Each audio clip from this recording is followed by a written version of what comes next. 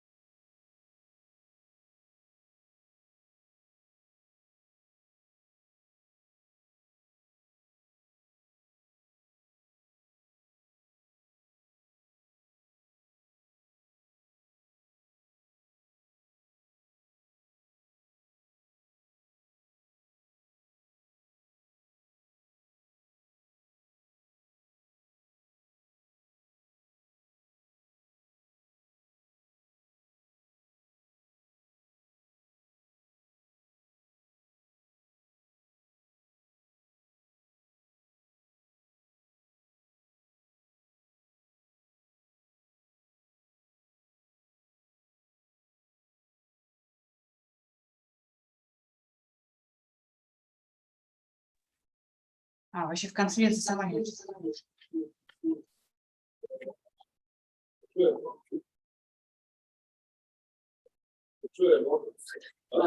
Можете включити?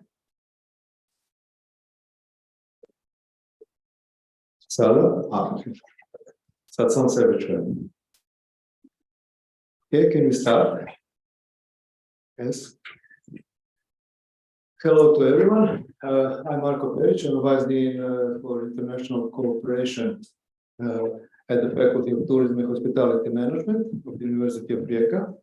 And I'm very glad that I can wish you a warm welcome on behalf of the University of Rijeka, Faculty of Tourism and Hospitality Management, and the faculty's Dean, Professor Sandra Jankovic.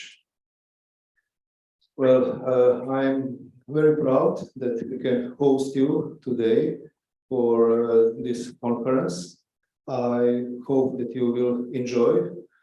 As you can see, our faculty is placed quite nice, very close to the sea, and I suppose that during the breaks you will also have the pleasure to take a short walk around the building and enjoy in the sightseeing. Well, I as the Vice Dean of the faculty, I want to use this opportunity and tell you a few words about our faculty. The Faculty of Tourism and Hospitality Management still is the only Croatian higher education institution that is totally, that means 100% focused on studying, teaching tourism hospitality. And we are trying to be the leader in this area, not only in Croatia, but also in Europe. So now I would ask my colleague, Marina, to join also and to tell you a few words to open this conference. And I would just like to finish and wish you once again welcome and successful work during the conference. Thank you.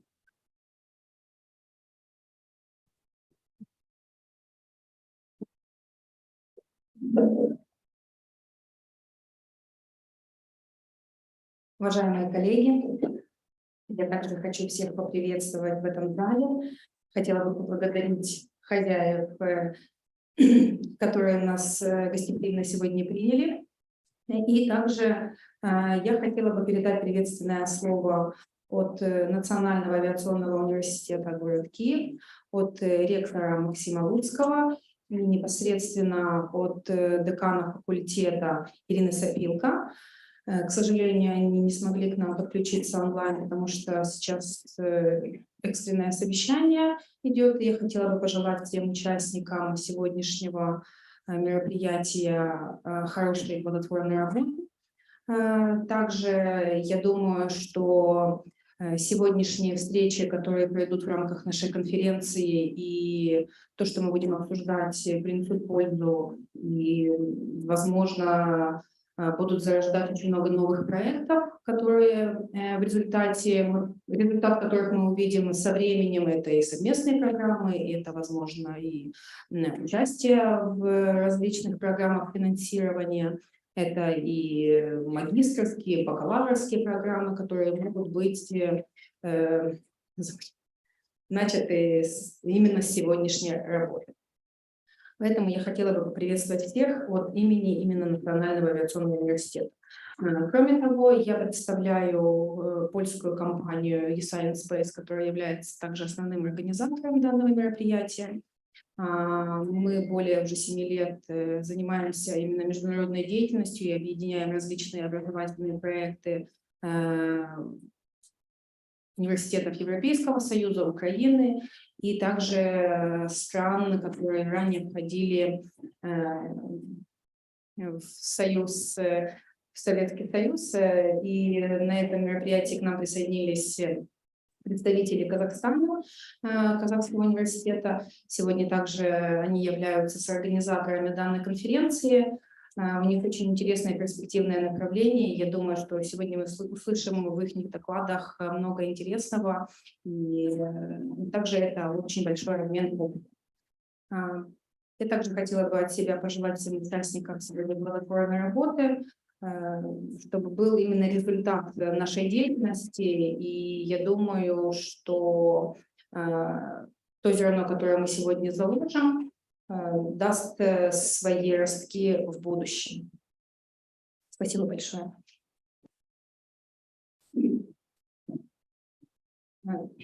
Также, кроме того, что мы проводим сегодняшнюю конференцию в Риекском университете на факультете менеджмента и туризма и гостинично-ресторанного бизнеса, которые являются нашими партнерами и коллегами. Также с организатором данной конференции является университет ПАР, с которым, да, мы уже, я не побоюсь этого слова, дружим более 5 лет. И я хотела бы пригласить к слову госпожу Гордону Николаевич, да, и с приветственным словом. Welcome speech.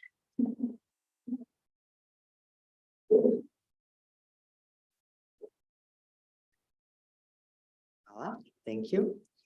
Well, after all these words, I don't know what to say. I just wish also very welcome to here in Rijeka, in Opatija. I think this year you choose the best faculty to have a conference, the faculty with the best view. With this faculty and with University, we also have a long and nice cooperation. And I'm also glad that actually for several years we are cooperating, and really glad to see you here, especially if we know what's happened this year in Ukraine. I must say that I'm really adored, and I'm quite always surprised to see how brave you are and how strong will to continue to work as professor and as academic you have. It's amazing power that you have inside of yourself. And I just wanted to tell you something that I already mentioned in March in our conference. I'm really feeling every single day with Ukrainian professor and students, and I'm really looking forward to once again we will stay and have a conference in your country. I think all of us in the European Union will learn something from you and make us proud to see how strong friends in Ukraine we have. I'm sure that you will have a nice day here. I'm sure that this conference will bring some new conclusions, some new research, some new projects. And once again, I would like also to thank you to Professor Peric, who invite you here and who invite us as your partner. We are really looking forward to be with you today and all this week. And as I mentioned, I'm really hoping that it will not take a long time that we will have a conference in your country. Love that.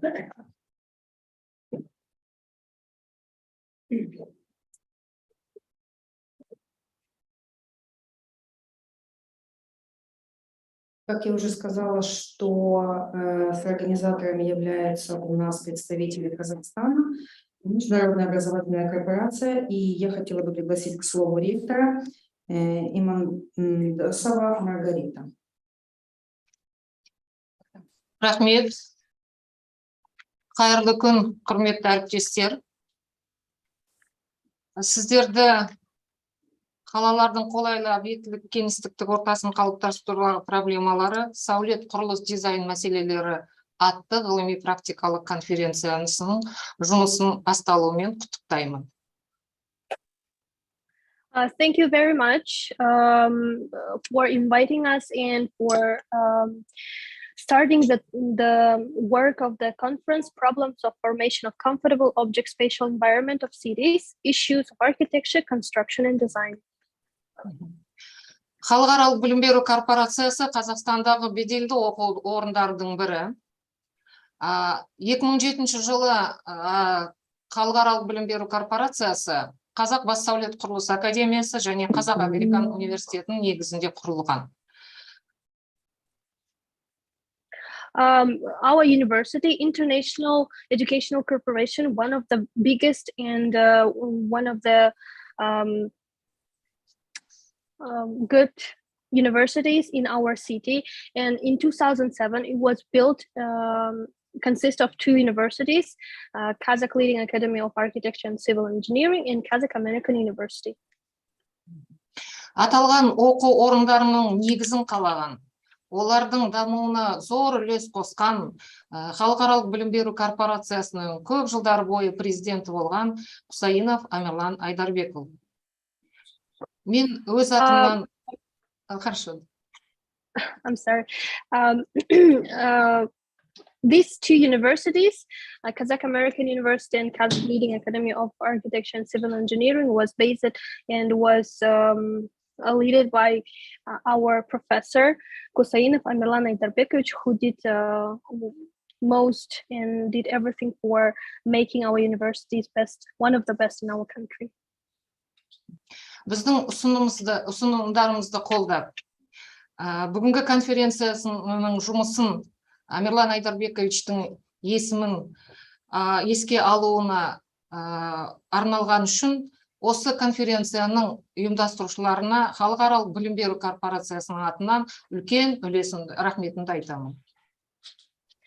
We are very thankful for supporting us and making this conference in the named by our rector, Kusainov Amirlan Aydarbekovich. We are very happy that this connections and this work is happening.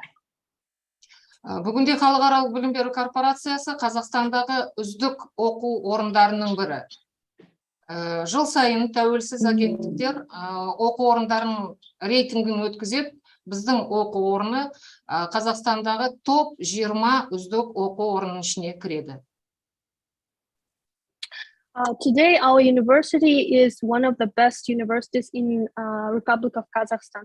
According to the national rating coordinations, our university is one of the 20th best universities in the Republic of Kazakhstan. Бізде оқу білім беру үрдісі 3 деңгейде өтеді. Ол бакалавриат, магистратура, докторантура. We have 3 levels of educational system, bachelor, MA, and PhD. Оның үстіне біздің оқу орында Қазақстандағы барлық сәулет, құрылыс, дизайн мамандықтары бойынша оқу үрдісін өткізетін оқу орындарының оқу әдістемелік бірлестігі орналасқан. And also in our university, there is we have the like civil engineering, architecture, and design, and this committee is led by our university.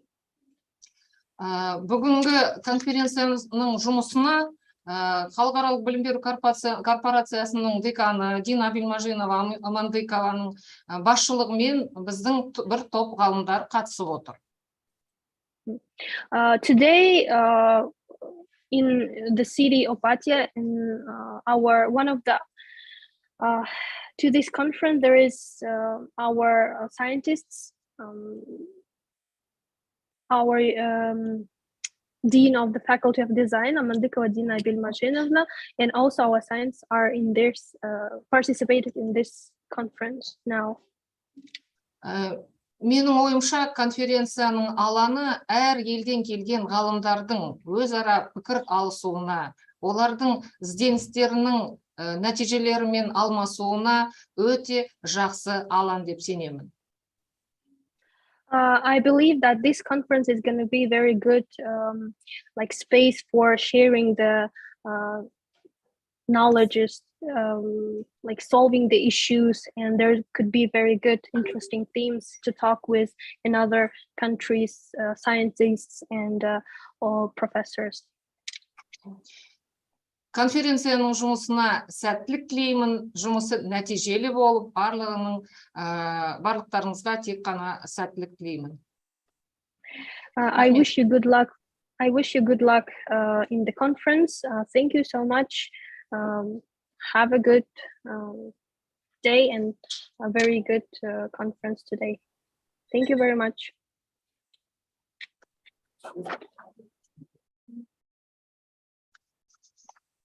Благодарю наших казахских коллег.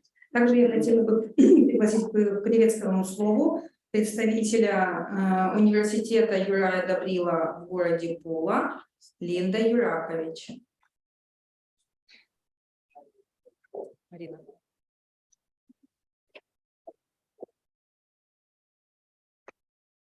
Dobar dan svima prisutnima, neke poznam, neke ne poznam. Ispred sveučilišta u Puli vas pozdravljam. Всем добрый день. Некоторые лица мне уже знакомы, некоторые вижу в первый раз, и я всех рада приветствовать от имени университета города Пулы.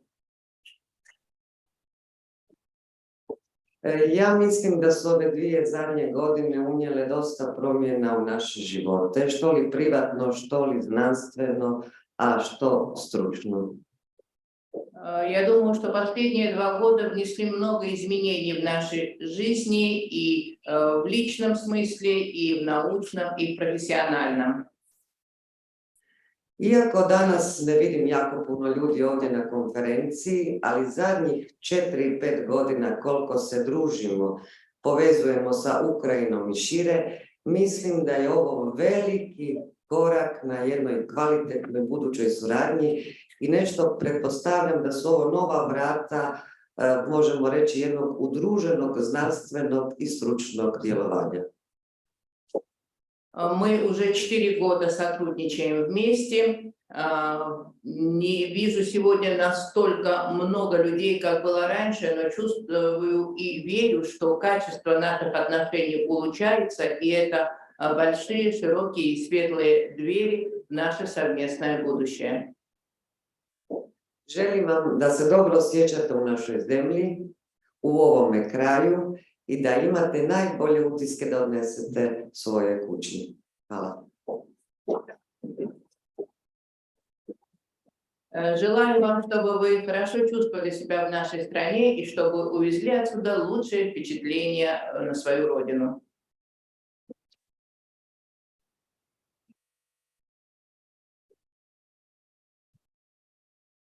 Благодарю, госпожа Юракович. Мы также с университетом с Пулой работаем уже много лет и сотрудничаем по различным направлениям.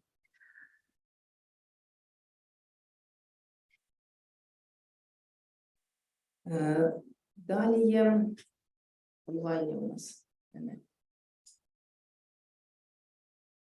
Там подключились у нас? Да. Есть, да?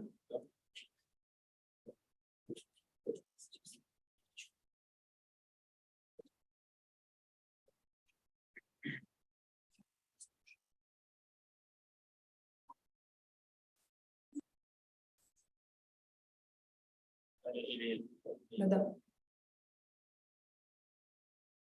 Я хотела бы пригласить к слову тоже наших коллег с Польши, Варшавский университет. Мы имеем сотрудничество уже более 10 лет. Госпожа Йоанна Асиевич. Также много проектов реализуем непосредственно с этим университетом различных. Пани Йоанна, прошу. Good morning, ladies and gentlemen. It is my great pleasure to be here. Thank you very much for the invitation. In my capacity as the plenipotentiary of the Vice Rector for International Cooperation, I would like to welcome you all to this conference. I am very honored to be invited also to the organizational board. The topic of the conference is extremely important. COVID has changed our lives completely in actually every dimension, and that is why I think that it is really very vital, very important to discuss this issue at actually every level of science. I would like to wish you fruitful deliberations and also a very pleasant social gathering. Thank you very much.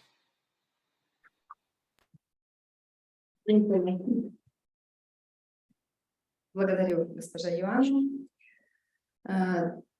Далее, так как у нас конференция международная, хотелось бы с нашими гостями поделиться хотя бы частичкой тех контактов, которые имеем. И также приветственное слово я хотела бы пригласить Алевтину Бахчеван, Ассоциация международного образования Болгария.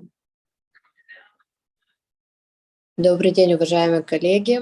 Рада приветствовать вас в морской столице Болгарии, города Варны.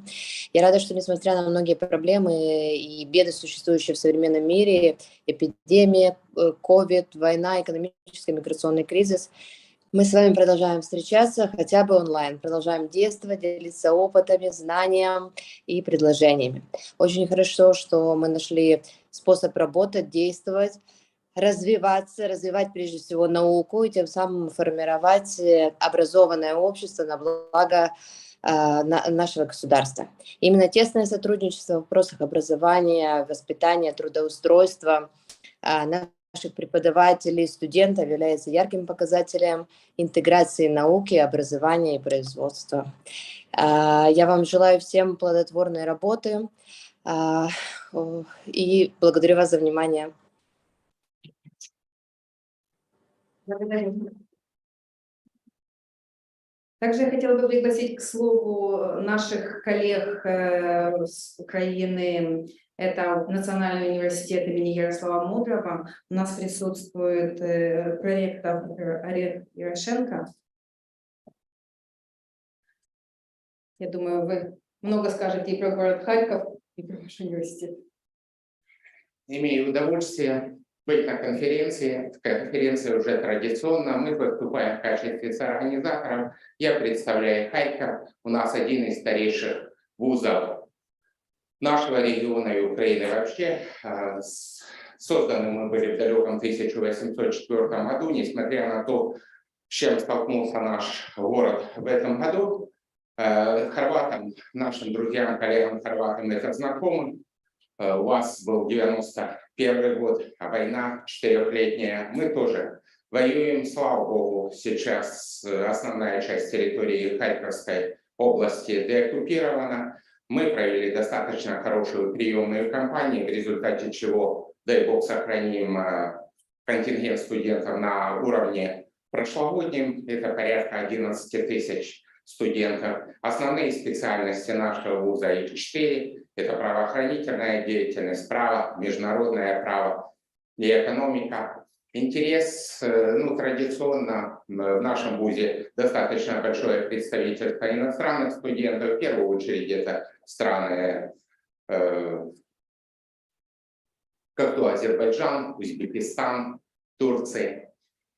Уважаемые коллеги, от нашего вуза, от лица ректора нашего вуза Анатолия Павловича Гетмана, от лица руководства Академии, Национальной академии правовых наук и Александра Витальевича Петришина хотел бы поздравить участникам с начала этой замечательной конференции. Знаю, что возникнут новые интересные междисциплинарные связи. Знаю, что они возникнут и будут полезны в самых неожиданных местах. Мы будем продолжать работать, коммуницировать, общаться, создавать новые интересные проекты. Огромное спасибо.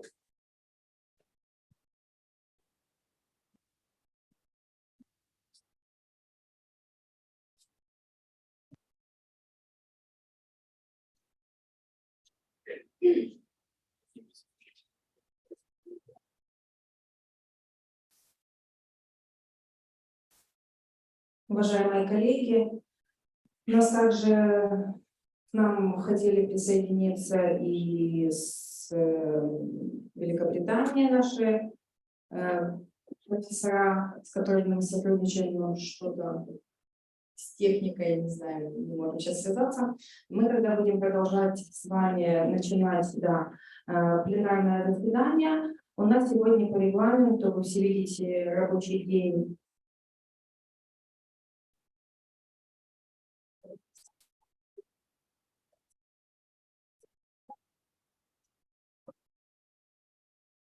Сегодня наш рабочий день будет построен следующим образом.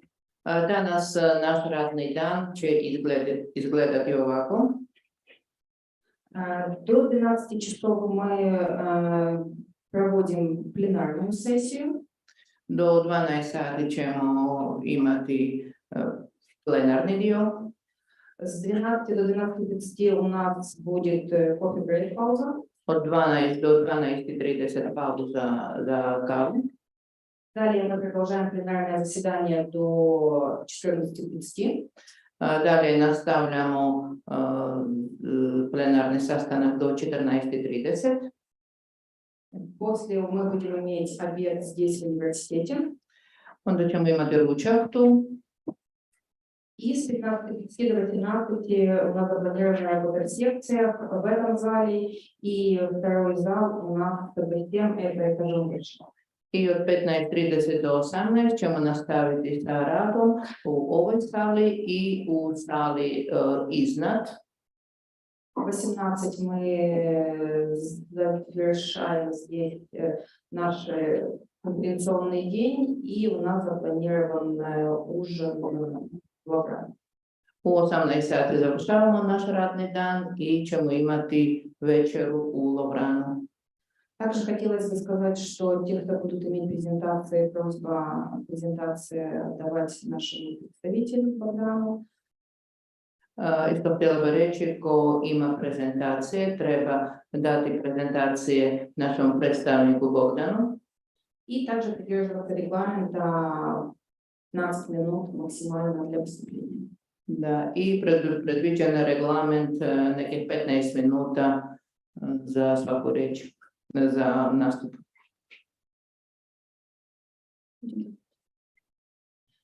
Я хотела бы пригласить к слову Линду Юракович. Она хочет выступить с докладом касательно качества образования в Хорватии и перспектив управления качеством образования в Хорватии.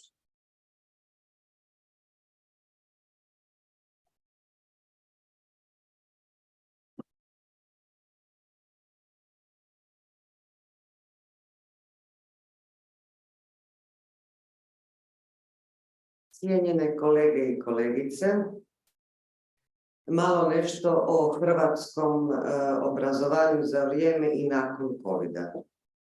Уважаемые коллеги, немного хочу сказать о хорватском образовании во время и после ковида.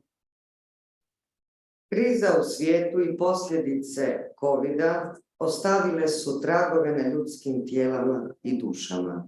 Мировой кризис и последствия ковида оставили след на человеческом теле и душе. Govoriti samo o prilagodbi na nove uvjete nije više dovoljno. Говорить только о приспособлении к новым условиям уже недостаточно. Nezaposlenost, u Hrvatskoj govorim, teško ekonomsko stanje dalo je novi pečat razvoju obrazovanja. Безработица и тяжелое экономическое положение в Хорватии дали новый печать хорватскому образованию. Smatram da je institucija obrazovanja, fakulteti i srednje škole, trenutno u krizi više nego li to želimo priznati. Я считаю, что на сегодняшний день кризис в образовательной системе в среднем и высшем образовании больше присутствует, чем это хотят признать. Naša zemlja nepripremljeno je ušla u sustav elektronske edukacije. Наша земля неподготовленная вошла в систему электронного образования. S time da i elektronska edukacija još uvijek u Hrvatskoj nije dovoljno razvijena. Так как электронное образование в Хорватии еще недовольно развито. Brza edukacija roditelja, nastavnika, djece, profesora i studenata Быстрое образование родителей, профессоров, учителей, детей и студентов nije dalo prave efekte u praksi. не дало настоящий эффект на практике. Drugim riječima, nije došlo do pravog transfera znanja, a izostao je i praktični rad i praksa. Другими словами, не получился настоящий передача знаний, и также подкашивает и практика, и практические знания. U takvom miljeu mnogi su mladi diplomirali ili završili srednje škole. Многие молодые получили дипломы или среднее образование именно в такой обстановке. Ovakav deficit praktičnog i stručnog te znanstvenog rada ima dugoročne negativne posljedice u gospodarstvu. Такой дефицит практических и научных работ имеет далеко долгосрочные негативные последствия в научной работе. Za početak trebamo prihvatiti takvo stanje i neznanje. Для начала придется принять такое состояние и незнание. Organizirati dodatne tečajeve kroz radne procese, Организовать дополнительные курсы через рабочие процессы i angažirati sve raspoložive mentore sa višegodišnjim radnim iskustvom. и подключить всех менторов, у которых богатое практическое искусство. Ovoj zemlji potreban je kvalitetan odgojno-obrazovni menadžment.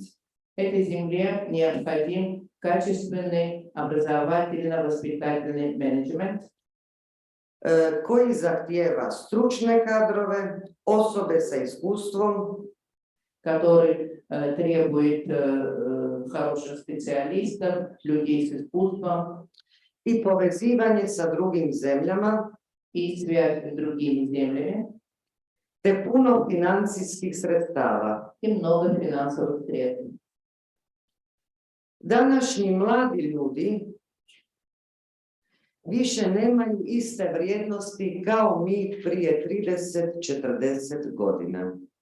Сегодня у молодых людей ценности отличаются от тех, которые были у нас 30-40 лет назад. Današnji mladi ljudi razvili su vlastiti sustav rada i vjerovanja. Сегодня молодые люди развили свою собственную систему работы и веры. Vlastitu komunikaciju i motivaciju za rad.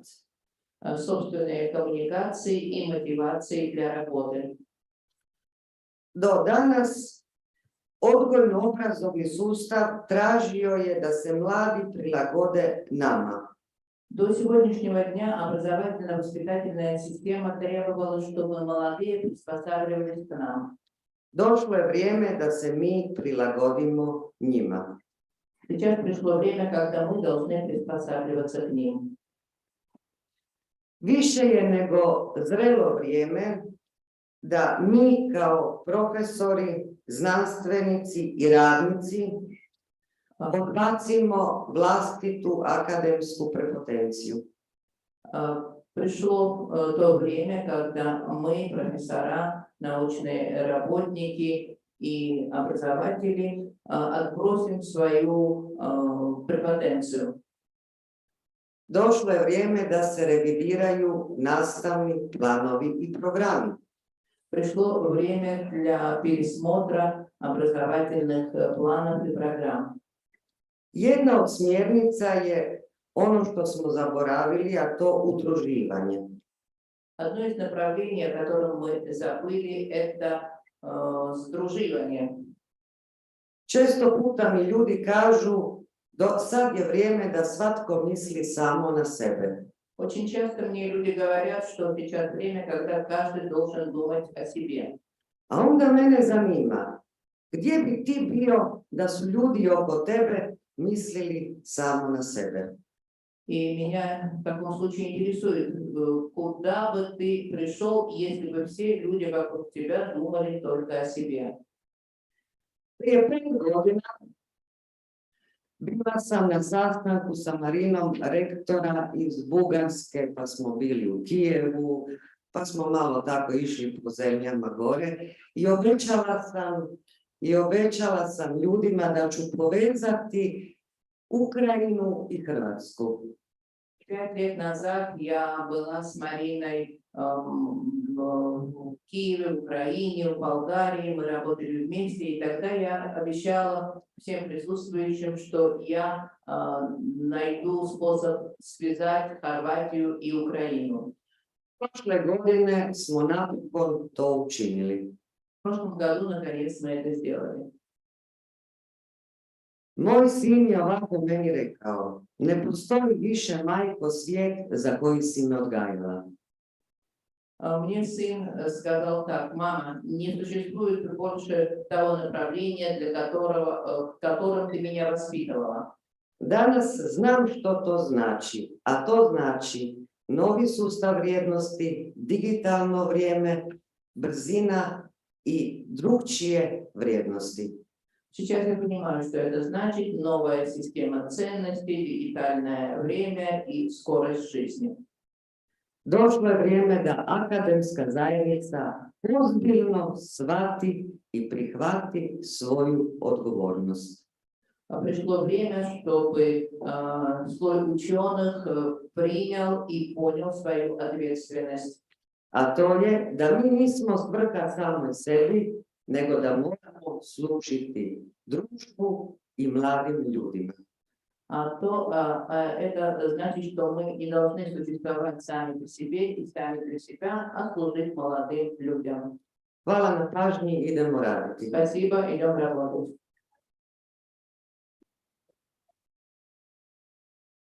Благодарю, госпожа Линда. Да, действительно, хотелось бы дополнить, что система образования после COVID, она действительно очень изменилась и заставила нас всех трансформироваться. Я думаю, что не только в Хорватии, в Украине, в Казахстане, но и во всем мире. Кроме того, это также мое субъективное мнение, данная система образования, которую мы уже трансформировали за 2 года, помогла нам на сегодняшний день в Украине пережить эти сложные времена, с которыми мы столкнулись.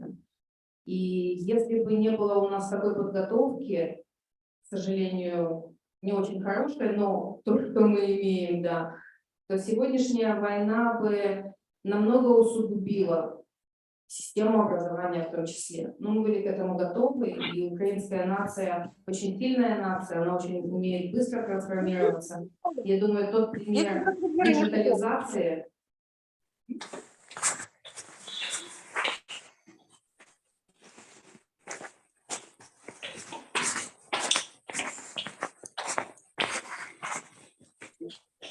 Тот пример диджитализации, который есть в Украине, я думаю, был бы очень хорошим примером и для Европы в том числе. Проживая в Европе последние полгода, могу сказать точно, Украина намного впереди.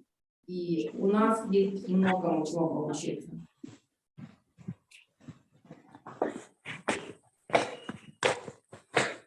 Приглашаю к слову свою коллегу Ирину Скляр, представительницу компании Science Space, и доклад будет посвящен науке и скопу вопроса.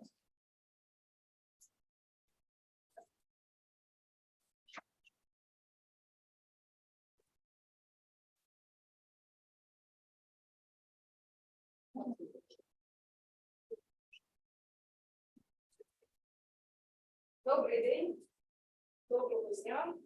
Здравствуйте, добрый день. Я приветствую здесь вас всех на нашей ежегодной микрофона. Чтобы слышно было все.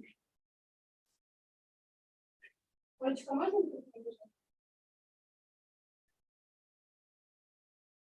Я приветствую всех здесь вас на нашей ежегодной конференции. Позвольте представиться еще раз, кто меня не запомнил. Меня зовут Ирина Скляр. Я являюсь экспертом в области наукометрии и по совместительству соучредителем компании Science Space. Želim vas svih pozdraviti na našoj svakogodišnjoj konferenciji i moje ime ko me još ne poznaje, Irina Skляр, i na funkciji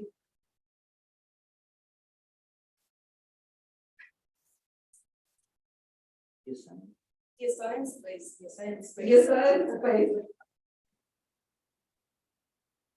Сегодня мы с вами поговорим про публикацию Scopus и Web of Science, потому что крайне сложно представить современный мир без научных публикаций. Danas ćemo s vama pričati o naučnim publikacijama, jer danas teško zamisliti ovaj svijet bez научных публикаций. Так как вы все являетесь представителями образовательной сферы или же научной сферы, вы все прекрасно понимаете, что для того, чтобы защитить диссертацию, получить звание или же подать заявку на грант, всем вам необходимы публикации в международных наукометрических базах данных. Svi smo tu predstavnici obrazovne i naučne sfere, zato svi dobro znamo da kako bi nešto postigli, neki stupanj ili doktorat ili dobiti neki grant, svi moramo imati neke publikacije.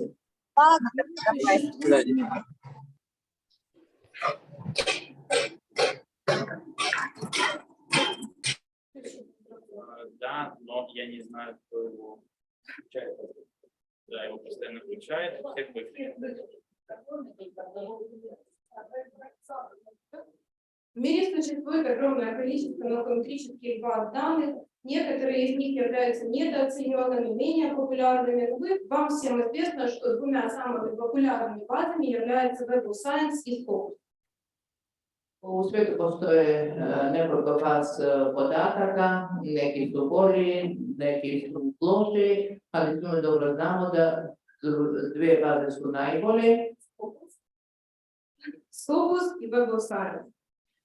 Все журналы, которые входят в наукометрические базы данных Scopus и Web of Science, они делятся на группы. Эти группы называются квартиры.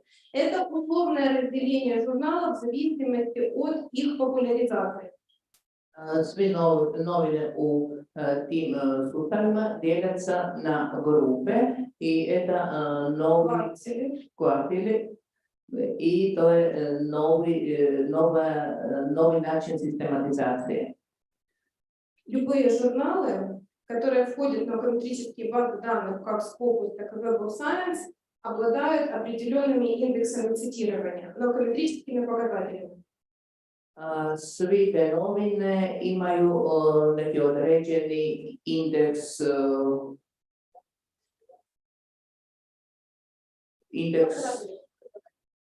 indeks nekih podataka. К основным относится. Это индекс цитирования. Это определенное количество цитат на те работы, которые вы публикуете и которые индексуются в макрометрической базе данных. Najvažniji indeks citiranja, to on pokaziva i računa koliko u tekstu iskorišteno citata. Следующий макрометрический показатель – это индекс Хирша. Он очень сильно похож на индекс цитирования, но это соотношение количества опубликованных ваших работ к количеству цитирования. Drugi indeks Hirša je vrlo sličan indeksu citiranja, ali on računa odnos količine i veličine teksta k citiranim frazama. Очень часто возникает вопрос, а почему я не могу иметь очень высокий индекс Хирша? Ответ на данный вопрос достаточно простой. Индекс Хирша не может быть выше, чем общее количество опубликованных работ. Često se pitaju zašto indeks Hirša ne može biti veći. Odgovor je vrlo jasan, jer indeks Hirša ne može biti više od teksta koji je publikovan. Следующий макрометрический показатель – это импакт-фактор. В основном его применяют к журналам. Postoji i impact faktor koji se uglavnom koristi u novinama. Это простая математическая формула, которая рассчитывает соотношение количества цитат к количеству опубликованных работ за предыдущие 2-3 года. Ona izračunava, matematička formula koja izračunava količinu citata u odnosu na sve objavljene radove. Существует мнение, что чем выше импакт-фактор, тем лучше и качественнее журнал. По своему опыту хочу вам сказать, что это не так, потому что очень часто данный показатель можно искусственно поднять. И таким образом журнал, который относится к среднему качеству, может очень высоко подняться и может ввести в заблуждение. Nekad se misli da impact faktor, što je viši impact faktor, to je kvalitetnija novina, ali to nije istina jer impact faktor može se umjetno podići i tako će doći do pogrešnog dojma u kvalitete novine.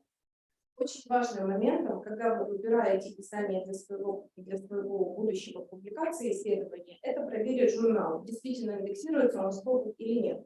Потому что я почти уверена на 100%, что многие присутствующие здесь стыкались с такой ситуацией, при которой вроде бы как бы журнал посмотрели, проверили, но он в конечном итоге не входит на макрометрическую базу данных.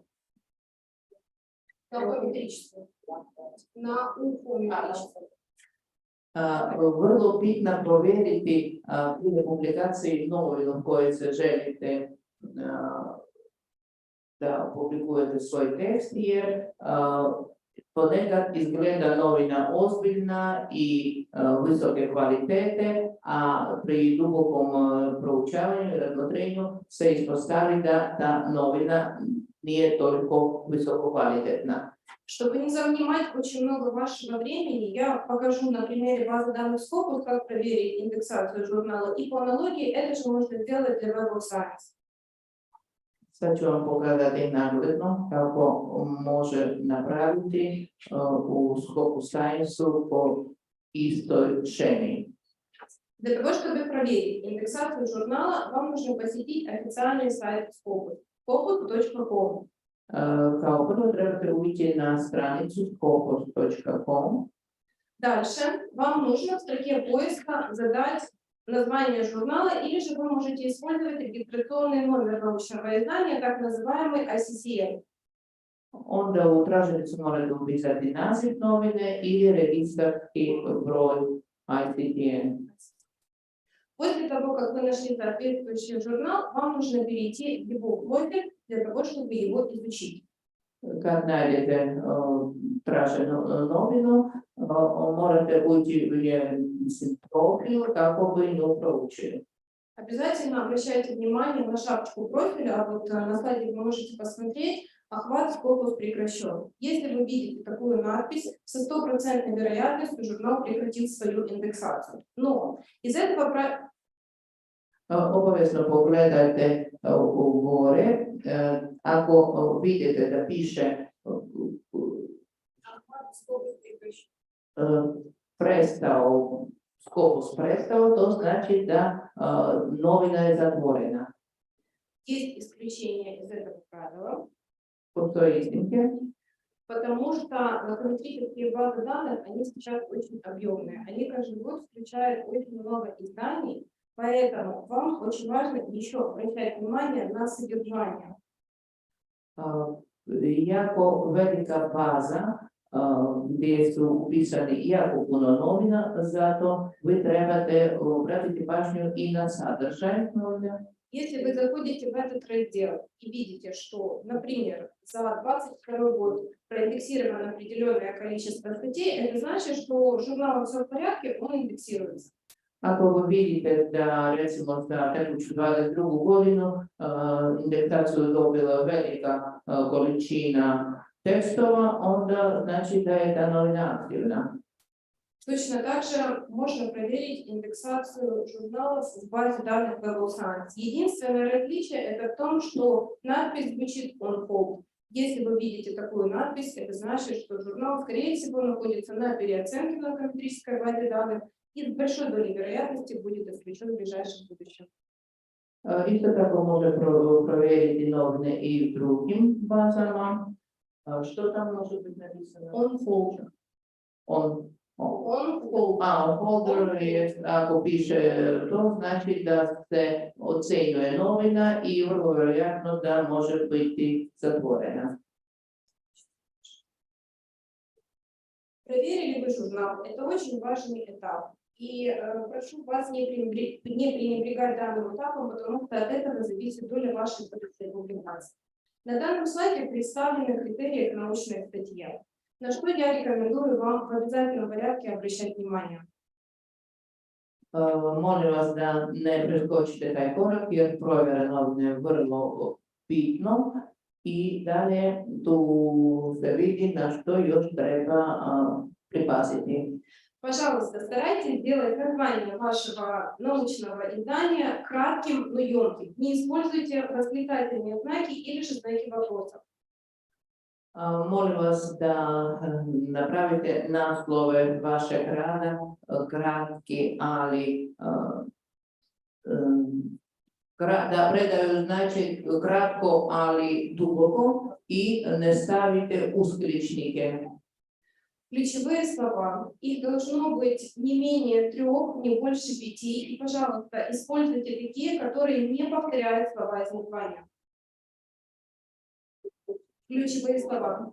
Они должны быть не меньше 3, не больше 5 и не должны повторять тех слов, которые вы используете в названии. Osnovne reči moraju biti od količini od 3 do 5 i ne trebaju ponavljati riječi koje se koriste u naslovu.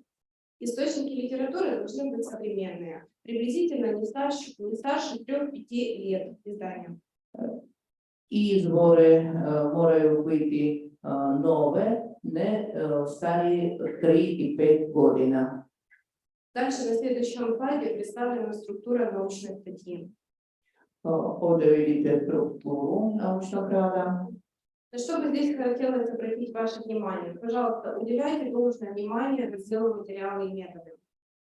Molim vas, budite jako pažljive u pogledu materijala i metoda. Очень часто именно от того, насколько качественно вы напишете этот раздел, зависит будущее вашей будущей публикации. Vrlo često to kako ćete kvalitetno napisati rad ovisi kvaliteta vaše publikacije. Теперь давайте рассмотрим, как же выглядит публикационный процесс по ту сторону. Sada možemo pogledati kako izgleda postupak publikacije s druge strane. Вы готовите свое будущее издание, тратите время, проводите эксперимент и оформляете его в виде научной статьи. Pripremate vi svoj rad, trošite svoje vrijeme i uređujete ga kao naučni rad. После этого происходит оценка научной статьи или аудит. Nakon toga se vrši procjena naučnog rada ili audit.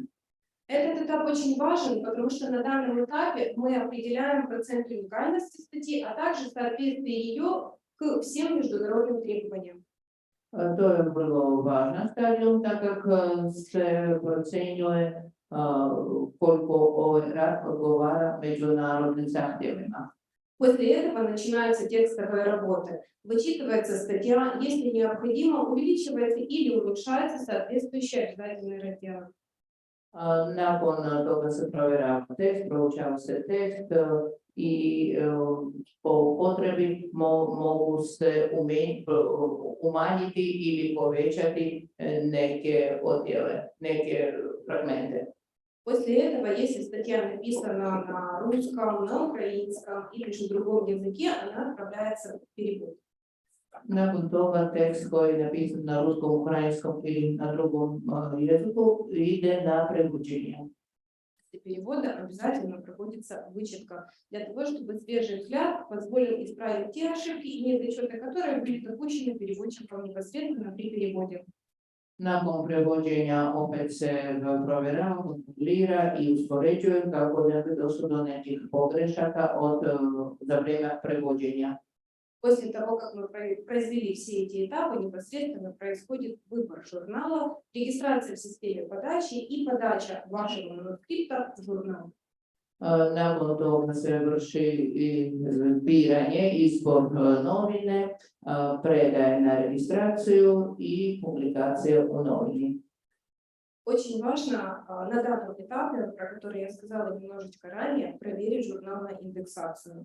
Обязательно обратить внимание на надписи «Охват фокус прекращен» или же «On hold», посмотреть на содержание. Не лишним будет перейти на официальный веб-ресурс и посмотреть на архив.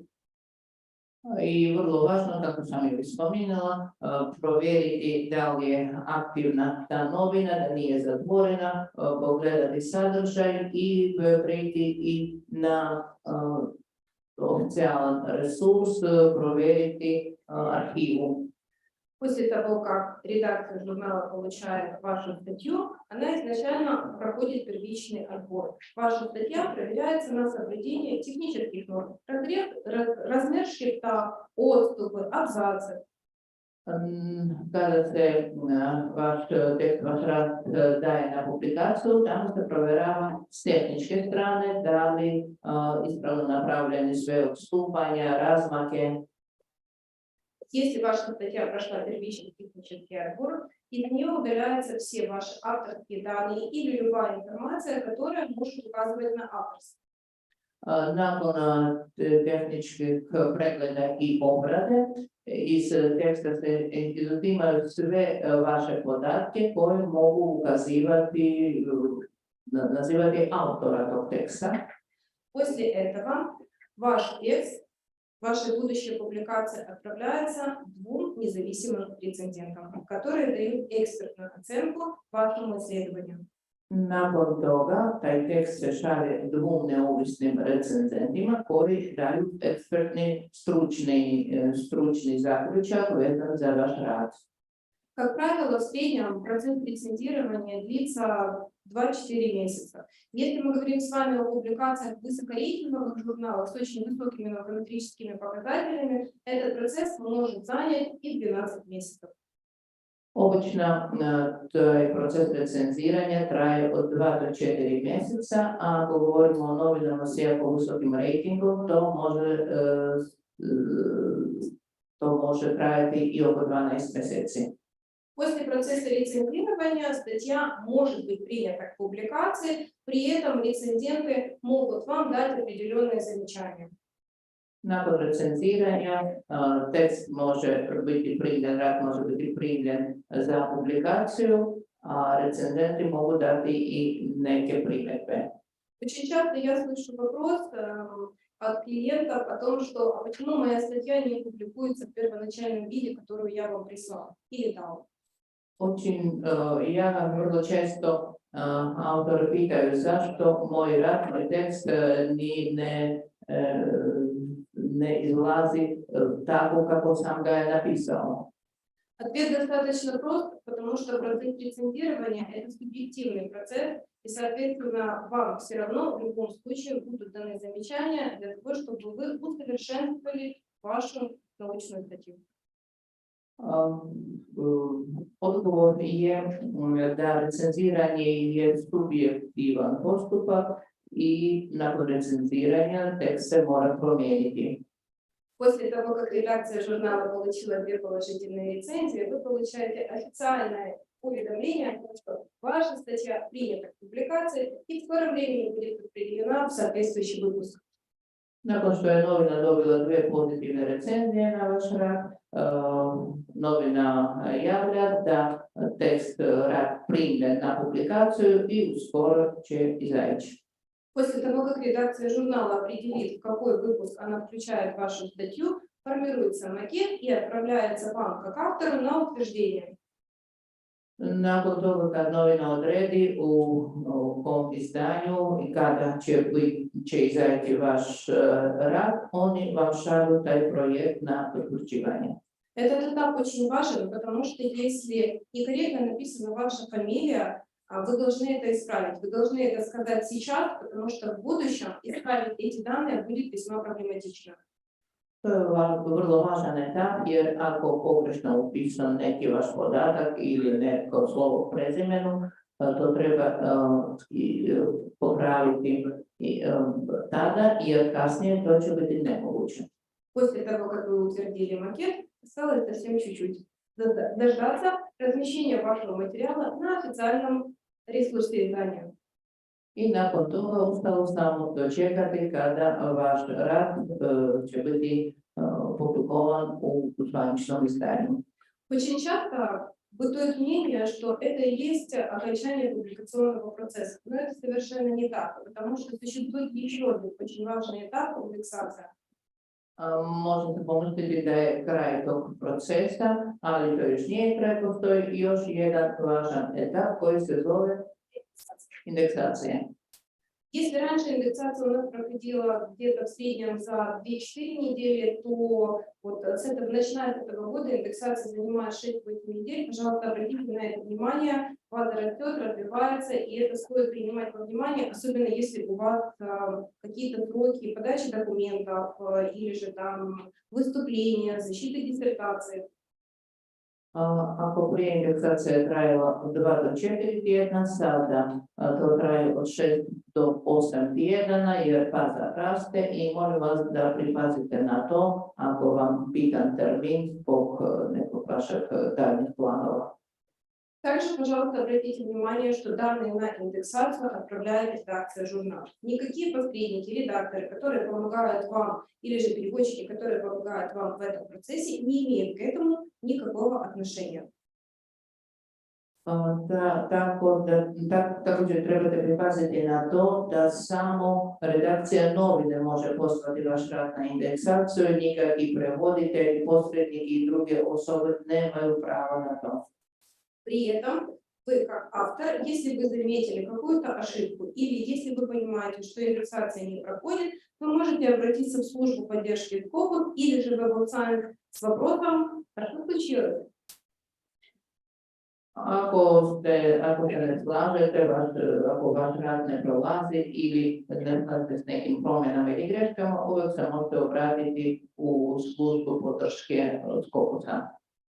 Благодарю вас за внимание. Если у вас есть вопросы, 5 минут или 3 минуточки я отвечу. Кто не успеет, пожалуйста, на кофе-брейке подходите, я всегда открыта к диалогу. Hvala na pažnji, ako imate neka pitanja, ja ću sa zadovoljstvom odgovoriti.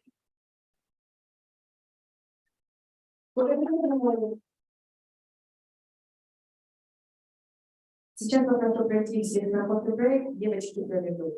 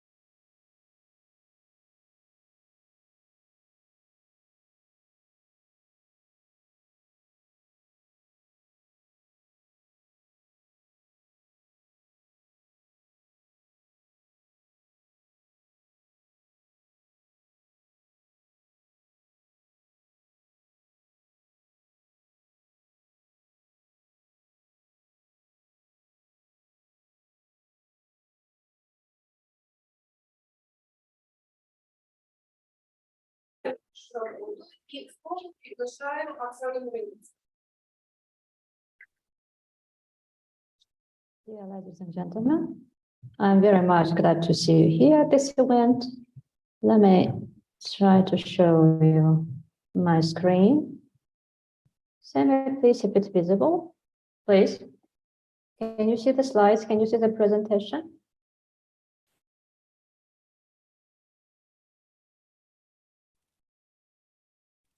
Is that visible?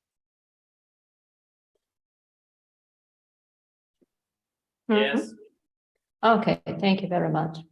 So today I'd like to pay attention to some interesting issues concerning human rights and the New World Order. My speech will be in English, but at the same time, I think it's possible to read it in Ukrainian if you need. So if you have any questions at the end or in the process, please feel free to interrupt me. I'm always actually open to any questions. So concerning New World Order and my theme of the research, I'd like to pay attention to some issues concerning human rights protection, talking about such people as cyberhumans or people with integrated influence. And the reality is that we are living today, this is transhumanistic reality in some way. And so to talk about New World Order, we have to touch such specific people with specific implants inside their bodies. What about all of us? We're not the same, of course, and it's impossible to say that all for us, we are so such people. I mean, we're so integrated, with integrated implants in our bodies. That's true, that's really true. But at the same time, in conditions when we have very, very high intensivity of processes that are connected with the informational technologies or IT technologies and transhumanistic ideas, or transhumanistic ideas. So we have to talk about those issues. Why that's so? Because the picture of a human has been changed, and it is in the process of changing. And so modern jurisprudence, in my point of view, has to give its own reaction. On the screen, you may see some information that is written in details, and after the conference, you may use my presentation for the detailed investigation. So I will talk briefly due to the conference limits. But at the same time, such a scientist as Denishnikov, he actually noted that in the 50s, we got new direction in philosophical thought development that was connected with such an understanding as transhumanism. At the same time, as for me, I may just say, yeah, I agree with this one definition, because he defined it as an intellectual and cultural movement that supports the use of new science and technologies with what aim? And this is very important, to improve cognitive and physical human abilities. So it's not about something artificial that is very, very far from us. This is not our daily routine right now because we're not so much integrated in this reality right now. But at the same time, my points of view and followers of such an idea and this one approach proposed reality that is New World Order reality is very much connected with the new picture of human, as I told you. And actually, this one post-pandemic, where it's possible to say, I hope it will be very soon, post-war reality due to the war in Ukraine, we may investigate not just theoretically, but even practically such a human as a human with integrated implants. And so if we have such people even now, and in the future we will have many, many of them, where we will have the increase of their quantity. So jurisprudence has to give its own reaction concerning what? Concerning legal regulation of rights, duties, freedoms, interests, and in general legal status of such people, and of course protection and defense of those rights, freedoms, and actually normal order of their functioning. So the idea is this one. As for me, human rights in New World Order are connected with specific possibilities that are now maybe investigated more theoretically, and they're very much connected with so-called morphological freedom. And so if we've got morphological freedom under transhumanistic reality, so we are ready to suggest a specific right for those people. And as my point, in my point of view, such a right may be supposed, and a bit later I'll tell you about this. So what about Gerdes? Such a person gave us the idea that biological and information technologies or informational technologies, IT technologies, they provide us with what? With tools that give us the possibility to control our own development. And so this is not a very big surprise, actually, that transhumanistic reality, according to Denishnikov, with this point of view, I agree too. We may get what reality? Everyone is well aware that a post or trans person will replace a human. So as I told you, this one is connected with so-called cyber humans or even people with integrated implants. Well-known scientist Sabados actually rightly points out their philosophy of transhumanism is based on the firm belief that progress is eternal and science and technology can improve the conditions of human life and help humanity realize its telos. And so here, finishing with this citation, I'd like to pay attention to his actually conclusion that morphological freedom becomes a basic human right. This is one approach that freedom may become a human right. As for me, we may produce not just the freedom, but we may suggest a right, because freedom and the right are actually theoretically not the same. They are different things. And so we are capable to produce it even in our Ukrainian reality, and of course, give the suggestion for their international actual discussions. So on the screen, you may see what the conclusion that the modern jurisprudence has to give its own reaction on the mentioned above to regulate the activity of participants of specific relations or relationships of the new type. What relations, what activity concerning cyberhumans or people with integrated implants, and effective protection of their rights, interests, and conditions of the New World Order. That is very much connected with our today's event, this one, conference and internship.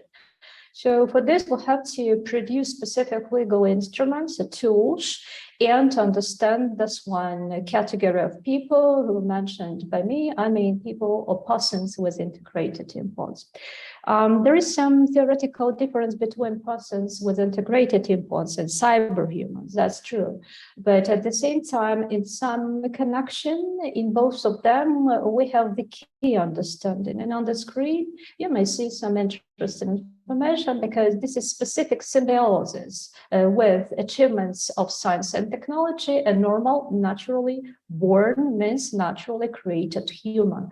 So we have specific picture, as I told you several times, of a new human or a post-human or a human within transhumanistic reality under New World Order.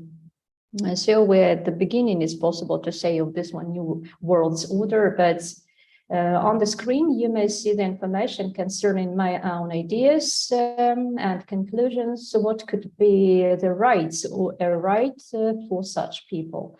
As for me, it's possible to call it as a human right to techno-modification of our own bodies.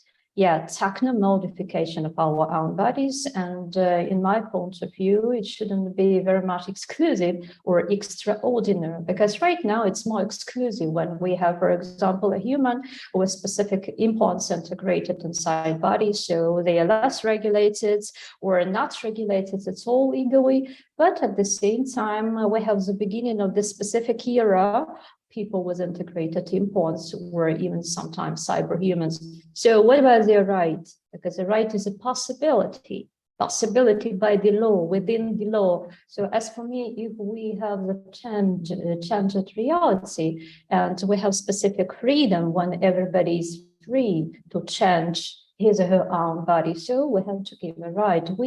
Lawyers, will have to think how to do it. And as for me, it's possible to call it as human right to tackle modification of one's body. And the understanding of this, I actually suppose it's possible to give in the next view, the opportunity to change one's own physical body. This is the first point. Then intellectual abilities. This is the second point.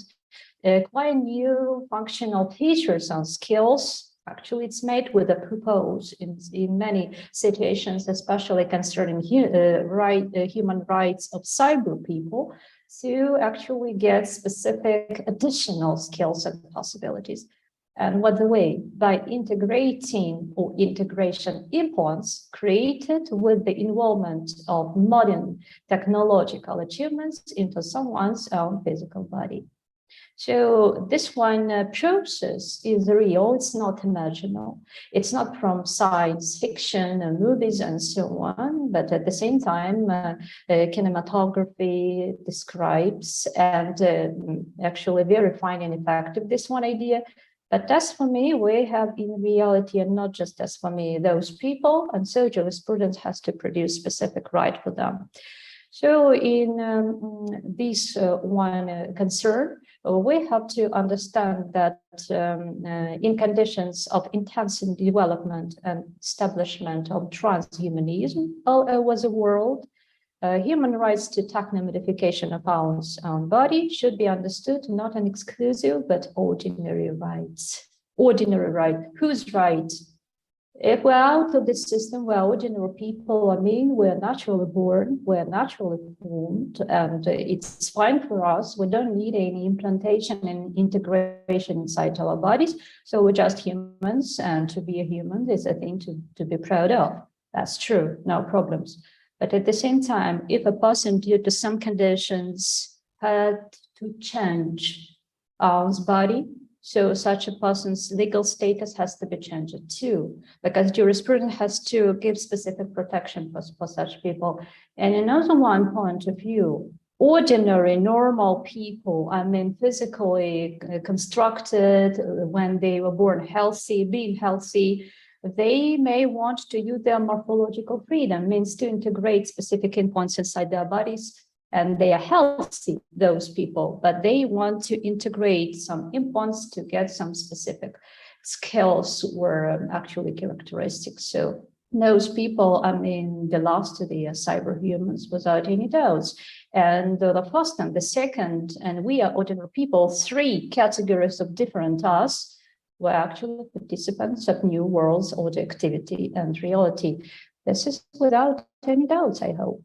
So right now, the conditions, we have to talk about the very important need to actually provide scientific discussion and scientific research concerning what specific regulation, protection, and defense of rights, freedoms, and interests of these people. And I'm not talking just about humans with integrated implants or cyber humans. I'm talking about ordinary people, means naturally born and formed, being healthy when we communicate and cooperate with those 2 categories of people. So in our today's reality, I'd like to mention specific characteristics of those people. People with integrated implants and cyber humans. And on the screen, you may see some brief actual understanding of the conclusions. So the first one, we have not or non-traditional origin of those people. It is about what? Which is due to a combination of the physical body of a human being. Human being means created not technologically, but naturally with the technological achievements of mankind. So the origin of those people are connected with specific symbiosis, but at the same time, it's connected with this one. And actually, it's important. The second one, even now, we have social so-called programming to the traditional standards of appearance, means the look of a human appearance, how the person looks like, and functional capabilities of person and specific stigma. As for me, stigmatization of any type of appearance or relations of activity This is always an issue, and this is always a very big problem, because people with this one point of view, they are not open enough for the discussion, for protection, for understanding, but they are always, unfortunately, always for a specific limitation, pressure, punishment without any right reason, and so on. And it seems to be a problem even now when we're talking about transhumanistic reality and new world's order. So this stigma may be removed, and actually step by step, even specific prejudice or this one prejudiced attitude, social rejection of persons with integrated implants and even cyberhumans have to be removed step by step, because actually what the core of this understanding, ordinary people, so-called ordinary people, I'm ordinary person too, and I suppose most of you are the same, but we may be in some way from psychological point of view feel jealousy, because people with integrated implants and especially cyberhumans, they have already implemented their right to techno modification of their own body within the limits of morphological freedom of a person. It may actually produce non-understanding, misunderstanding, and even specific aggression in relation to those people. So it seems to be the problem as for me, and I think jurisprudence has to give specific direction for the next development of the whole law system to actually prevent it, anyone reject it.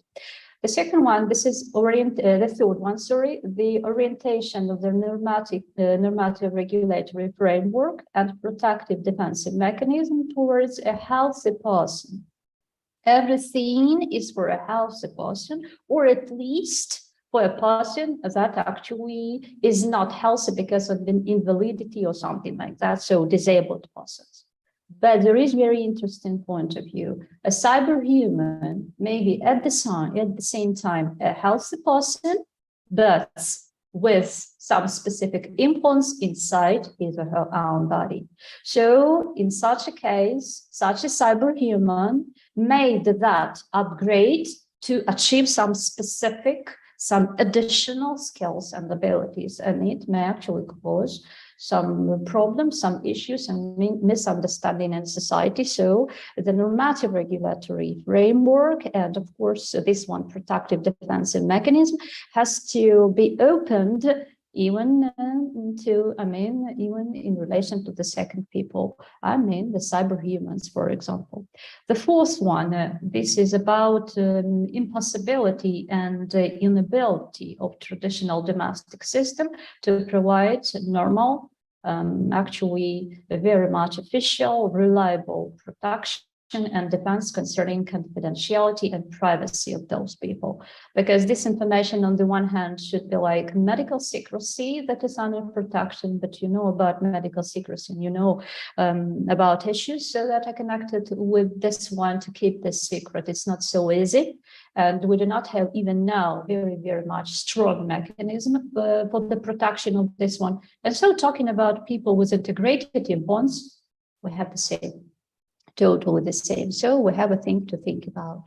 What about the issues concerning protection and defense of those people, rights of persons with integrated implants? You may see some underlined so-called problems. So the first one, this is absent or imperfect, actually categorical apparatus, imperfect categorical apparatus. So we do not have discussions at all concerning the mentioned above, or we have some discussions, but they are not very deep. And actually, we have even some taboo, stigmatization, conservatism, and specific moral and even spiritual, ethical unwish to talk about those people. And in many cases, it's very comfortable for many members of so-called modern today society just to say, oh, if you want to integrate an implant inside your body, and you're a healthy person, so something maybe not good with your psyche. So the conclusion is just this, means who's normal? A normal person is naturally born being healthy, or a person that is invalid person, disabled. So for the second, we are ready to give specific option. We are ready to give implants to help them to be integrated in so-called normal life. But what about people who are ready to integrate specific implants inside their bodies to improve their selves? So we just call them, it's easy for many of us, not everybody, of course, but it's easy psychologically to accept this totally different reality for us. How? By calling those people non-normal psychically. As for me, it's not the way that should be accepted. And so we have to think about this. I mean, at least people that are connected with modern law. What about the second one? This is absent or imperfect regulatory actual mechanism concerning the norms. And here we have very, very often we have specific ignorance concerning activities that is connected with the integration of implants inside human bodies, concerning determination of their legal status, specific rights. Even now, we do not actually have specific right for those people. And it's not about just this. We do not have substantive rules that are actually needed for this activity. We don't regulate relations legally in a proper way. And of course, as a result, we do not have normal protection of the participants of those relations and activity. So as you may understand in details, you may read it on the screen, but or after the conference. But at the same time, if we're talking about Ukraine in particular, I'm not talking about war. This is a very big actual problem, that's true. And I hope we will win. I believe in this. But what I'm talking about, European integration processes, they involve not just economy, not just policy, not just changing in law and traditional spheres. I'm more than sure that if Ukraine wants to be integrated into the European Union, we have to produce our specific understanding of this issue. I mean, human rights in times of new world order. So if we have new participants in this new world order that are represented by cyberhumans and people with integrated implants, logically we have to produce specific normative, legal, and protective rules. This is ordinary, this is logical, because in Europe, in the United States, we have some good results concerning these issues. Number 3, absence and imperfect protective defensive mechanism. This is very much connected with the previous, and I've already given you specific understanding of this, and I think I shouldn't give you much more detailization right now. At the same time, I'd like to pay attention to upbringing, education, and of course, giving some information for the wide categories of people from the beginning. So to remove this stigma in a social life, to create up specific respective attitude to such people, to their legal status, we have to give this information step by step, and we have to form normal society from actually for the people that are young, little, and they grow up with this. Because right now to study at school with a person with integrated implants, my God, it's so much seldom. It's rare, it's almost impossible. But in the future, and especially after this war, when many children, they lost parts of their bodies, I mean legs, hands, and so on. And with time, we will have more and more possibilities for the integration of implants into human bodies. The picture of reality, even in classroom, even in the room of a university or at the conference, may be totally changing, and it will be different. What I'm talking about right now, you see it. For example, you are sitting behind a naturally born person that is normally formed or healthy like this, but in the future, the person with integrated implants may sit behind you, or a cyberhuman may sit actually behind you. So we have to communicate with them as with ordinary people. So what about perspectives or prospects concerning this issue, how to protect and defend rights of persons with integrated implants? As for me, we have to underline them the next way. First of all, we have to get intensification of attention on the part of scientists regarding the development of, first of all, theoretical legal foundations and the corresponding categorical apparatus. So to be true, we have to think about what? Who is a person with integrated implants? Who is the cyberhuman? What about a morphological freedom? What about the understanding of human rights to techno modification? Because the thing that I've given you was my own understanding. What about scientific discussion? Maybe we'll have to produce this one sphere of knowledge and make scientific discussion to develop it. The next one, we have to create an effective normative regulation. For example, we have to actually regulate this one right on techno modification of somebody's human's own body, and we have to give it legal understanding and even put it, as for me, step by step, as a constitutional right of any person, constitutional right. So in constitutions, we may actually suggest some changes. The next one, the third, creation of an effective protective defensive mechanism. Of course, it's possible to do with specific activity that is beforehand. I mean, educational policy and specific explanation for different aged people, that people with integrated implants are normal, that people with integrated implants are ordinary, and maybe we have some specific exclusive attitude to them, but anyways, they are very important for our reality because they are parts of our reality.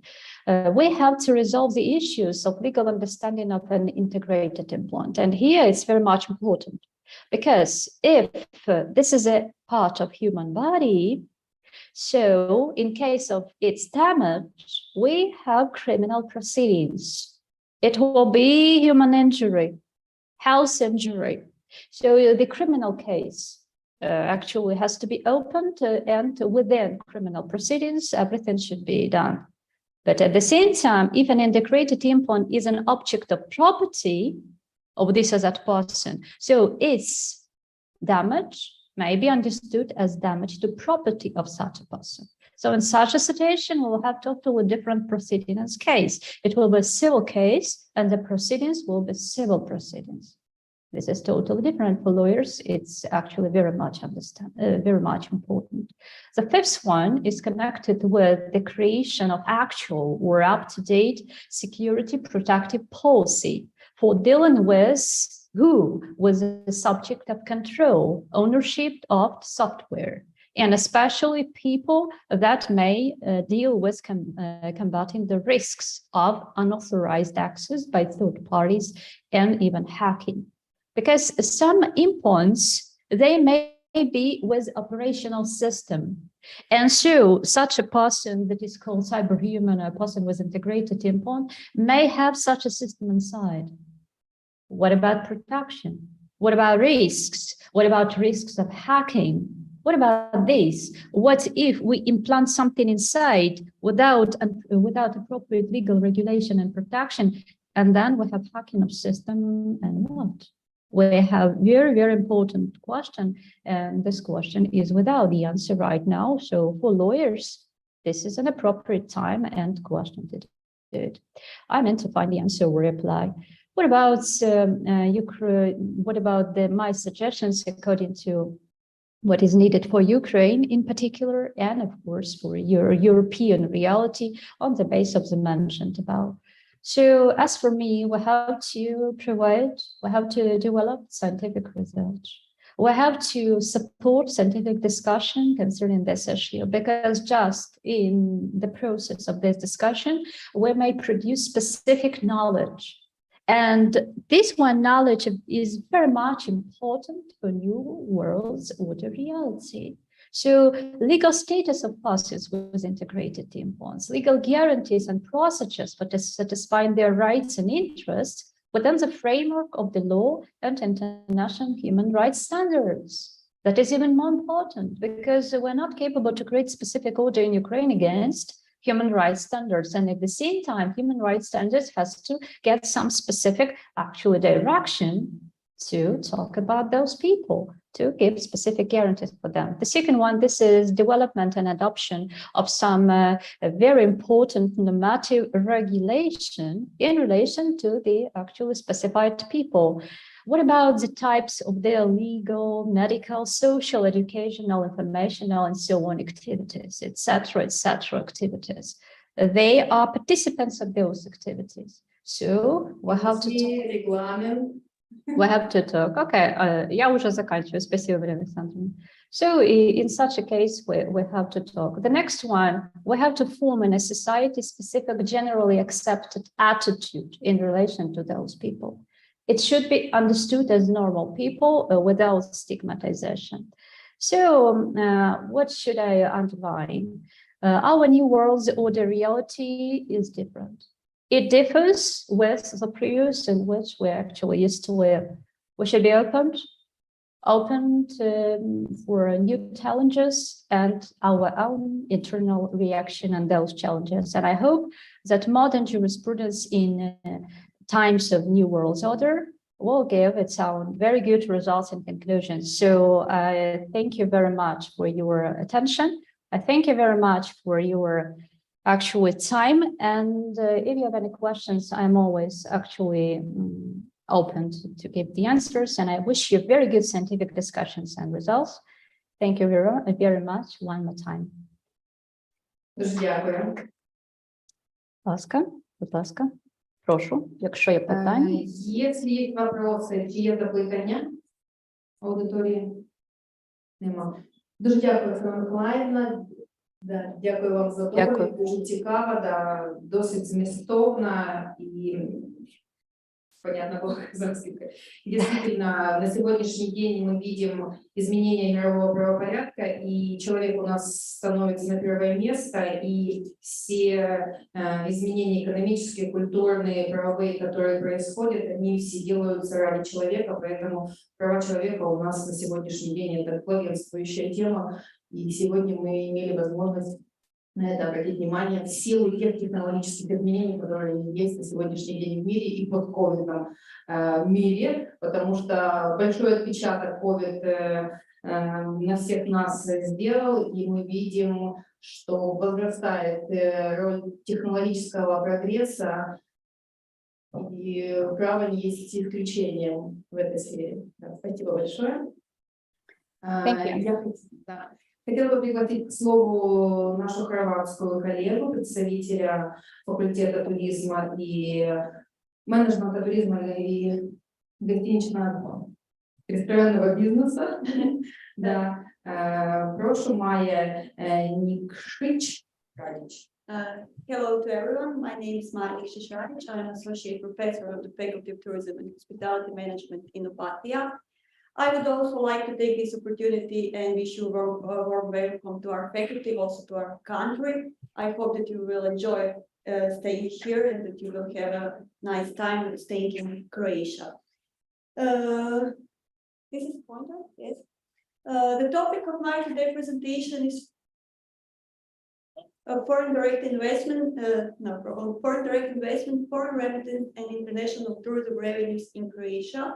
All these three categories are very important for our economy, and we will also see a little bit how are they connected with the global crisis from 21st century. I divided today's presentation in several parts. After the introductory remarks, I will show you the importance of tourism for Croatian economy. Then we will see some newest data about international tourism revenues, FDI, and foreign remittance in my country, and at the end I will draw some conclusions. So having in mind this global situation, all the global crisis from the 21st century, it seems somehow appropriate to recall the history, to see when are the dates of the beginning of the economic globalization. So you can see here clearly in this figure that the economic globalization, the beginning of economic globalization, can be traced back to 1867. During the history until the global financial crisis, we had three globalization waves and one period of deglobalization or retreatment. Of course, this is pretty much logical that during the Second and First World, the globalization, economic globalization stopped. And after the Second World War finished, we have a huge growth rate of economic globalization, and this growth rate was very stable and until the global economic crisis in 2007-2008. The new normal is not only connected to the health situation in COVID as we are used to over the last 2 years. The new normal is new economic situation at the global level. Like the normal, lots of economists are nowadays talking about fourth globalization wave, about the new period of the globalization. Are we going back to this period between World War? What is the reason behind that claim a new normal, new globalization? If you just put the data connected with FDI flow inflows, you will see something just similar to that period of deglobalization. The level of FDI, the top of FDI we reached at the global level before the global financial crisis was never reached again until nowadays. While the 20th century is century of global wars, we may say that the 21st century is century of global crisis. We had the global financial crisis in 2008, terrorist attacks during across Europe from 2015 onwards, European migrant crisis from 2015 onwards, COVID crisis from 2020. Unfortunately, the situation in your crisis from 2022, and as a result, today we are facing the global energy crisis in the world. All these crises from the 21st century have far-reaching consequences for both the global economy and also for Croatia.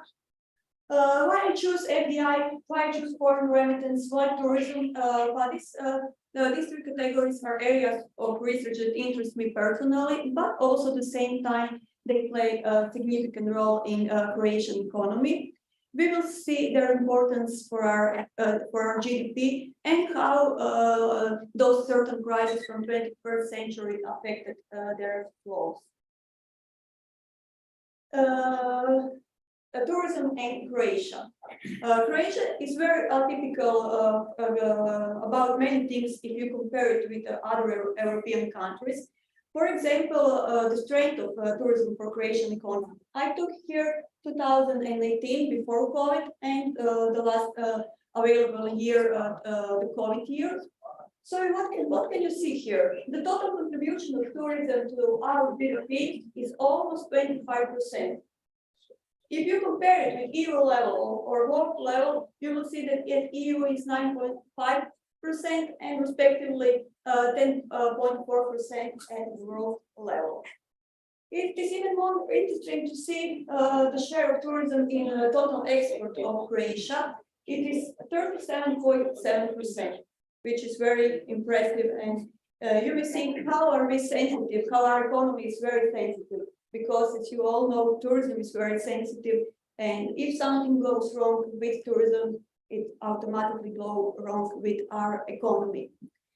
2020 was pretty much a good year for Croatia, having in mind circumstances. We were pretty much satisfied with the tourism. We are car distance, a relatively easy car distance reaching destination, and we achieved 10.2% contribution of tourism to our economy. And this is more than double than EU average. This is a little bit slowly. What is it? Could you please? Okay. Why is Croatia also atypical to other European countries, especially to other tourism competitive Mediterranean destinations? We have something very unique according to our total accommodation capacities. We have a very low level, of, if you look at the share of beds in hotels and accommodation in total accommodation, and this has a drop trend. So you will see that in 2018, the share of beds in hotels in total accommodation was around 50%, and the EU level is almost 45%. This is very problematic for Croatia due to the high share of private accommodation. We are mostly summer season destination. We have a lot of tourists during the main summer months, and we are facing the problem of over tourism due to this situation.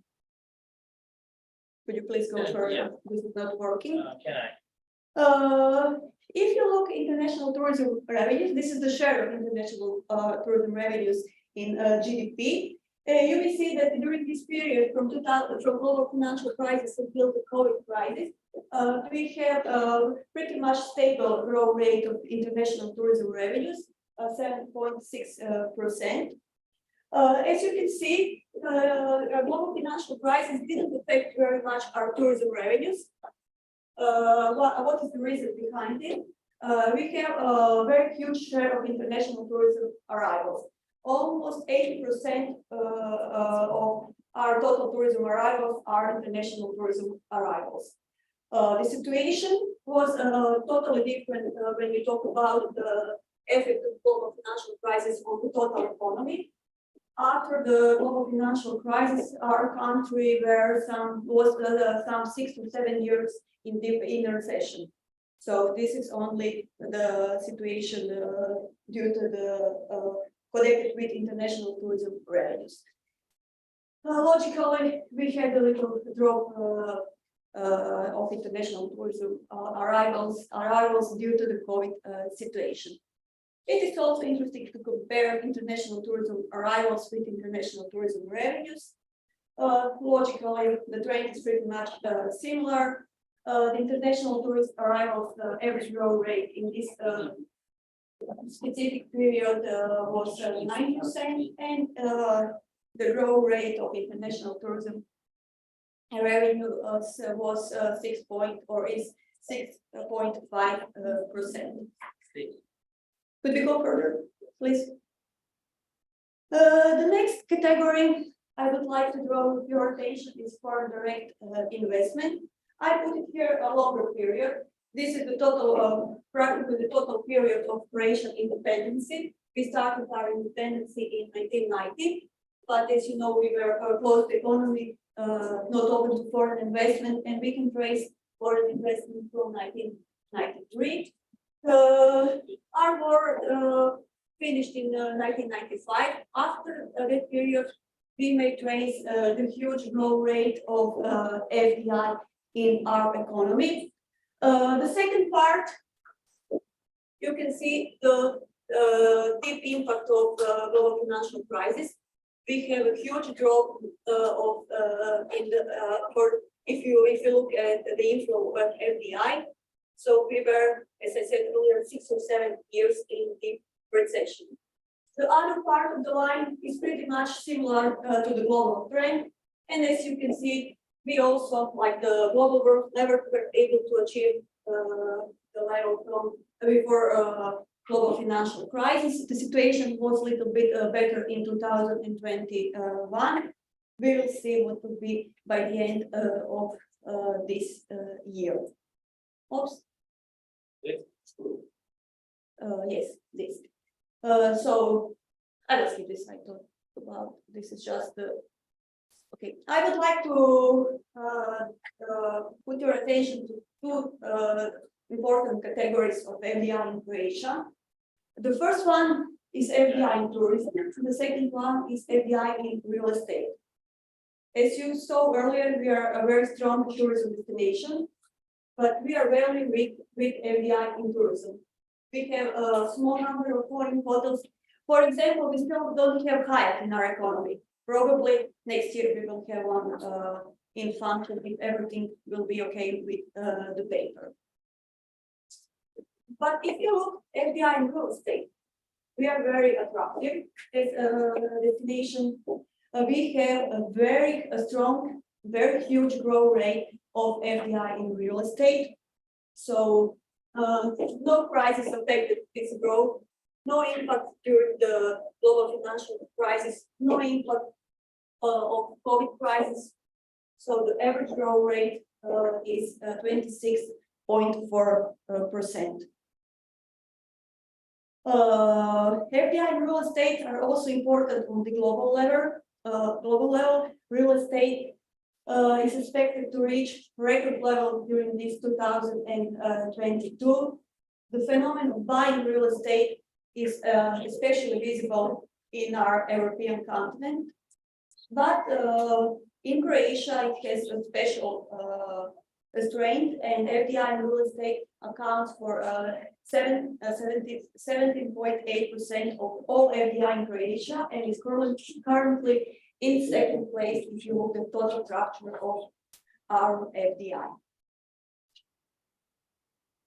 And the last one, foreign remittance. Foreign remittance are also very important to us. Croatia is also very different compared to other developed countries. If you look at the global level, this orange line is FDI, this red line is remittance. You may see here that FDI is more sensitive to global instability, while remittance are not so sensitive to global instability. For example, during the COVID crisis, FDI at the global level dropped from 40%, and remittance dropped for 20%. In Croatia, totally different situation with FDI, as we'll see very soon. As I said earlier, we are pretty much different from other European destinations. Look at Croatia and share of remittance in our GDP. Remittances are very important for our economy. 6.6% in 2019, and if you look EU level, 0.8, and there is no country near us.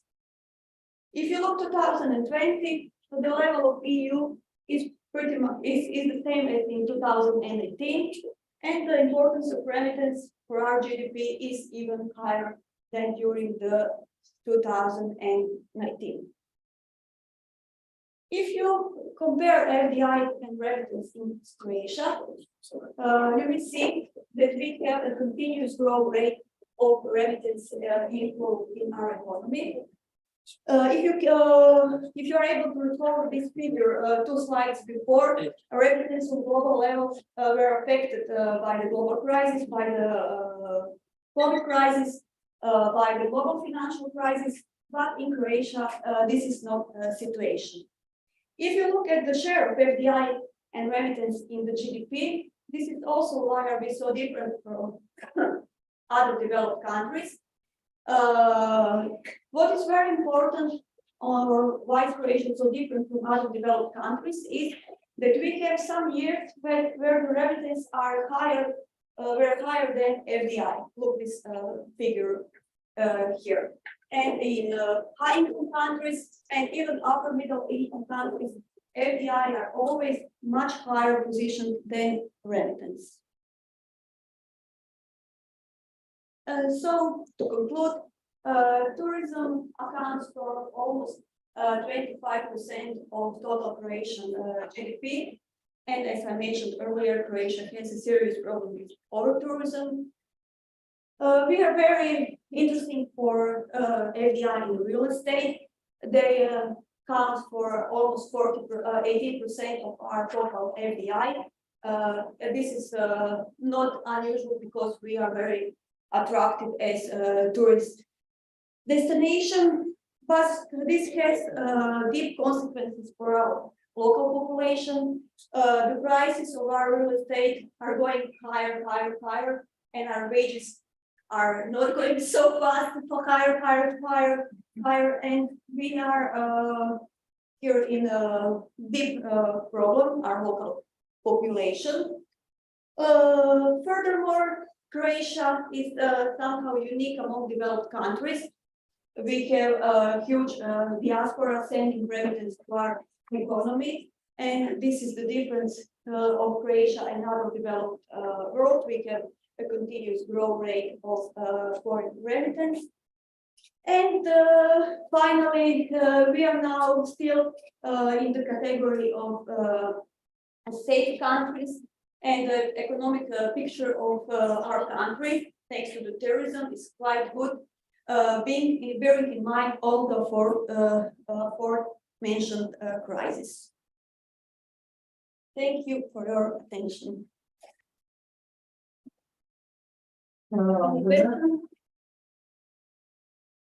Есть вопросы? Чьи запитания? Thank you. I hope this was just a little interesting for you.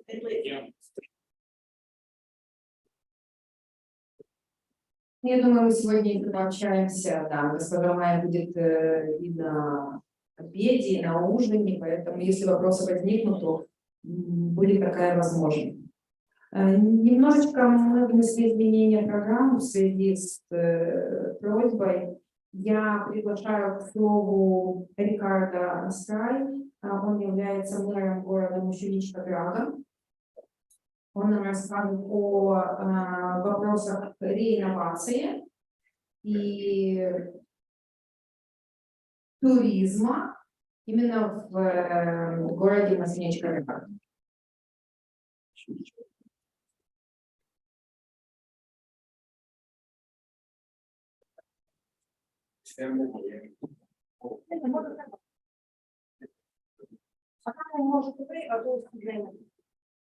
Вы там куда включить?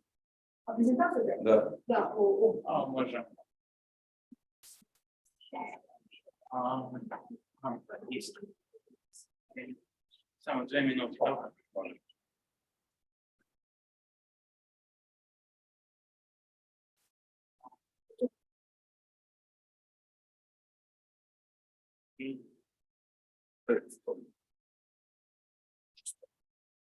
Да.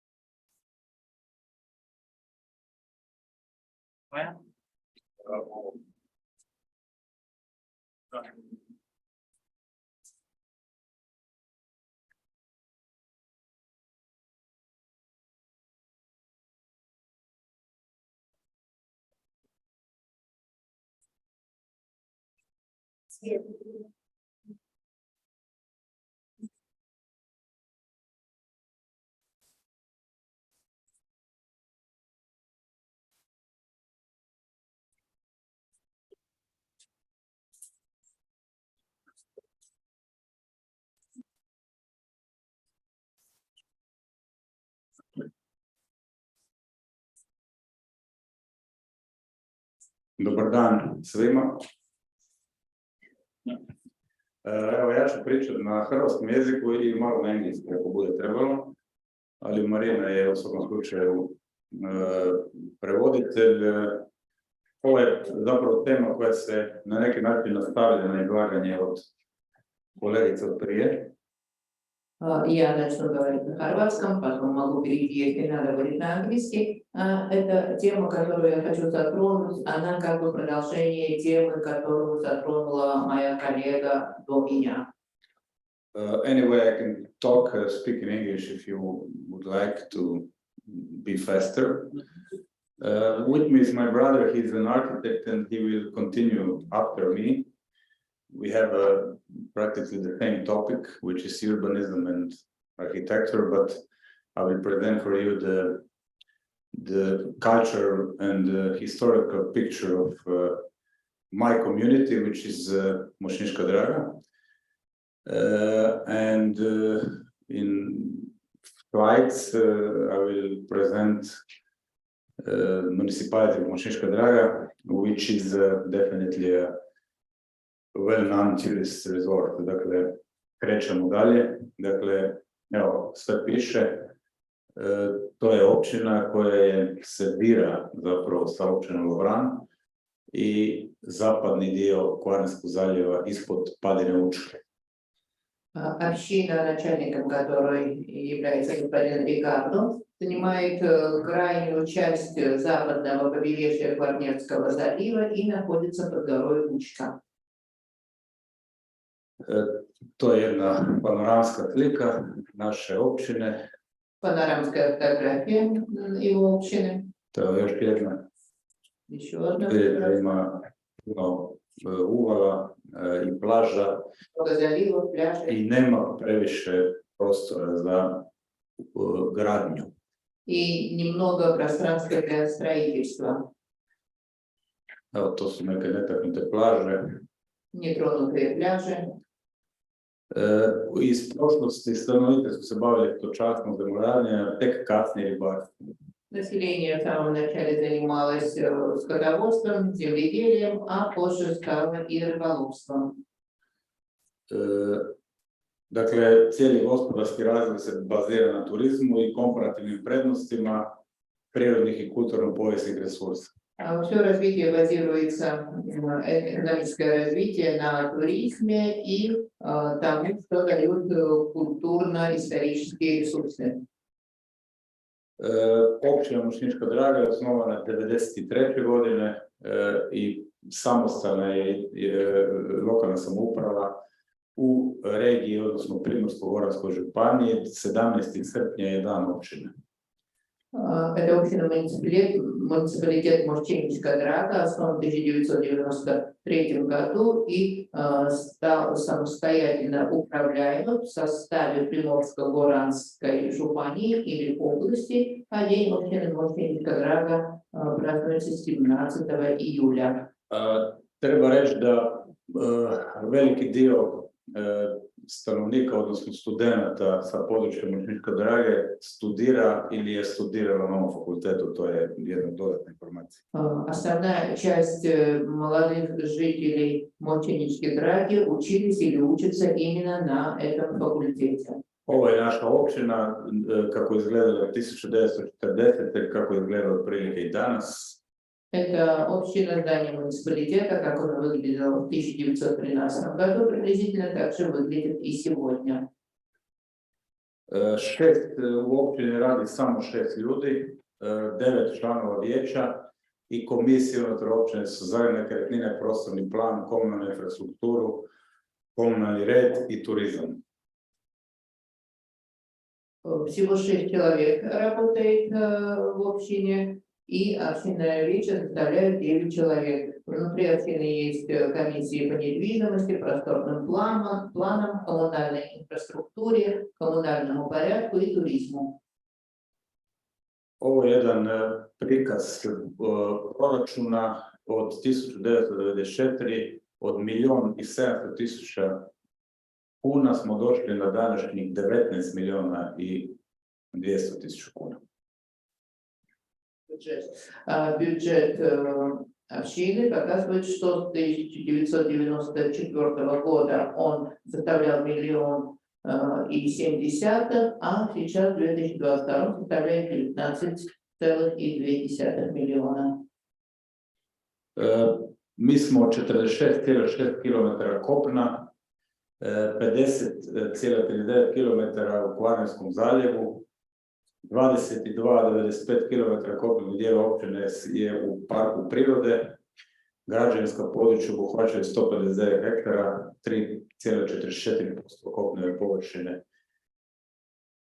Территория общины муниципалитета занимает пространство от 46,6 квадратных километров на суше и 50,39 квадратных километров в акватории Кварнерского залива, 22,95 квадратных километров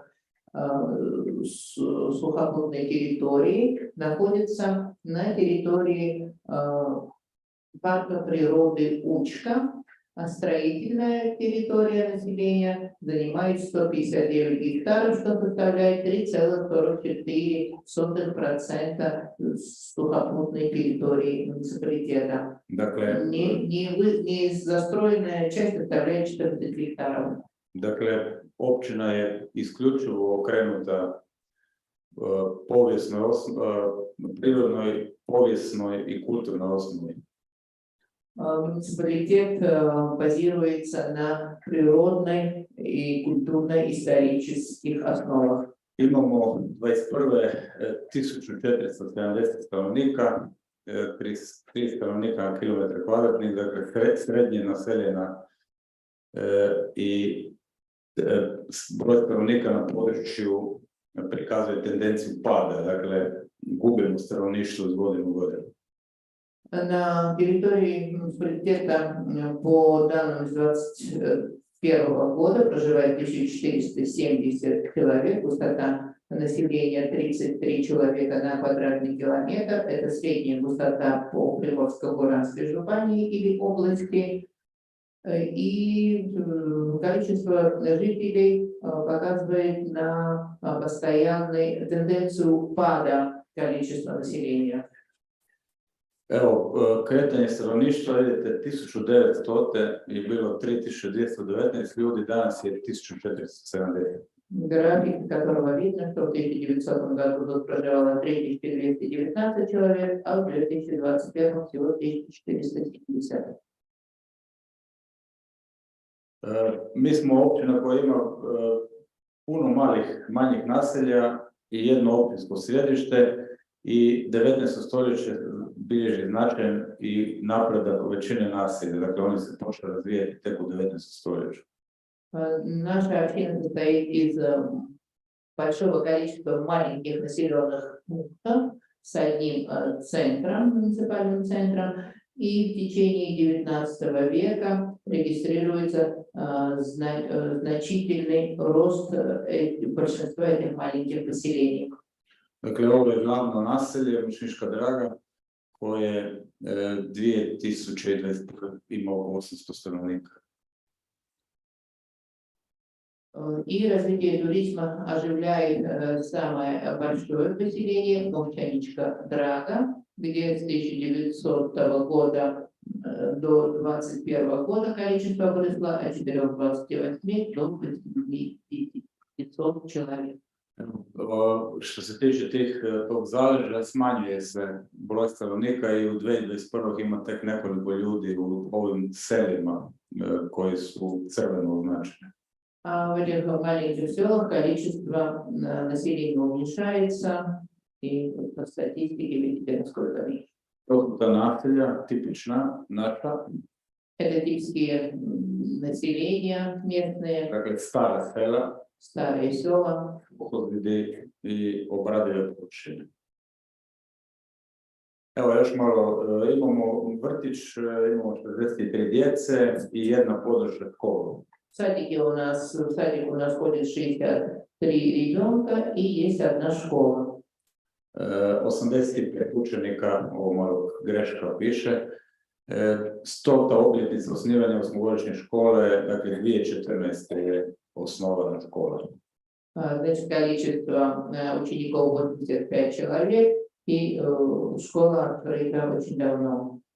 To je škola 1914. 1914 год, как выглядела эта школа. Vodovodnja, dakle mi se crpimo iz sustava rijeke, imamo vlastiti sustav vodoopskrbe koji je bio najveći izazov i najveće opterećenje proračuna. У них собственное водоснабжение из реки, и это была очень большая задача и очень дорогая задача, которую они выполнили. Evo su priključene domaćinstva, jedan graf koliko se ljudi u zadnjih godina priključilo na postojeću vodu, dakle 91%. Это график, сколько семей, сколько домов было приключено на систему локального водоснабжения. To je uložena sredstva, to nije toliko bitno. Dakle, Dakle, u prenudnim subjektima brojnost nisu zadovoljavajuća razina, slaba je naseljenost, područje općine što stalno govorimo, populacijske slike, stanovništvo je još uvijek orijentirano na Opatiju i Rijeku, izuzev turizma. Население, муниципалитет слабо населен, потому что в основном идет отлив жителей на Апатию и Риеку, более крупные развитые центры. Gospodarstvo se temelji na turizmu, trgovini, ribarstvu i manjoj mjeri poljoprivredi. A sve je vezano najviše za turizam. Экономика в основном основывается на туризме, торговле, рыболовстве и в небольшой степени на сельское хозяйство, но все эти деятельности основываются в основном на туризме. Turistički ured 2021. 3000 komercijalnih ležajeva, 330 u kampu, 500 u hotelima i obiteljski osnovni smještaj oko 1000 kapaciteta turista. На расположении 3000 коммерциальных туристических спальных мест, из них 330 в кампах, 500 в отелях и семейном и частном.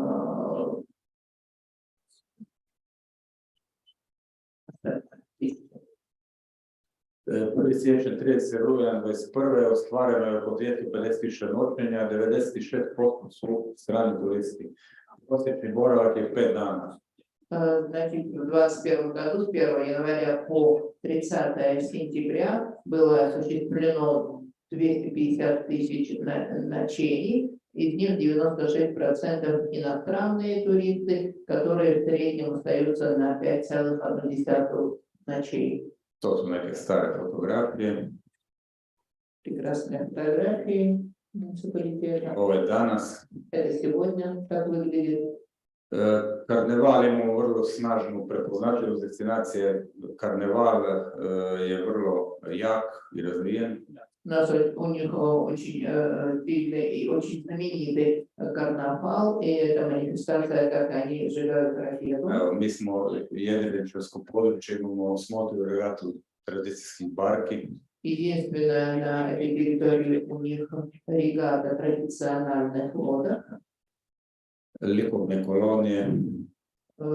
Художественные колонии. Evo, može biti zanimljivo, to sam već govorio, znanstveno istraživanje Trbiša kao središte povijesno-mitske staze, dakle, tragovi starih Slavena, odnosno Peruna i cijele mitologije koje se vrti, to je jedno etno selo koje smo u potpunosti obnovili.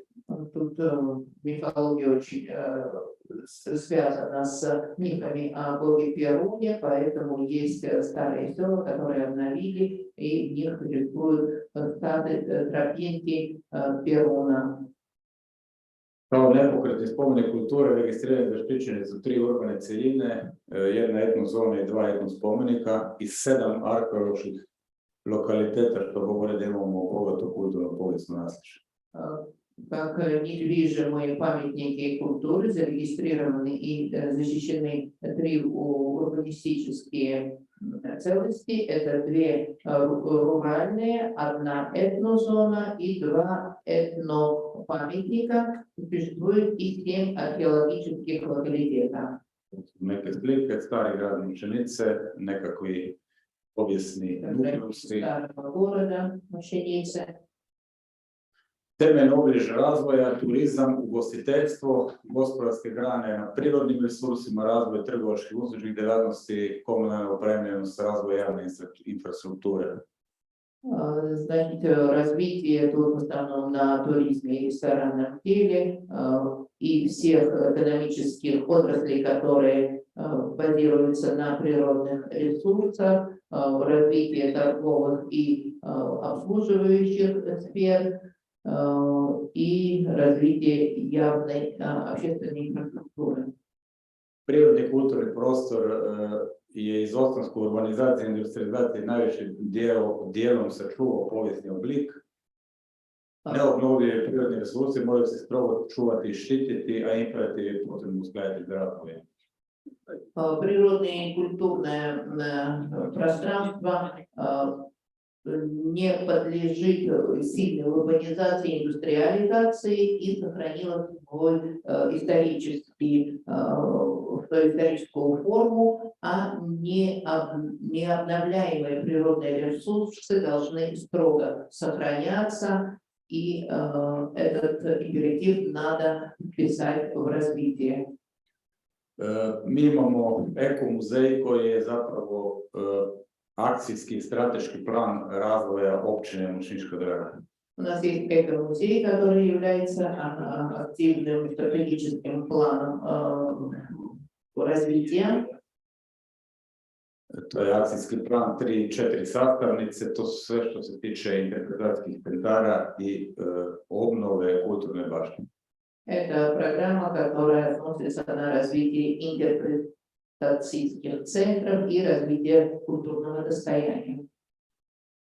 To su slike, stari grad Mošenice, to je jedan slovenski putopisac. Это старый город Mošćenica, который... Slikar Valvazor, dakle, mi postojimo jako puno, gotovo 1000 godina, ove dva grada su zapravo stara grada oko koje se zapravo općine razvijaju. Было два старых города, Mošćenica и Bršć, которые соединились и стали ядром этого муниципалитета. Mi smo u parku prirode, točno brže malo Marina, 50% teritorije je u parku prirode. 50% территории находится на парке природы. Ovo su tipični ta sela, klasični masovni turizam ne funkcionira, okrenuli smo se posebnim oblicima i gostima koji kroz sport dobiju kulturu и спорт разлог долеска на код нас. Это села, где не функционирует классический туризм, и они стали развивать специфичные виды туризма, как спортивный туризм, спорт и разные другие виды туризма. Imamo i vile, evo, na samom moru, to je za aspekt arhitekture jako važno, to će možda moj brat više nešto reći o tome. Ovo je jedna karakteristična vila izgrađena između dva rata i nalazi se na samom moru i to je nekakav naš simbol. Виллы на берегу моря, об этом больше расскажет мой брат, который занимается архитектурой. А это одна из символов нашего муниципалитета. Вилла, которая строилась между Первой и Второй мировой войной, находится на самом море. Imamo i taj prostorni plan, sad ukratko, dakle imamo prostorni plan koji određuje razvoj općine Mošnička Draga. У нас есть просторный план, который определяет развитие. Dakle, prostorni planovi se donose svake 4 godine. Каждые 4 года принимаются планы. Ciljene izmjene prostornih planova i UPU-a. Gdje izmjenjaju существующие. Imamo dvije turističke zone, Brseč, Golf i Sveti Ivan. У нас две туристические зоны. Urbanistički planovi, dakle planovi nižeg reda, Paljon, Mošnička Draga, Sveti Ivan i Brseč. Другие планы нижнего ряда. Ovisimo o Zavodu za prostorno planiranje u županiji. Зависим от института по просторному планированию области. Građevinska područja nisu velika, obično se radi oko većih naselja i zaselaka te turističkih zona. Строительные территории небольшие, развиваются они около поселка. Poseban je naglasak na prirodnoj osnovi, kulturnoj i povijesnoj. Особый акцент на природу, культурную и историческую. U prostoru nije bjeglo, nema devastacije, akcent je na obnovi postojećeg. И акцент на том, чтобы не рушить, а обновлять существующее. Moderna arhitektura se implementira u prostoru, nema je mnogo, pokušava se odrediti zone gradnje u cilju zaštite izvorne arhitekture. Модерной архитектуры не так много, стараются ее вписать в существующее пространство с целью защиты исконной архитектуры. Ima općina je cijela gotovo u zoni zaštite, ima zaštićena područja, arheološke lokalitete i registrirana kulturna dobra. Почти вся община находится зоны защиты, где под защитой многие природные и культурные парки. Dakle, 17 km obale, 50% u parku prirode, obalni pojas zaštite, vrlo malo prostora za gradnju, konzervatorske podloge. To sve skupa nam ograničava nekovo urbanističko širenje. 17 километров побережья, 50% в парке природы Учка, это пояс защиты биопальной и очень мало простора для строительства, что строго контролируется Институтом по защите культурных ценностей. Zelena Oaza je najzapadnija općina, kulturno-povijesna prirodna osnova, temelji su turističkog razvoja, zovu je mistična duša Kvarnera, biser Kvarnera, komadić raja za gora do kraja, dakle sve ono što aludira na zapravo sačuvanu prirodnu osnovu. Зеленая Оаза, как самая западная община в Приморско-Куранской жупании, называют ее мистичной душой, волшебным краем.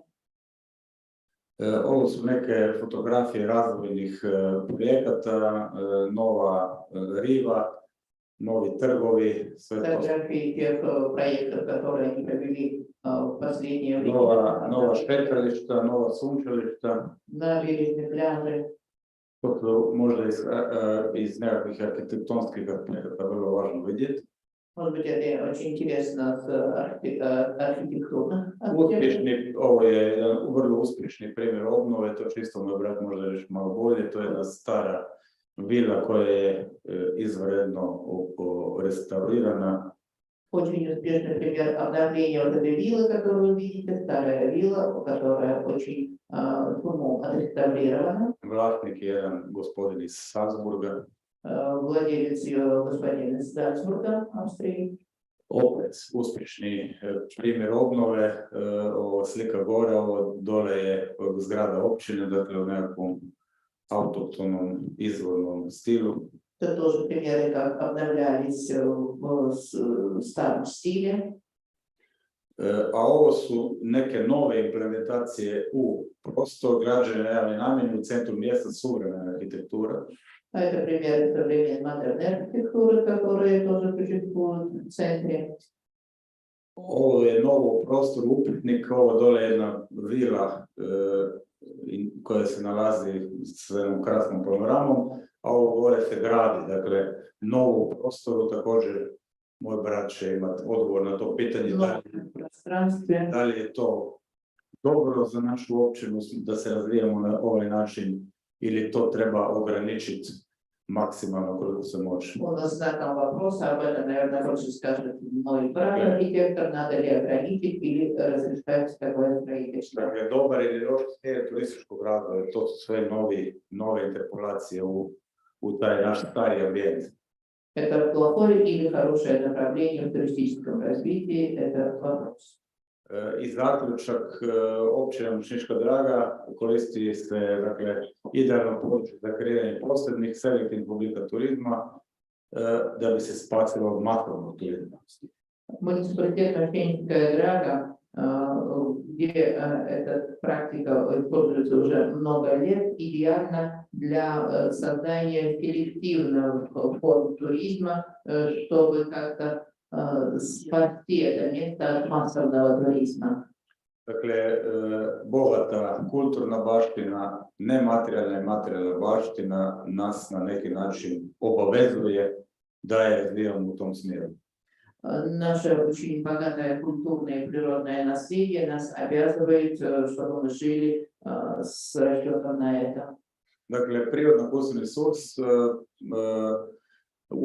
stanovništvo Marina, važno je reći da nastojimo da se stanovništvo lokalno što više uključi u turističku priču općine na način da sudjeluje u njoj i da živi od turizma, a ne radimo ekskluzivitet na način da moramo stanovništvo iseliti iz nekakvih atraktivnih centara, nego naprotiv želimo da sudjeluju u kreiranju tih novih turističkih odbora u kojima smo zakoračili. Наша цель и настояние включить все наше население в направлении сферу туризма, а не сделать туризм каким-то эксклюзивом и аттрактивным, где не будет места для наших работников, нашего населения, наших жителей. Наоборот, стараемся сделать так, чтобы все наше население было включено в эту сферу.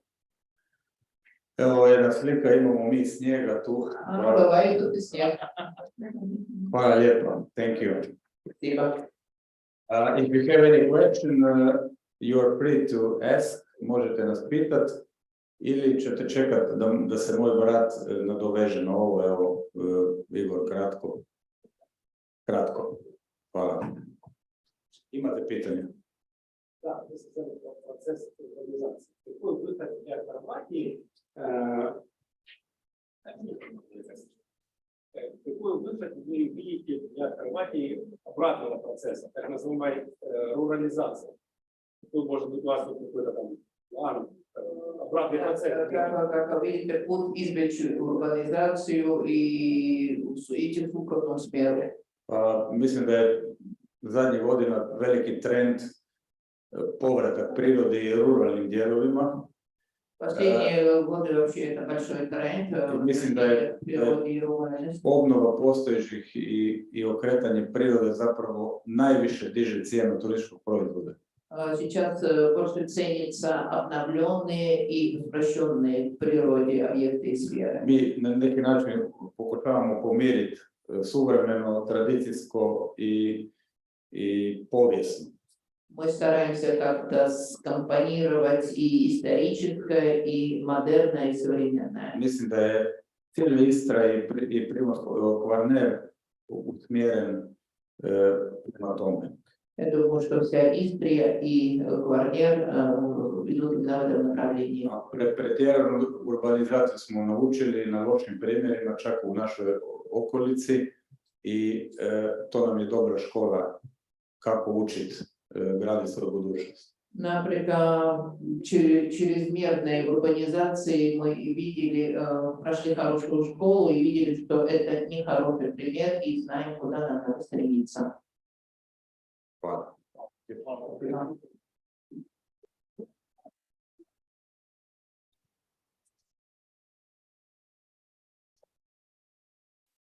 Može hrvatski, može engleski, kako?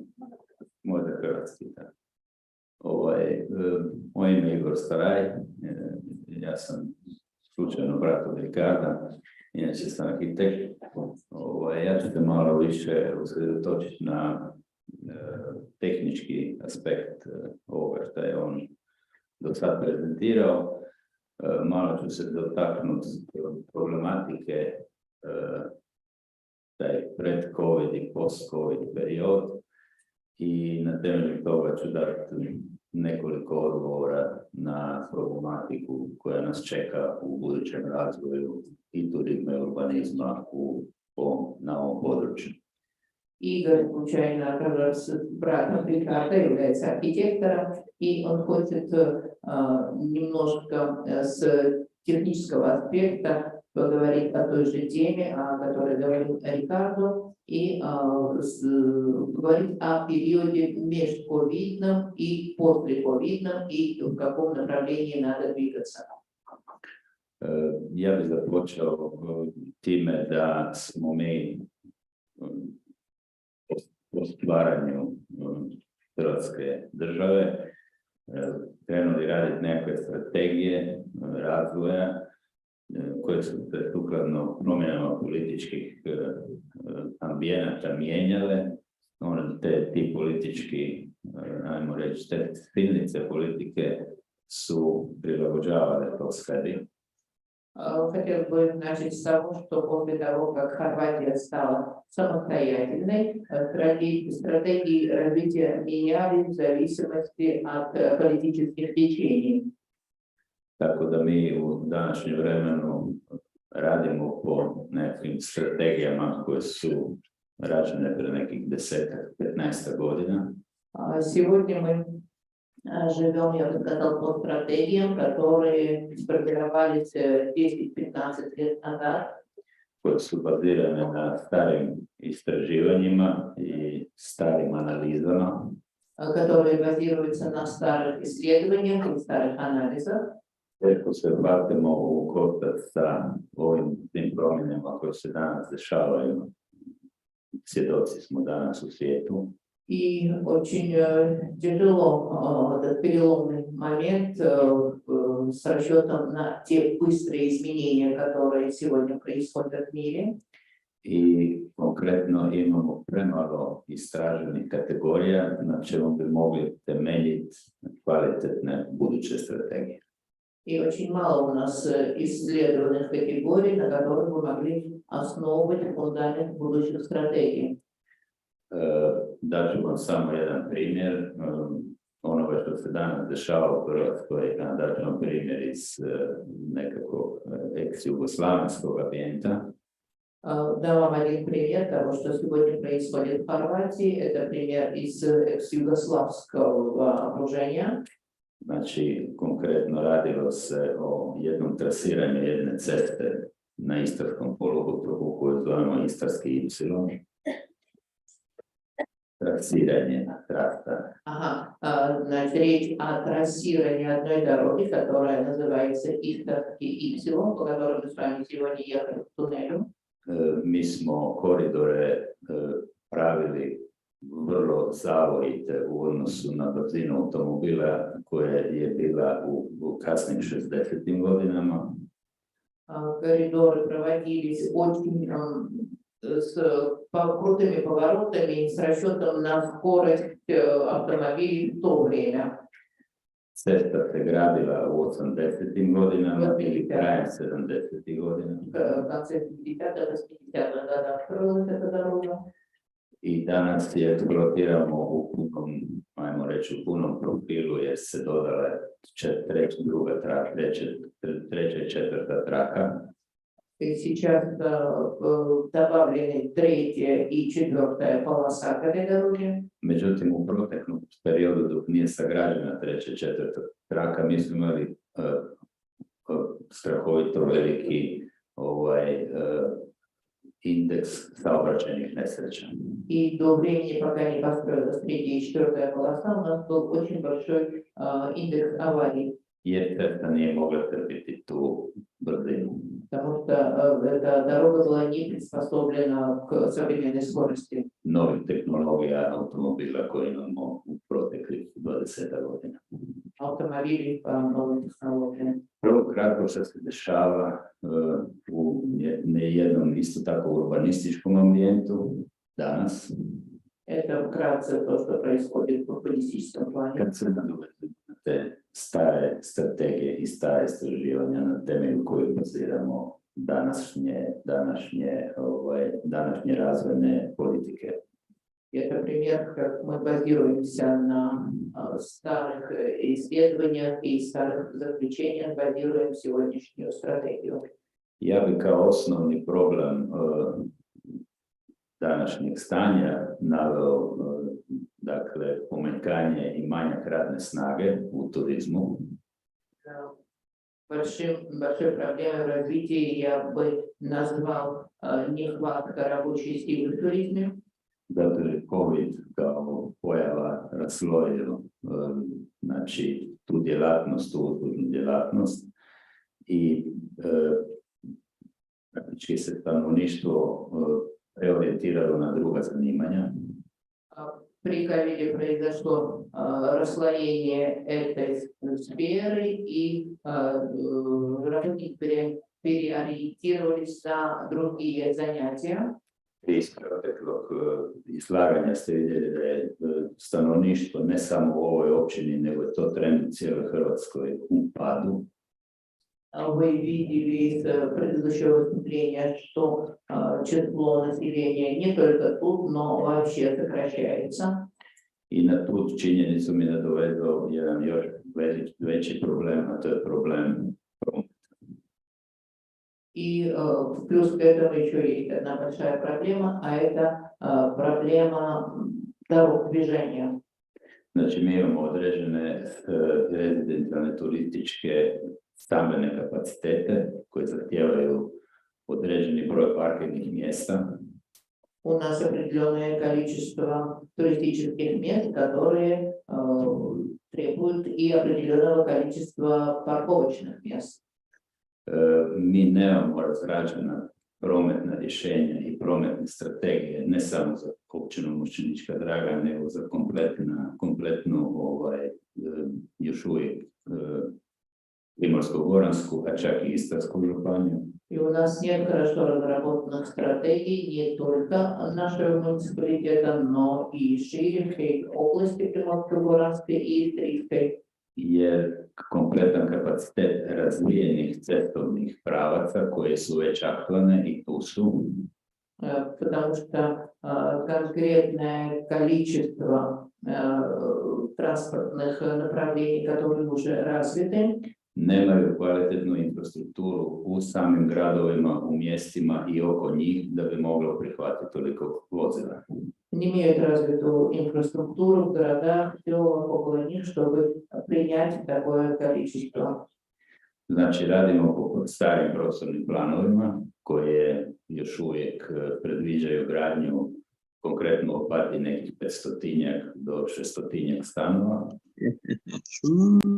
Работаем по просторным планам, которые предусматривают строительство по 500-600 апартаментов, квартир, koji zahtijevaju dodatnih 1200 do 1500 parkirnih mjesta unutar nekakvih garaža. для которых надо рассчитывать на 1200-1500 парковочных мест. A mi jednostavno tu infrastrukturu nemamo. Niti je imamo ni u strategiji, ni u budućim ili sadašnjim prostornim planovima. А у нас нет таких капацитетов ни в стратегии, ни в существующих, ни в будущих планах. Još bih rekao da kompletan nekakav urbanistički kontekst koji se dešava u prostoru, a prethodnik je govorio najviše o zaštiti prostora. Еще бы сказал, что урбанистический контекст, который касается защиты пространства, upravo zahtijeva tu zelenu tranziciju. требует именно зеленую транзицию. Vi znate da se danas unutar Europske unije stimuliraju nekakvi projekti koji podržavaju zelenu tranziciju, konkretno u prometu, nekakvi novi potrošači. Знаете, что сегодня, на сегодняшний день Евросоюз поддерживает тенденцию зеленой транзиции именно в транспорте, в движении. Ako govorimo da će se u sljedećih 10 godina razviti nekakva e-komponenta e-vozila, если мы говорим о том, что в будущие несколько лет будет развиваться какой-то e-компонент, e-транспорт, mi ne da nemamo za to nekakve individualne punionice tih eventualnih akumulatora na tim automobilima. У нас нет колонн, фаз для наполнения этих электричных автомобилей. Mi nemamo niti strategiju da li imamo ili nemamo saznanje da li imamo ili nemamo dovoljno kilovat snage električne energije da bi mogli zadovoljiti te. Даже нет стратегии изучения того вопроса, есть ли у нас или нет довольное количество силы, чтобы удовлетворить эти потребности. Tako da će se vjerovatno i apel je da se buduće strategije i istraživanja koje će se vršiti da bi se te strategije odradile. Поэтому вероятно, что будущие стратегии и исследования budu smjereni ka tim novim saznanjima. Будут направлены к этим новым потребностям. Što se tiče same arhitekture ovoga kraja, ona je vrlo specifična. Что касается архитектуры этого края, она очень специфичная. Da u prošlosti je to bio jedan mondeni ambijent Srednje Europe. В прошлости это был очень востребованный модный амбиент Средней Европы. Nivoa ne znam, Monte Carla ili zapadne talijanske obale. Уровня Монте-Карло или западного итальянского побережья. Mi smo sukladno tim povijesnim previranjima imali jednu stagnaciju u održavanju tih i takvih trendova. У нас был один период стагнации в поддержке этого направления. I danas pokušavamo opet uhvatiti korak sa tim činjenicama jer smatramo da su to naše nekakve temeljne odrednice. А сегодня мы пытаемся вернуться к поддержанию этого наследия и считаю, что это наше очень актуальное направление. Ono što bi ja rekao za nekako moje konačno viđenje je da mi kao stanovništvo biramo naš target i naše buduće i turiste i djelatnosti kojima ćemo se baviti. От нас, как от туристов, от нас, как от местных жителей, многое зависит в выборе того, каких туристов будем привлекать и чем мы будем заниматься. A ne da ti turisti, odnosno ta nekakav gospodarski sektor bira nas jer im se mi sviđamo. А не экономический сектор и туристы должны выбирать, как нам жить и чем нам заниматься. Ja bi samo se zahvalio na prisustvu na ovome skupu, i ako imate još neka pitanja s ovog. Я хочу вас поблагодарить за то, что вы меня сегодня сюда позвали, и если есть вопросы, с удовольствием отвечу.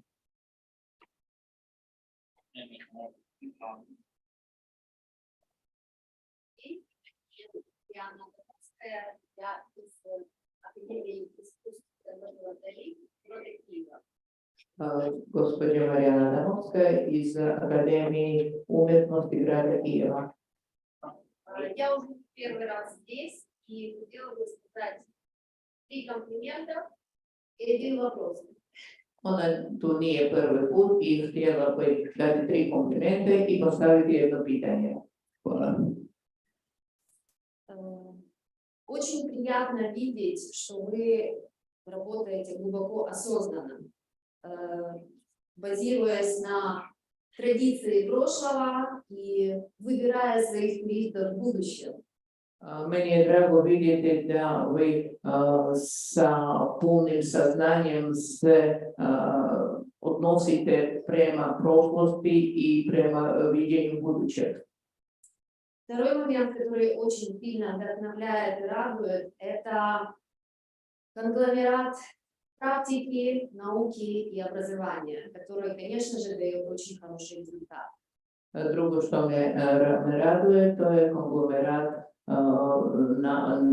naučne sfere, obrazovanja и то, что daje jako dobar rezultat. И третий пункт – это те результаты, которые мы увидели сегодня, даже в сравнении с прошлым годом. I treće, to što smo vidjeli danas, kako napredak postignut i usporediti sa prošlom godinom. Вопрос. Как вы считаете, какое самое большое достижение вашей рабочей группы в развитии региона? I moje pitanje je kako smatrate što je vaše najveće postignuće u razvitku vaše općine? Pa, kao, ajmo reći, sudionik kompletnih tih procesa dole, mislim da je najveće dostignuće uključivanje samoga stanovništva u te nove procese.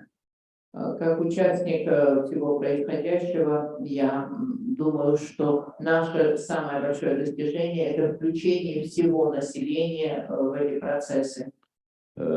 U nekakvom našem, ajmo reći, prošlom mindsetu, kompletne, ajmo, Hrvatske, ako bi tako mogu reći, je bilo da taj nekakav javni sektor bi trebao biti taj koji bi trebao biti zamašnjak novog razvoja. И не только в нашей общине, но на уровне всей Хорватии общественное мнение должно быть двигателем этого процесса. Upravo suprotno, znači javni sektor bi trebao biti samo servis za što bolju implementaciju tipa privatnog sektora i razvoja poduzetništva. Явный сектор, публичный сектор должен служить тому, чтобы развивался индивидуальное и частное предпринимательство. Jer tu se onda uključuje individualac kao poduzetnik, kao kreativac, kao iskazatelj svojih želja. И тут тогда включается индивидуальная личность, как предприниматель, как креативная личность, как человек, высказывающий свои желания. Dolazi do proširenja tih godišnjih aktivnosti i produžetka i sezonalnih radnji kao takvih. И при этом можно увеличить активность и продолжить сезонные работы. I stvara uvjete da bi stanovništvo živjelo u cijelogodišnjem periodu, ne samo nekakvih 3-4 mjeseca. И создать условия для того, чтобы население проживало тут целый год, а не только 3-4 месяца в году.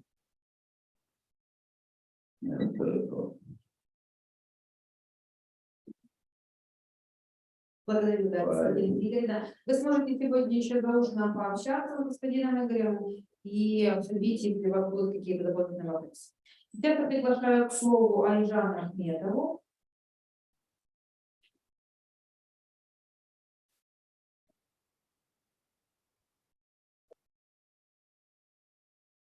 Thank you very much. I'm very glad to be here.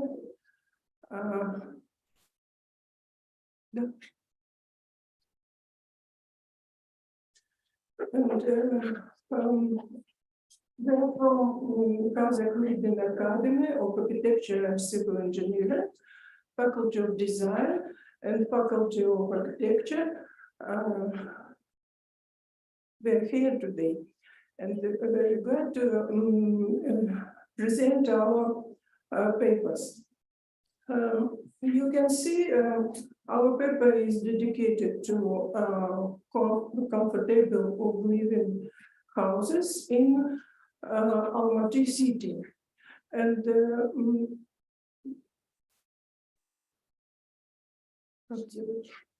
sorry.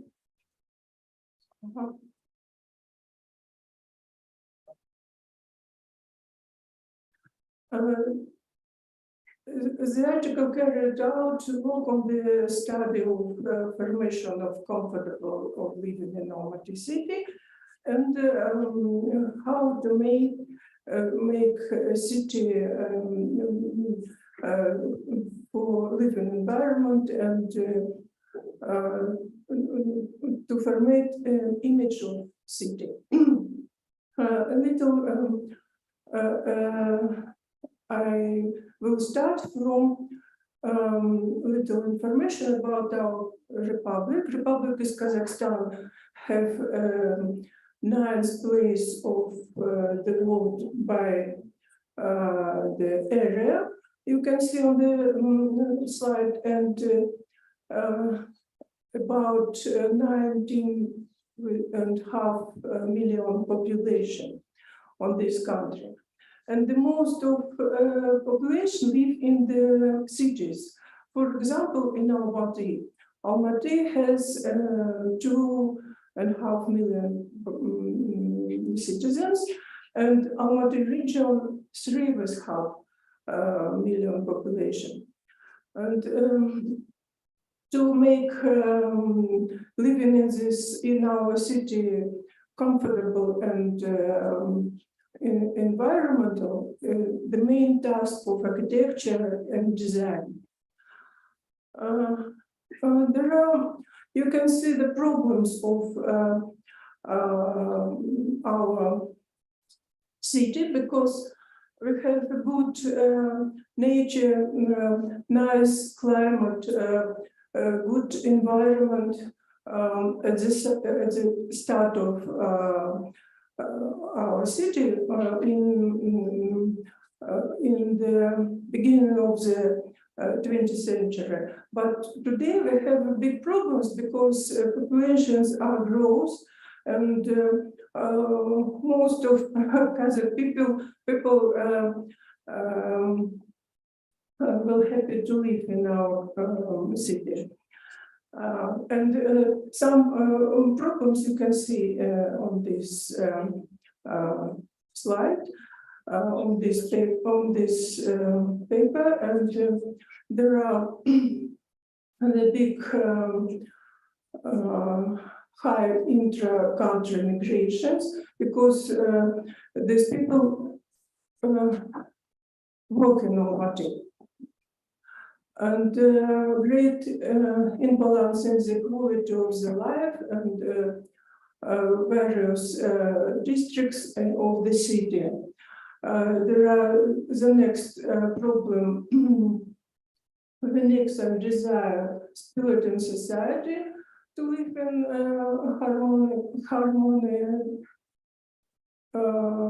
comfortable areas of the city, and the other ignorance of the general context of the urban environment.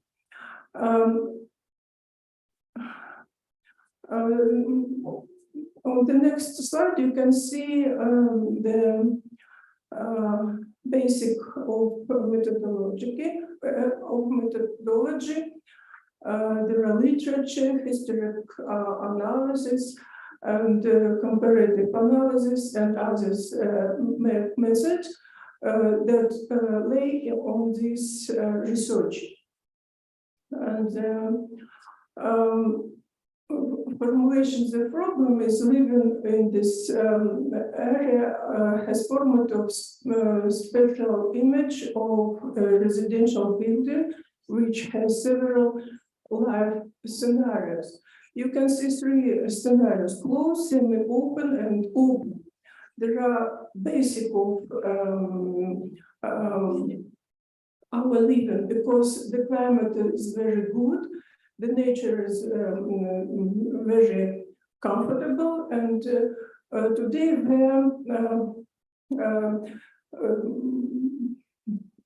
today in our city we can see ignorance of these three main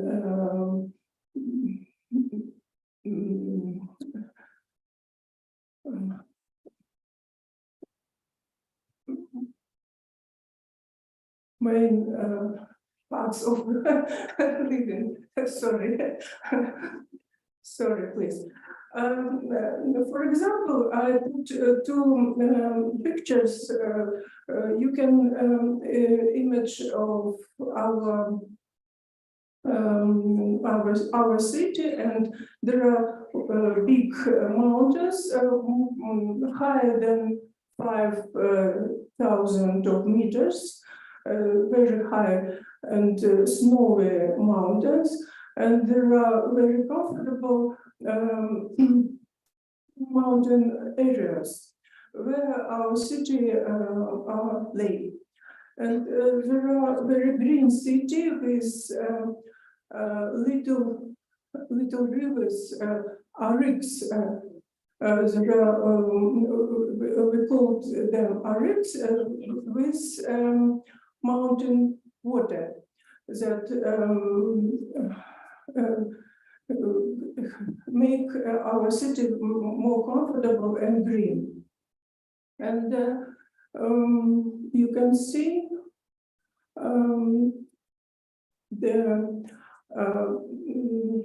in our research we formulate 4 factors that was in use when the city was formatted, and 4 factors that we cannot ignore today. First of all, there are nature and climate features, and landscape features have become the basic of the development of environmental comfort. Sorry. The second factor, the garden city, there are myths about garden city that lay on the basic on our living, because three factors about close, open, and half open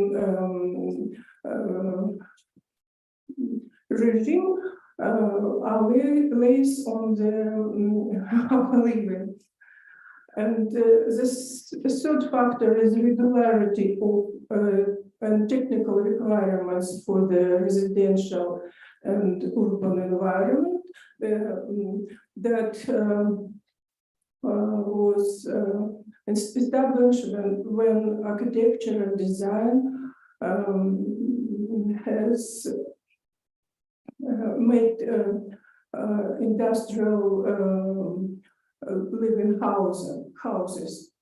Standardization of the minimum requirements for housing, standardization of the minimum requirements of the organization of open spaces, the development of recreation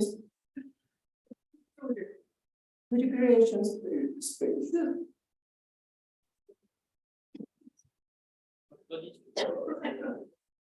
I'm sorry.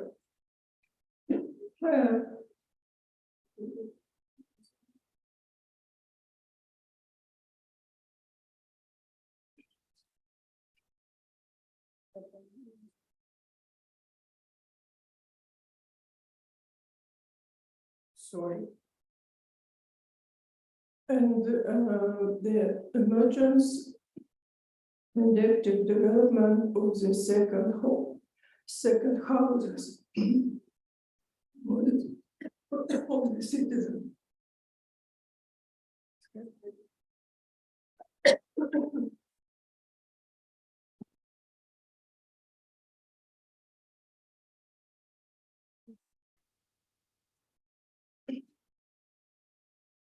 Sorry.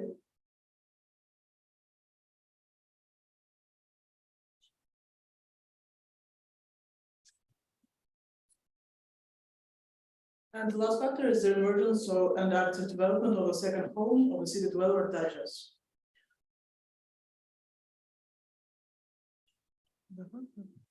The reason of this is that the growth of the territory hinders the development of the city according to the old rules. So that means that the old rules that work today in the modern city, the population is growing every day. Every day there are more people than the old rules were expecting for. So that means it's a fragmentation of urban areas, communication inconvenience, lack of public, recreation infrastructure facilities. For example, there are less schools that we need today, and too many students and pupils.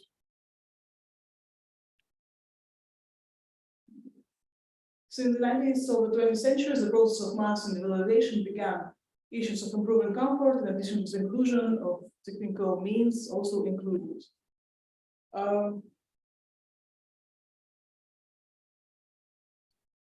Organization of the urban environments through design in general and design of the architectural environment in the direction from the particular of the general. The search for the identity of both the architecture of Kazakhstan and the design of the architectural environment of Almaty, consideration of the design of issues of creating psychological comfort, and creation of integrated component of architectural objects. This means that phenomenon of Kazakh architecture of the 20th century is the constantly changing paradigm of its development. Almost every 10-20 years, architecture took on the new tracks, changing directions, standards, and scale. According to Ellert, today, perhaps more than ever before, caring citizens of the world are striving to understand how space works and even do something to improve it. This is partly due to the realization that we are on the verge of tremendous change. Urbanization, overpopulation, climate change, shifts in the energy balance of the planet, all these prompts us to reconsider the principles of arranging the environment. and look for ways to organize it so that it helps us not to only survive, but also maintain mental health.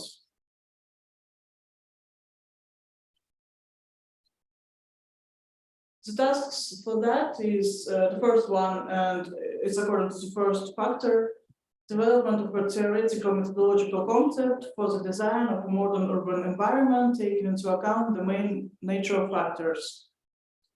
As a postulate, which is naturally included and taken into account in any environmental solution. This includes mountains, landscape, character, ditches, and green spaces. So it means that it is very important to consider, to take into account this environment. The second task is according to factor 3. The third factor, it is the need to form a typology and typological requirements of urban areas. So this means that we need to make a typology and to have a good scale for these areas.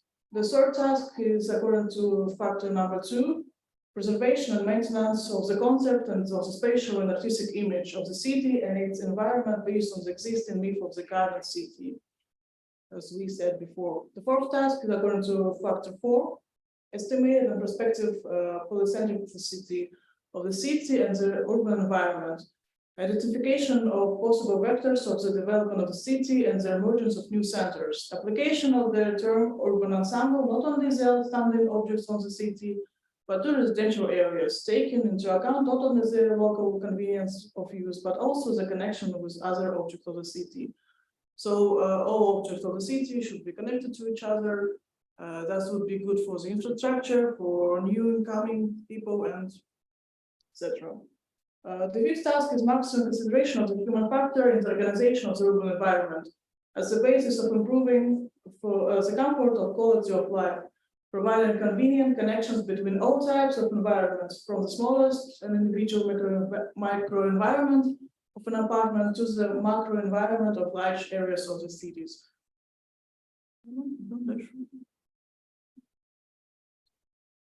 For example, this is the model of regional dwelling. So it's a cultivated way of life and behavior in private life. The next is a spatial image of private life of family house. Aesthetical comprehends the constructive decision of the spatial image and regional style.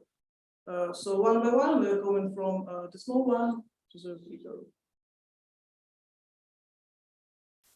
And thank you for attention. Sorry for the situation.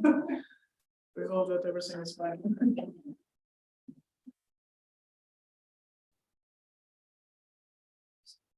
This is our high mountain lake. It is called Big Almaty Lake, and according to different type of year, for example, in spring it's blue, in winter it's green, and in autumn it's yellow. So it changes its color every season. It's a natural or Photoshop? It's a natural photo. No Photoshop. Wow. Thank you. Thank you. Okay, if you come to Almaty, please visit. It's not far from city. You can go by car, by foot. There are many buses and everything. If you have any questions, please ask. We'll try to answer. Да, да, благодарим вас. Я думаю, мы еще сегодня будем иметь возможность пообщаться, да, если будут вопросы, да. И также мы сейчас еще одно выступление у нас на пленарной сессии, и потом уже будет у нас обед, и после этого мы будем продолжать эту конференцию. Приглашаем к слову Казбагаеву Нину. У нас в онлайне выступление.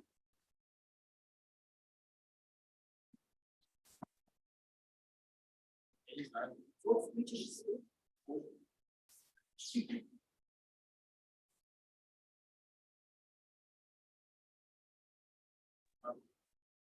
Микрофон не нарушен. Здравствуйте, извините, да, я микрофон не включила.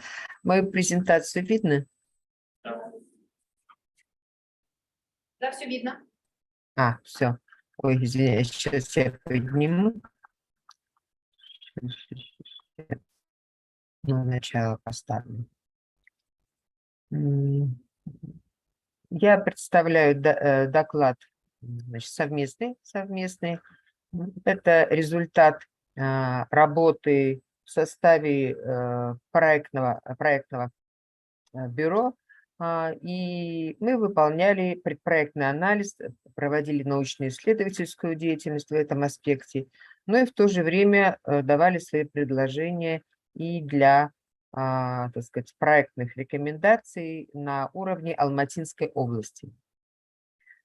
Извиняюсь, я не представила, моя фамилия Казбагарова Нина Жошина, я профессор-исследователь Международной образовательной корпорации, доктор архитектуры. И вот в составе, так сказать, группы, которая занималась тоже исследованиями, это Абдрасилова Гульнара Ахметовна, также профессор-исследователь, доктор архитектуры, и Туекаева Айнагуль Карбаевна. Ну, она, так сказать, вот здесь написано PhD, у нас по старой системе это был кандидат архитектуры. Мы, в общем-то, все занимаемся вопросами территориального планирования, urban design, так что разные аспекты, разные иерархические уровни затрагиваем. В этом докладе я хотела бы озвучить, и доклад, в общем-то, называется «Проблемы и перспективы развития». Поэтому мы, в общем-то, исходя из анализа, на предварительной стадии, исходя из анализа существующей ситуации, анализа статистических данных, дали результаты прогнозного характера. И на начальном этапе мы, так же, как, в общем-то, и любой исследователь, проводили обобщающего характера исследования по последним тенденциям развития туристической области, но в своем исследовательском поле, в поле архитектурно-планировочной, территориально-функциональной организации целой области. Это была схема развития Алматинской области.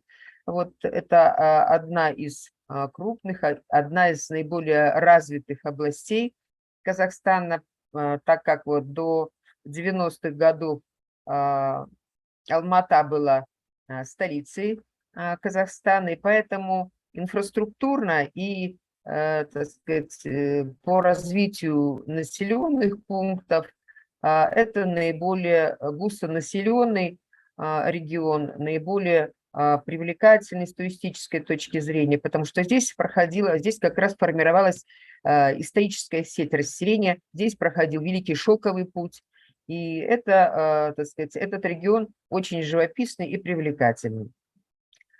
Ну, может быть, у нас, наверное, затягивается конференция, я потом более подробно вы сможете прочитать нашу статью. У меня предваряет все это, так сказать, информация о целях устойчивого развития, да, в области устойчивого туризма, про, так сказать, государства, как они следуют, про последний отчет 2022 года по развитию устойчивому развитию туризма. И единственное, что вот как бы то, что касается региона, я бы хотела отметить, что это важно как бы в ключе уже регионального такого аспекта. Казахстан также, так сказать, после принятия всех целей устойчивого развития Объединенных Наций, также постарался во всех своих, так сказать, программах перспективных учесть эти позиции. Но, к сожалению, как и вот было отмечено в отчете Объединенных Наций 2022 года, не все цели были достигнуты в разных регионах, в общем-то, по разным причинам, есть свои особенности, но, в общем-то, все равно было отмечено правильная целенаправленность, да, устойчивого туризма. И Казахстан как отмечала, так сказать, информационные источники, отмечали, Казахстан достиг 17-го места в глобальном индексе мира и предоставил, когда он предоставил свой также отчет по этому вопросу. И было отмечено, что более 50% индикаторов ЦУР, цели устойчивого развития, отражены в государственных планах и стратегиях. Ну, это вот как бы, да, вот эту вот часть я представляла в русскоязычной как бы версии. Вот эта информация, то, что я постаралась по самым свежим статистическим источникам Всемирной организации по туризму, то есть общая тенденция спада, да, и она характерна также и для Казахстана. Это общемировые глобальные тенденции, связанные с COVID-19. То, что сейчас как бы все конгрессы, вот, например, по ландшафтной архитектуре последний конгресс прошел, он был полностью посвящен борьбе средствами ландшафтной архитектуры, борьбе с глобальным потеплением. И у нас исследования тоже такие проводятся учеными. Вот университет у нас есть, один из центральных университетов Аль-Фараби. Я тоже эти цифры в конце приведу. Ну вот это, про эту информацию я как раз тоже сказала, про отчет 2022 года. И тем не менее, так сказать, хотя шел общий спад туристической деятельности, тем не менее, все равно появляются работы по исследованию развития и будущего. А как же развиваться туризму в будущем? Вот этому была посвящена публикация, работа группы ученых для Комитета исследователей Европейского Союза, и они выявили ряд тенденций. То есть, во-первых, обращается внимание на возросший спрос посетителей и в связи с этим сдвиг в сторону устойчивого и ответственного туризма. То есть экологическое сознание, в общем-то, оно формируется через университеты, через школы. Сейчас активно это подчеркивается на работу, прежде чем проводить экскурсию, например, в национальном природном парке, экскурсовод должен провести действительно небольшой такой как бы ликбез. Ничего, что я говорю бесперерывно, как бы никто не переводит. Ладно, всем понятно. Всем понятно. Вот, ну что-то я перевела на английский, отдельные моменты. Вот как раз этой группой исследователей подчеркивается, что последние годы появился новый термин, как бы туристофобия и овертуризм, то есть чрезмерный туризм. И если раньше многие страны рассматривали как благо максимальное привлечение международных туристов, и вот Франция, Италия, да, до 60% туристов это был международный турист, вот, то теперь страдает местное население, страдает, так сказать, проблемы с экологией, да, природы. Вот, поэтому стали, так сказать, то в одной, то в другой статье стране стали появляться публикации о том, что нужно какие-то регламенты вводить по въезду, так сказать, по сезонам, по направлениям.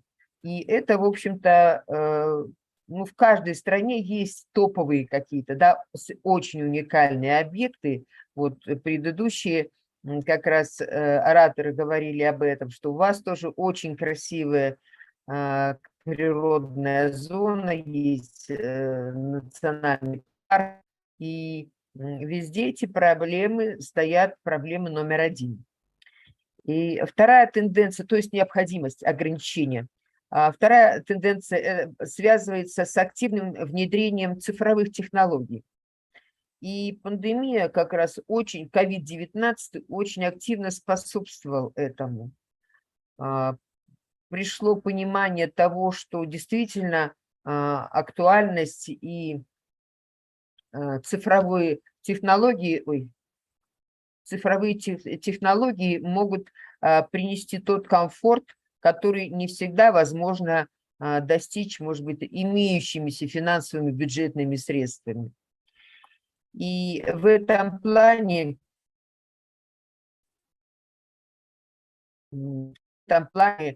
прогнозируются и такие элементы, как использование в туристической области искусственного интеллекта, робототехники, виртуальной дополненной реальности, интеллектуальных технологий. И иногда нам кажется, что все это еще далеко, искусственный интеллект, а жизнь так быстро меняется, так быстро вот у нас захватывает. У нас, например, в Казахстане банковская система настолько резко, быстро продвинулась в цифровизации. Мы даже не замечаем этого, а нам всем удобно стало. И это все активно, так сказать, используется и в туристической области. Вот забыла я фотографию вставить.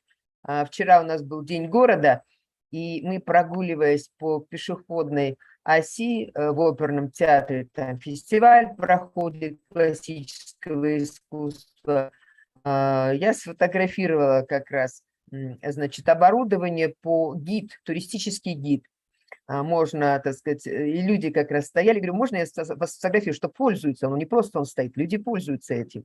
Поэтому это вот все как раз те технологии, которые улучшают качество туристической деятельности. И последние, так сказать, тенденции, последнюю тенденцию, в качестве последней тенденции были подчеркнуты моменты того, что появляются новые нишевые направления в туризме. То есть изучались примеры различных стран. Это экоответственные, wellness-туризм сейчас очень активно развивается. У нас тоже на начальной стадии, но очень активно, очень активно. Путешествия для пожилых, многофункциональный, например, сакральный и wellness-туризм. Недалек тот день, когда, возможно, в перспективе будет демократизация космического туризма. На нашей территории, это не Алматинская область, но на территории Казахстана есть космодром Байконур, откуда взлетают космические аппараты. И были предложения, изначально были предложения, так сказать, от руководства района создать многофункциональный, развлекательный, познавательно-развлекательный парк на смежной территории, потому что история уже очень богатая. И у меня дипломница, потом она дальше и магистерскую диссертацию делала по этой теме. И этот вопрос, это вопрос будущего, востребованного будущего. У нас в рамках туризма на уровне государства разработана государственная программа развития туристической отрасли на 19-25 года. Сегодня у нас 22 год, осталось всего 3 года, и опять новое какое-то видение, следующий этап дальнейшего развития. И вот в этом, так сказать, документе отмечалось, что на перспективу, это было, получается, уже на 25 год, ставилось увеличение доли туристической деятельности, то есть вложения до 8 ВВП, в общем объеме ВВП до 8%. В 2017 году был уровень 6%. Конечно, мы еще далеки от мировых уровней, но все равно сам факт, что принята государственная программа, расписан процесс мониторинга, что очень важно. Программу можно сколько угодно, так сказать, писать, но если нет мониторинга, если нет отклика. Отклик общественности у нас как раз есть. Я потом вот скажу в дальнейшей своей части, что все то, что и сегодня вот как бы гости, вернее, так, это мы гости, хозяева сегодня выступали, вот, они говорили о том, вопрос был, как вы считаете, какое ваше главное достижение? Конечно, участие населения играет очень большую роль.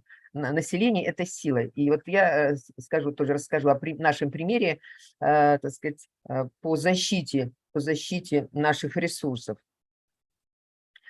Ну, как я уже сказала, мы, так сказать, проводим, ну, вот эта вот схемка, это примерно все, вот как раз Байконур я показала, очень много, но это вся, тут пример дан, топ-10, это 10 самых красивейших и уникальных мест на территории Казахстана. И 4 из них находятся на территории Алматинской области. То есть это говорит о том, что область очень уникальная и перспективная для развития туризма. И, так сказать, вот сейчас мы не являемся административным центром, но мы являемся центром как раз туристическим, потому что еще вот в период до 70-е годы были в проектном, тогда это были еще государственные проектные институты, был у нас институт градостроительства, и вот он разработал такую схему развития туризма, анализировали, был привлечен очень большой, мощный аппарат исследователей, географы работали, ну, всех областей, все, что требуется для территориального развития. И Извините, тогда пожалуйста, уже... регламент хотела бы Да? напомнить. Ой, ладно. Так, ну вот здесь представлены, я взяла на 3 этапа разбила, 11-й год, 19-й, 21-й. Сейчас активно работает вот эта база цифровая, и вот здесь можно видеть, как, так сказать, обеспечивается обслуживание. Здесь есть Казахстан, есть Алматинская область, и если, например, сравнивать Казахстан и Алматинскую область, вот здесь у нас, например, карта Казахстана, вот наша столица здесь располагается. Вот граница, это озеро Балхаш, очень крупное. Вот так вот идет граница Алматинской области. Мы граничим с Китаем, граничим с Киргизской республикой. И у нас так сказать, достаточно, вот это все горная территория. У нас горные хребты доходят до 5000 метров. И то, что показывали, вот это Айжан Тимурна показывали в конце, самый снимок большой, то это как раз показатель, это не фотошоп, это реальные фотографии. Вот Алмата, вот здесь расположен, очень большой, на площади 199 тысяч гектар, расположен Илья-Алтайский национальный парк, за ним заповедник. Здесь, то есть вот очень большая территория занимается как раз национальными парками, государственными национальными парками. И это все тоже учитывалось при разработке программы развития туризма в рамках комплексной схемы развития Алматинской области. Так, сейчас я быстренько, чтобы успеть. В своей работе мы, как исследователи, так сказать, разработали иерархию. То есть весь Алматинская область, это был туристско-рекреационный регион. В его составе мы выделили 2 туристско-рекреационные агломерации. Это Алматинская, сейчас я вернусь тогда, Алматинская, и вот здесь Талдыкурган, и Талдыкурганская агломерация. Это наиболее крупные города. И далее уже были на следующем иерархическом уровне были выделены еще 5 районов. Конечно, вот, например, очень активно, так сказать, популяризируется во всем мире, так сказать, межрегиональное общение. Это 17-я цель как раз ЦУР. У нас в этом году, наконец, заработал канал, который работал еще и 40 лет назад, связь, пешеходная связь через горы с другой республикой. Очень красивый маршрут пешеходный, и он как раз заработал с Киргизией. Но в 2022 году, в мае, да, президент принял решение, ну, это было поддержано парламентом, на снижение площади, так сказать, области. И в результате, так сказать, это будет следующая уже работа. Но все, что мы заложили в целом по предыдущей площади Алматинской области, оно, конечно, будет сохранено. Вот это вот, так сказать, слайды, насколько живописно вы можете судить, да, это слайды в 25 километрах от Алматы по ущелью, горному ущелью, поднимается на уникальнейший, это уникальный вообще, ну, мирового значения, высокогорный каток Медео. Он располагается на уровне 1600 метров, работает 8 месяцев. Вот это вообще молодежь обожает знакомиться, как раз пары там возникают. То есть вот сейчас приехали все студенты, и практически с октября месяца и по май месяц на открытом пространстве работает каток. От него поднимаются дальше вот на этой канатной дороге еще выше, на уровень 1700 метров. И здесь высокогорный горнолыжный курорт. То есть это как раз жемчужина, но это как раз тот топовый, так сказать, кусочек, который очень активно перегружен. Очень активно перегружен. Я в статье как раз привела пример в этом плане. Вот я как раз поехала со знакомыми, поехали сразу после Нового года, 25 километров. Мы ехали 3 часа. Вы можете представить, какой поток, так сказать, едет. И это очень популярное место, конечно. Но вот были лет 30 назад были предложения по размещению перехватывающих таких вот развлекательных центров на пороге города, чтобы, ну, сдерживать этот поток. Ну, а после вот 90-х годов, 2000-х, вот эта свобода, да, люди до сих пор никак не могут, так сказать, успокоиться, что они могут купить любой автомобиль, были бы деньги. И такое засилие автомобилей, что вот здесь, конечно, перенасыщение и уже опасность деградации ландшафта. Вот как раз я показала вот здесь вот слайд, где вот группа туристов, они выставили, которая пошла вот эта вот система горных озер кульсайских. И вот они отсюда пешком и переходят на территорию Киргизии. С Китаем тоже сейчас договоренности. Поэтому этот аспект очень интересный, важный.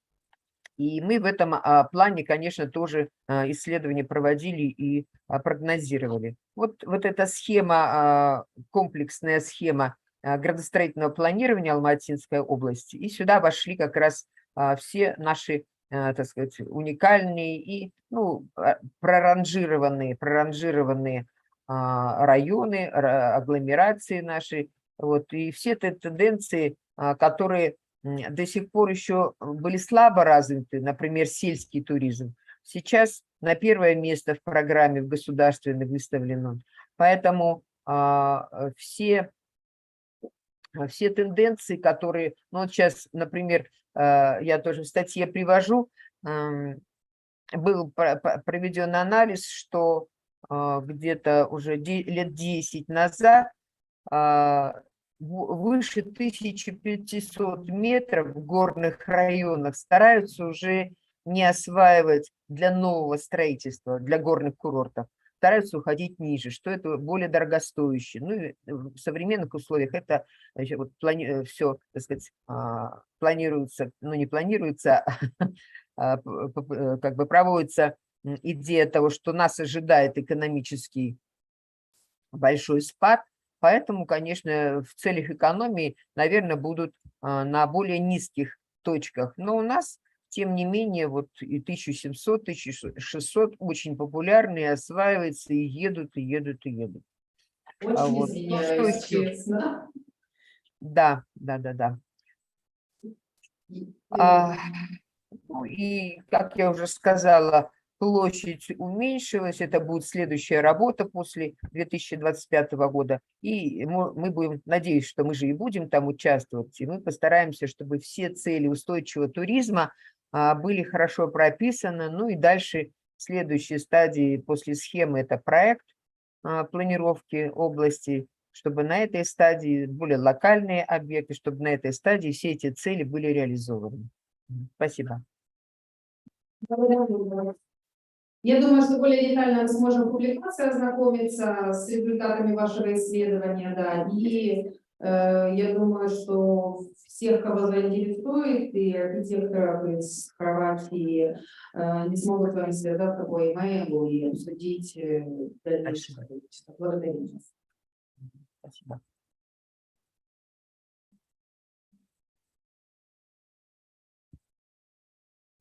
Ехала немножко программа, максимально в 16. Мы здесь в этом зале все, не расходимся уже.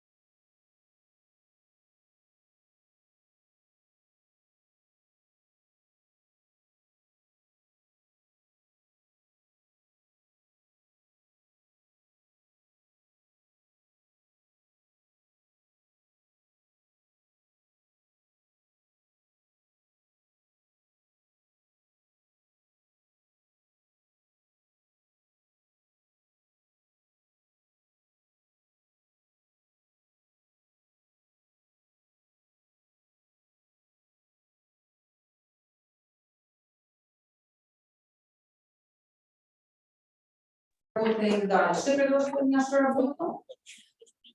Я хотела бы представить госпожу Дину. Она является руководителем команды нашей делегации из Казахстана. Предоставляю вам слово, пожалуйста.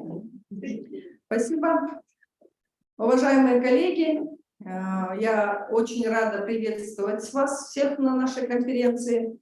И мы очень рады участвовать в данной конференции. Я, конечно, в связи с тем, что сейчас у нас произошли некоторые изменения в программе, не буду показывать презентацию, но я вкратце хотела бы выразить свою благодарность нашим коллегам с Казахстана, которые сегодня с нами участвуют в этом зале, в данной конференции. Это преподаватели, профессора Казахского автодорожного института. Также я бы хотела выразить свою благодарность всем нашим коллегам с Казахстана, которые сейчас присутствуют в данной конференции в онлайн-формате. Это профессора Казахской национальной академии имени Жургенева, Академии искусств имени Жургенева. Это Казахский национальный университет, Кокшетауский университет имени Абая Мырзахметова, ЖНП педагогический университет, также ряд других университетов. Хотела бы также отметить, что секционное заседание конференции, посвященное проблемам комфортной среды, предметно-пространственной среды городов, посвящается, как мы уже в начале конференции заявляли, памяти нашего руководителя, профессора, доктора технических наук, почетного строителя Казахстана Хусаинова Амирлана Айдарбековича и 30-летнего образования факультета дизайна в Казахстане. Хотелось бы несколько слов сказать о нашем руководителе Хусаину Амирлана Айдарбековиче. Этот человек является значимой фигурой не только в нашей академии, но во всей образовательной системе Казахстана. Именно по инициативе Хусаинова был внедрен в Казахстане кредитные технологии образования. Также наш университет, как головной архитектурно-строительный университет, как раз тоже по инициативе Амирлана Айдарбековича основал УМО, учебно-методическое объединение по архитектурно-строительному образованию в стенах нашей Академии Казгаса. Это объединение включает в себя свыше 40 вузов по направлению архитектурно-строительного образования. Мы являемся, ну, скажем, таким головным вузом, внутри которого разрабатывается ракурс именно в образовательной системе по нашим направлениям. Также, я уже немножко извиняюсь, также хочу сказать, что именно Амирлан Айдарбекович, скажем, изменил такие структурные, ключевые моменты вообще в системе образования по нашему направлению. Помимо того, что у нас есть, мы являемся головным вузом, который возглавляет УМО по архитектурно-строительному образованию, мы являемся основателями многих таких мероприятий, которые вносят свой вклад в улучшение, в развитие образования, высшего образования по архитектурно-строительному направлению. Хотелось бы отметить, что у нас есть такой фестиваль, который имеет международный статус. Мы ежегодно этот фестиваль проводим в разных странах мира с теми коллегами, с кем у нас заключен контракт. Это такой конкурс, в котором выставляются все выпускные работы наших выпускников по нашим направлениям. Тем самым мы как бы пропагандируем, скажем, наше казахстанское образование, ее представляем ну, как бы за пределами Казахстана и делаем все, чтобы улучшить свою систему образования.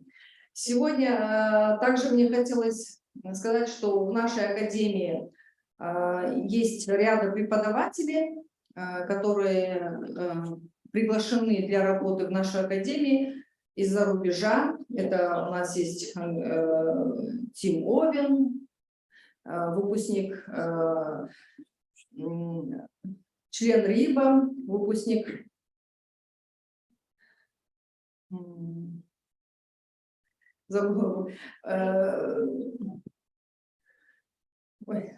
в общем, ряда других преподавателей, которые приглашены в нашу академию из дальних зарубежных стран, скажем. Сегодня мне бы хотелось представить слово нашему коллеге, профессору факультета дизайна Серджио Ферранди. Он представит совместный доклад с доктором архитектуры Лязат Тулеевной. Спасибо.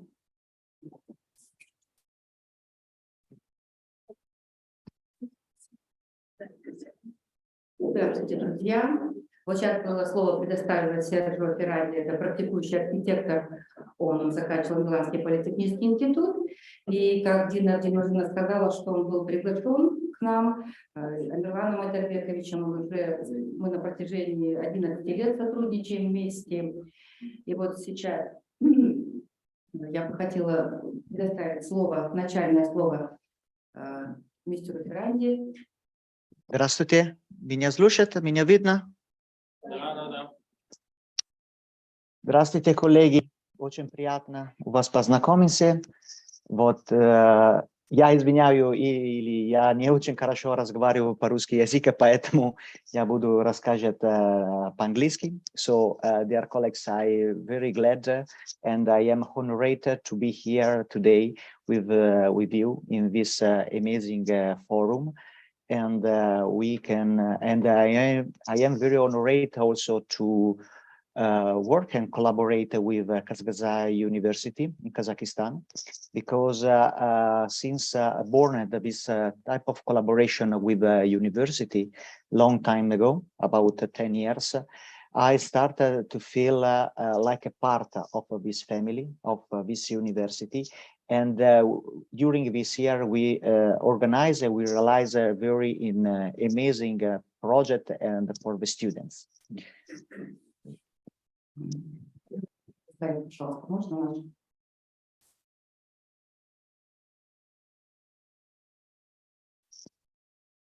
Нет, слайд с презентацией, пожалуйста. Я сейчас на русском языке представлю нашу тему.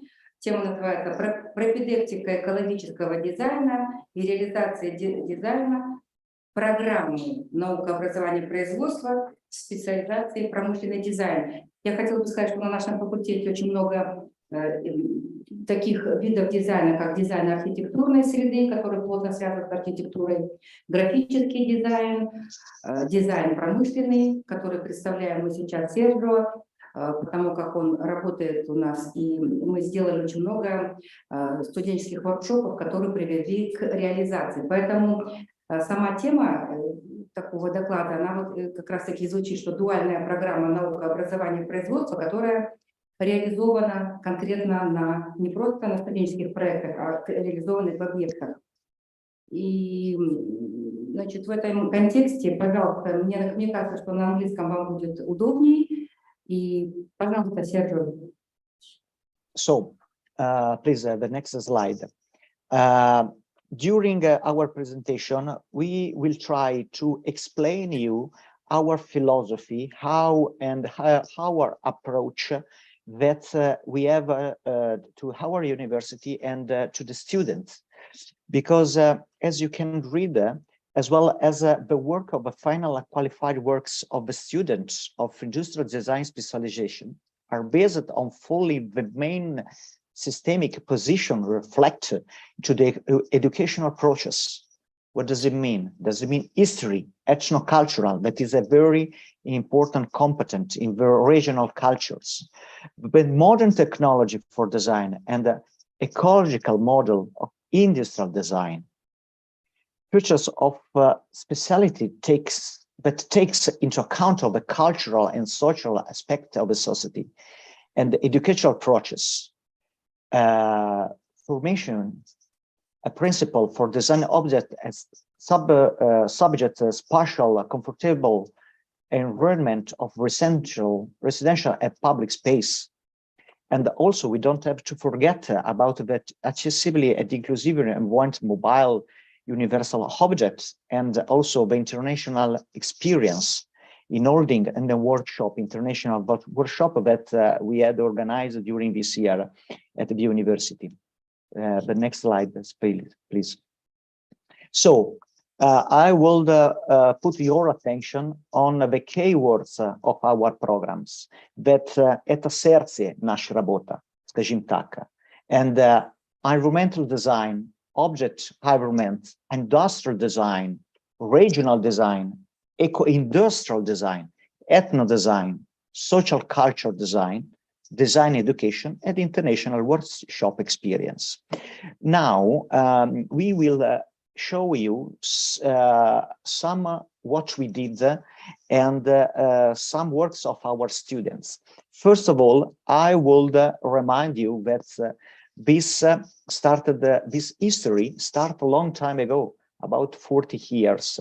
But the Faculty of Design for organized for students have been preparing for the educational program in industrial design.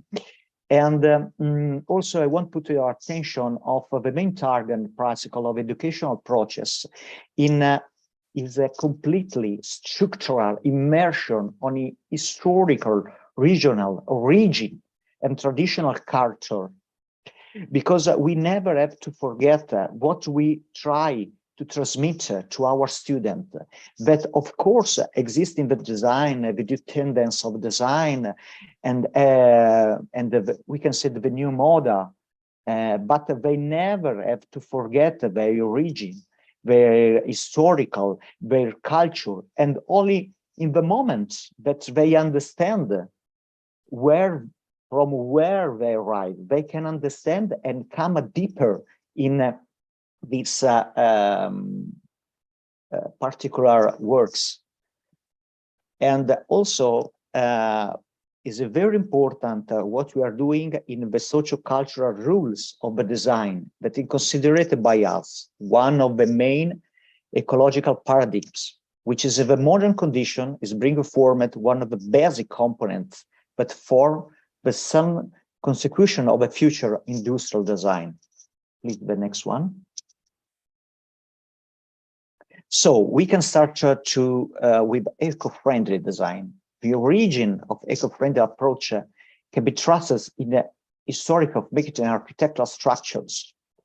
Why eco-friendly design? Because the entire objects created over the beginning created by the people, acts and kind of materialization of a socio-political, ideological and cultural aesthetic views and economy also.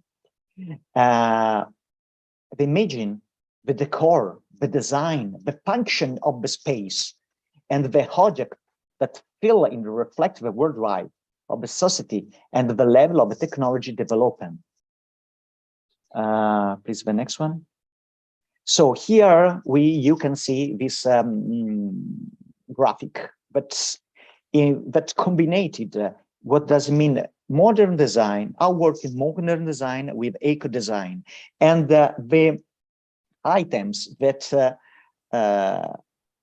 create this combination to the life, to the validity, intelligent, rationality, sustainable and innovate and friend lines.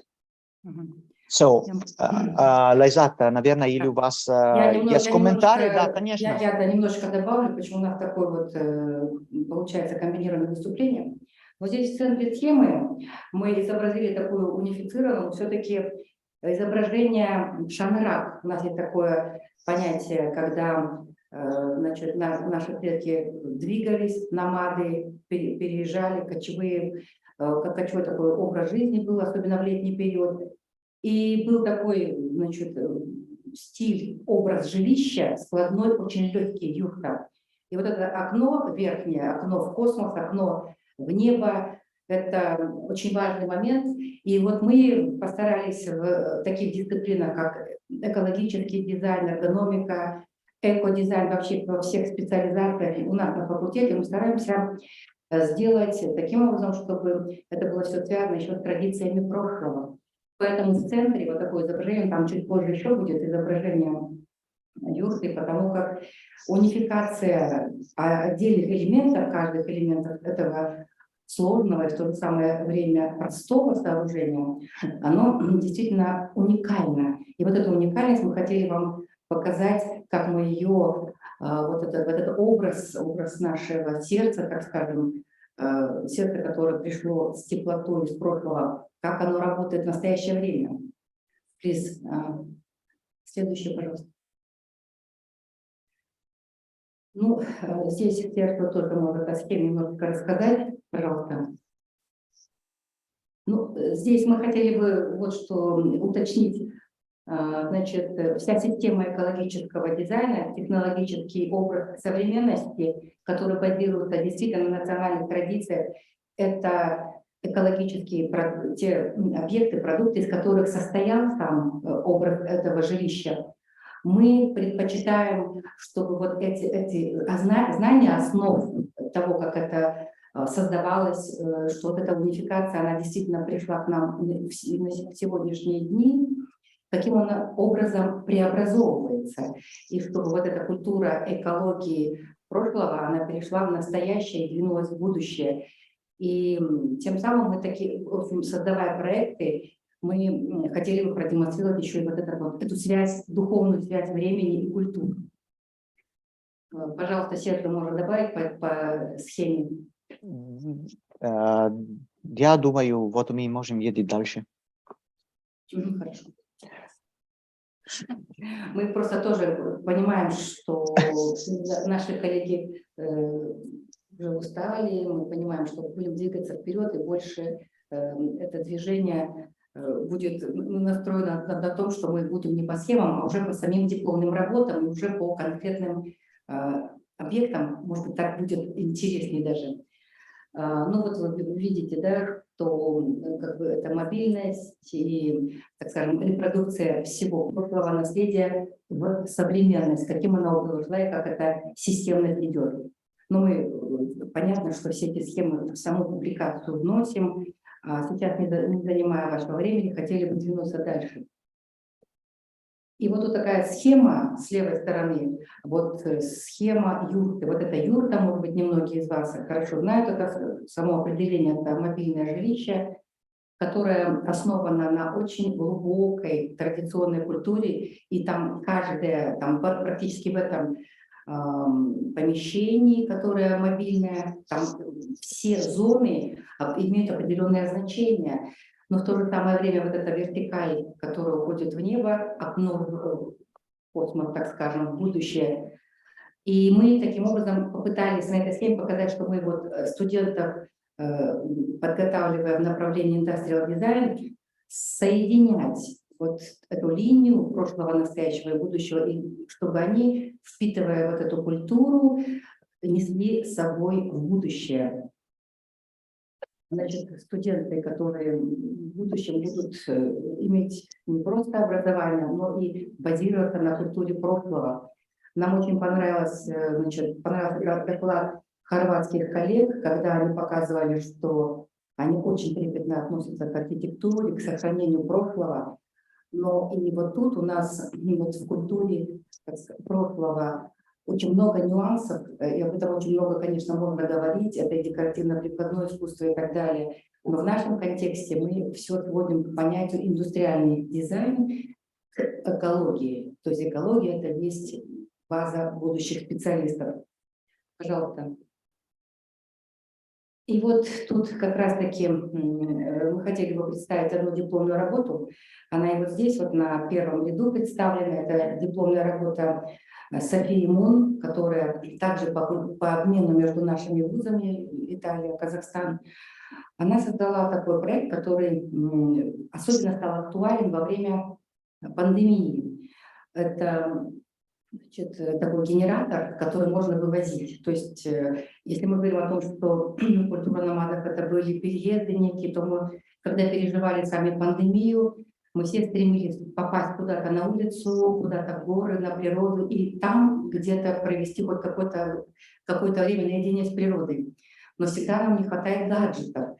И вот эта работа, она актуальна, собственно, стала тем, что значит, студентка, это моя дипломница, значит, мы разработали такой генератор, который работает от ветряной энергии, значит, от движения воды, то есть и солнечная энергия. Мы сделали конгломерат такой, генератор, накопитель энергии природный, просто это возобновляемые источники энергии использовать. И так, чтобы этот генератор был еще и мобилен. То есть его можно возить с собой в виде чемодана. Но вместе с этим я хотела бы сказать, что значит, мы получили авторское свидетельство на конкретное вот это изобретение. И если можно, пожалуйста, Богдан, если можно было бы посмотреть видеоролик, чтобы было более-менее понятно. Нет, это... Сейчас нет, сам видеоролик, пожалуйста. Нет, София Мун. Угу. Этот вторым будем. Итак, значит, почему мы говорим о том, что очень важно иметь какое-то такое приспособление, где могли бы мы все получать при движении какие-то источники энергии, и ведь это становится актуальным в настоящее время тоже.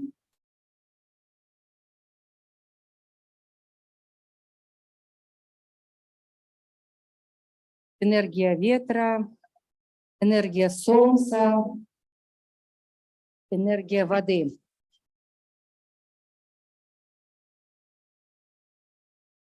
Понятно, что мы очень внимание уделяем эскизированию, тированию, обязательно прототипированию. И при создании этого объекта, вот здесь мы можем видеть, как он выглядит. То есть вот эта вот складная конструкция, она может умещаться в отдельном таком вот кейсе. В общем-то, действительно стало актуальным в настоящее время. Ну, то есть я имею в виду, что коллаборация нескольких, инженерная проработка была с людьми, которые работают в системе инженерии. Таким образом, я хочу сказать, что индустриальный дизайн идет в ногу со временем, и мы наиболее актуальные темы с позиции экологии пытаемся в процесс. И понятие образа поиска источники энергии. Таким способом мы говорим об этноауле или вот просто обычный аул, когда, значит, наши предки выезжали и создавались некое поселение, то сейчас в современности происходит то же самое, это геологические экспедиции, это различные, значит, какие-то формы образования, когда требуются такие элементы, и это очень становится важным на сегодняшний день, когда мы пытаемся сберечь энергию Земли, и, в общем-то, делать какие-то вещи с возобновляемыми источниками энергии. И далее, следующий, пожалуйста, слайд. Следующий слайд с PowerPoint. Или там. И следующий вот дипломная работа, мы тут тоже представили. Здесь студентка разработала несколько таких агрегатов, которые занимаются очисткой воды. То есть, значит, на территории, до этого докладчики показывали, что территория Казахстана это достаточно большая, и понятно, что сельское хозяйство это очень актуальная часть из всех систем, которые составляют детали нашей экономики, но вместе с этим вот поливные земли, и они всегда требуют очищенной воды. И это точно так же очень много озер, замкнутых и таких вот, значит, в которые втекают реки и так далее, открытые, закрытые водоемы, которые подвергаются, к сожалению, значит, загрязнению. И поэтому вот созданные такие объекты, они имеют возможность очищать воду до состояния питьевой воды. И мы тоже, значит, заявку сделали на то, что это авторское свидетельство будет, возможно, получено, потому что дизайнерам всегда трудно с системой инженерии еще несколько ступеней проходить. В таком случае мы такую заявку сделали. Пожалуйста, здесь можете, если здесь можно посмотреть альбомы, экспозиции различных тем, которые мы делали. И эти темы мы в основном делаем актуальными на злобу сегодняшнего дня. Пожалуйста, следующий слайд. Вот тут вот представлены два интерьера кухонь, в которых представлены объекты, которые, возможно, уже внутри. Мы знаем, что экология – это система переработки твердобытовых отходов. Но мы решили ее еще и с той позиции, что нужно начинать с себя, вот именно с нашего пространства кухни. И здесь именно систематизировать. И две работы, которые здесь представлены, как раз-таки направлены на то, чтобы систематизировать, значит, внутри интерьера, затем на территории площадок наших и на дворовых площадках, там, где крупные уже стоят системы сборки и вывозы. И также у нас дипломные работы были посвящены тому, чтобы переработка вне, значит, городскую уже зону шла. И в этом контексте мы тоже делали студенческий воркшоп с фирмой Zeta у нас вот в городе Алматы, которые нам предоставляли площадку по переработке твердобытовых отходов. И мы тоже вот совместно с Заурет, она тоже у нас здесь. Мы делали как можно больше вот таких вот вариантов, когда студенты через свои проекты, через свои знания могли бы вникнуть в современные, значит, самые актуальные тематики проектов.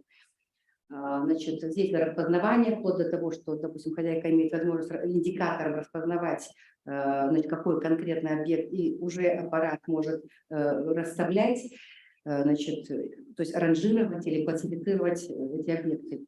Я имею в виду с тем, чтобы они были удобоваримыми и чтобы их можно было уже выносить за пределы. Пожалуйста, следующий слайд.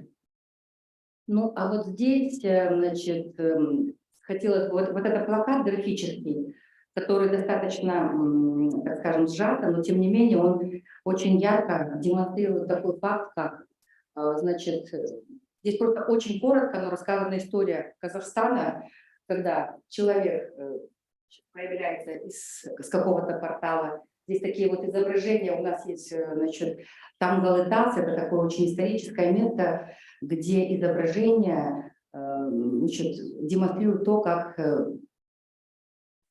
так скажем, изображение человека, солнцеголовые такие. Движения, появляются колесницы, некая история вовнутрь и выворачивается. И мы с нашей территории города Байконура, который находится на территории нашего Казахстана, значит, стартуют космос-корабли именно с нашей территории. Вот такая вот схема, но в то же самое время это сжатая схема истории нашей страны. Ну и, значит, дальше изображение правой стороны, видите, там головной убор, это Серго на красавице, это Серго там немножко расскажет об этом. И некое, допустим, представление, это уже художественного контекста, что, значит, Каддафи были хорошими наездниками всегда, и вообще, значит, животноводство это было приоритетом. Следующий, пожалуйста, слайд. И вот тут, может быть, если на английском языке для кого-то сейчас будет интересно, или я более убыстренном темпе буду говорить, мы хотели бы рассказать о том, что, значит, тут еще одна работа, на слайд следующий покажем, значит, что конструкция юрты и понятие связи этнических культур. С правой стороны вверху это изображение нашего одного, значит, художника, который занимался живописью, это народный художник Костеев, именем которого наша галерея названа. Изображение юрты, вот при всей ее простоте, казалось бы, вот, конструктивной, она имеет очень большие, сложные, так скажем, внутри значения, каждый элемент, который значит, составляет вот эту объемную конструкцию, и весь материал, который был использован для того, чтобы вот это жилище, которое и в летнее время работает там прохладно, а в зимнее время всегда люди могли получить тепло. То есть такой тот температурный режим, который, опять же, не зависит от каких-то энергоносителей, вот так вот, если скажем. То есть вот эта вот линия, которую я хотела бы донести, то есть вот эта вот конструкция, она как раз-таки демонстрирует, насколько, вот, так скажем, наше прошлое приносит нам в сегодняшнюю современную культуру именно экологичность, именно ту экологичность, которая была воспитана со многими культурными слоями. Следующий, пожалуйста, слайд. Ну и вот этот образ юрты мы, значит, использовали еще и для того, чтобы создать некие дипломные работы. В частности, перед вами, значит, дипломная работа, которая называется, то есть мобильная станция для министерства или там департамент чрезвычайных ситуаций, когда образ юрты взят был за основу, и вот такой центральный, допустим, элемент, вокруг которого сопоставляются очень много таких вот двигающихся конструкций для системы чрезвычайной ситуации. Это очень важно, потому что когда какая-то ситуация происходит, то планомерное наполнение этой конструкции, оно экономит время спасения людей. И в этом контексте, конечно, ее можно как-то использовать там, допустим, детально по одному, там, вплоть до того, что хирургические кабинеты могут мобильные составлять основу.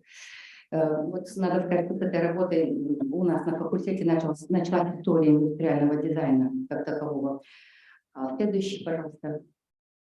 И вот если говорить так скажем, накопляющий, то есть практически это современный, можно сказать, аул, который мобильный, который составляет, так скажем, подвижную конструкцию. И вот здесь, пожалуйста, Турар, включите видео, ролик назад.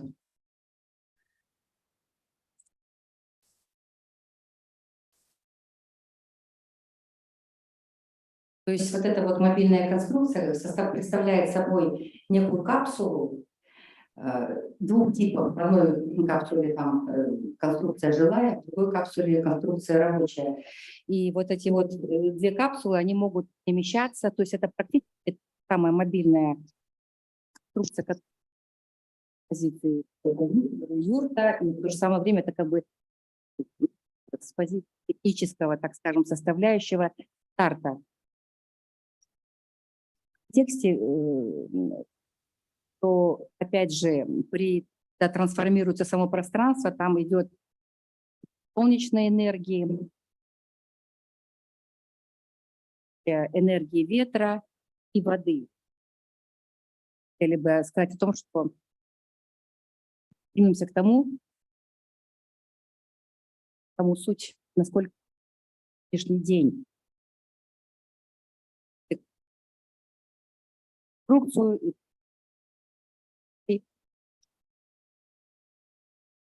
конструкции могут являться наземным транспортом, транспортом авиации. Вот это вот, если мы опять вспомним все те вещи, которые мы не любим вспоминать, но тем не менее период вещи, капсульные конструкции, они всегда были нам. Ну, то есть имеется в виду чисто вот с позиции необходимости. И теперь, пожалуйста, презентацию саму еще раз. Вот эта работа на YouTube висит Алишера Назарова. И вот мы остановились, да, на... И следующий слайд, пожалуйста. Нет, слайд, не видеоролик, а слайд. Да, и вот здесь такой образ, так скажем, того, что эти мобильные конструкции, могли бы сказать, что это единичная конструкция, когда автомобиль, обычный легковой автомобиль, он может быть обречен, так скажем, в некую капсулу или, так скажем, в рыцарские доспехи. И, значит, он может, допустим, быть на открытом пространстве. И, так скажем, это очень был интересный образ. Так, следующий, пожалуйста. И вот, пожалуйста, теперь я предоставляю слово Сержу, он завершает наш доклад. именно международным нашим достижениям, которые очень приветствовал наш ректор Амирлан Айдарбекович Куцинов, в памяти которого мы посвящаем нашу конференцию. Пожалуйста. This is the result of the long cooperation that have been established between Italy and Kazakh University. I want to put your attention of 2 points.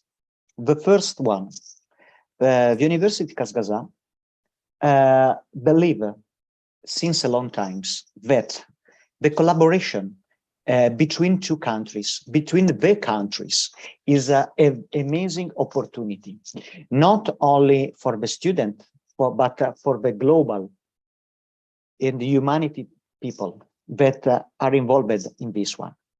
And what we try to make in this year is to create a strong collaboration between Italy and Kazakhstan.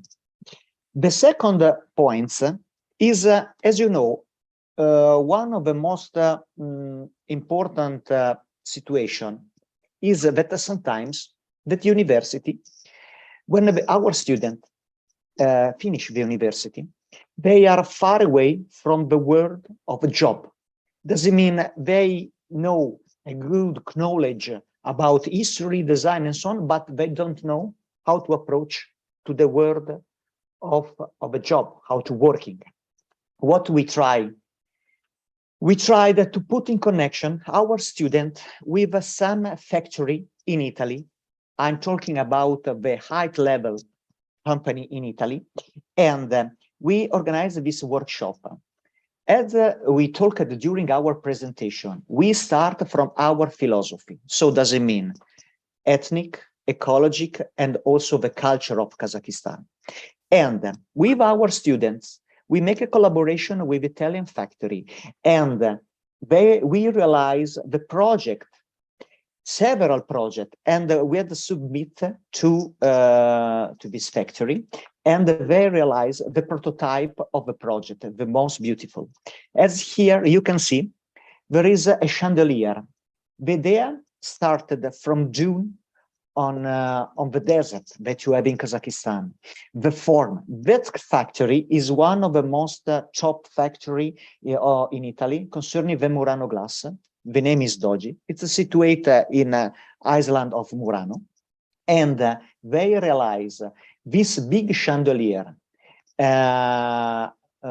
for University Kazakh, and have been a very big event that show to all the people of the community of city of Almaty what the students did. This have been have 3 important points. First of all, the student start to understand how is the process to collaborate with the factory, but not only with the factory, but with the international factory. This doesn't mean that they learn how could be the connection between the 2 different countries. Second one is an amazing experience for them, because they learn a lot of when they started to collaborate with the factory. They start to understand all the small details of the construction, because the design is not only the form, but is also technical details. The first point is been as a social event, because it's participate Italian embassy and all the main important figures of the city of Almaty. Please, the next slide. Look, here you can see the students that drew this amazing chandelier, and all the process that have been, because he participated during the installation, and he had the opportunity to explain to all the people why and his idea born and how his idea born. Maybe Mr. Лайзат, у вас есть комментарии? На один слайд назад сравните, пожалуйста.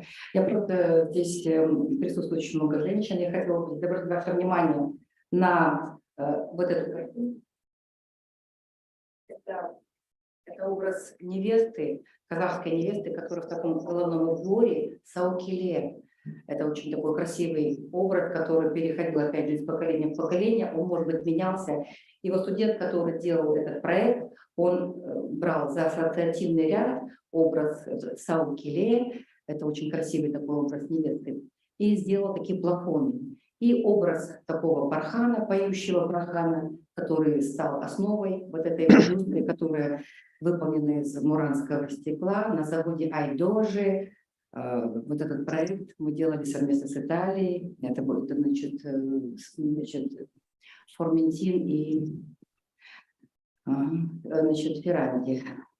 Статью мы сдали, и я надеюсь, что это будет интересно. Спасибо большое.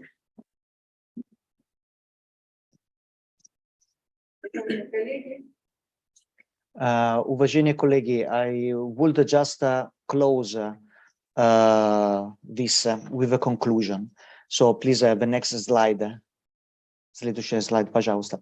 So I want to leave you with this slogan.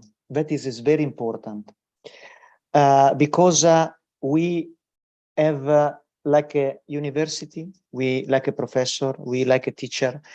We have rules, very important rules in front of our students because we create their mind. We create them, we give them our feedback. So at Kazgaza, we not only train architect and designer, but we train the future generation for a better world. This is our slogan. And this arrive not only from our mind, but also from our heart. This is our mission. So one times more, thank you very much. If you have any question, I am here. And also Mr. Mirza Laizata, she's also will be very glad to answer if you have any question.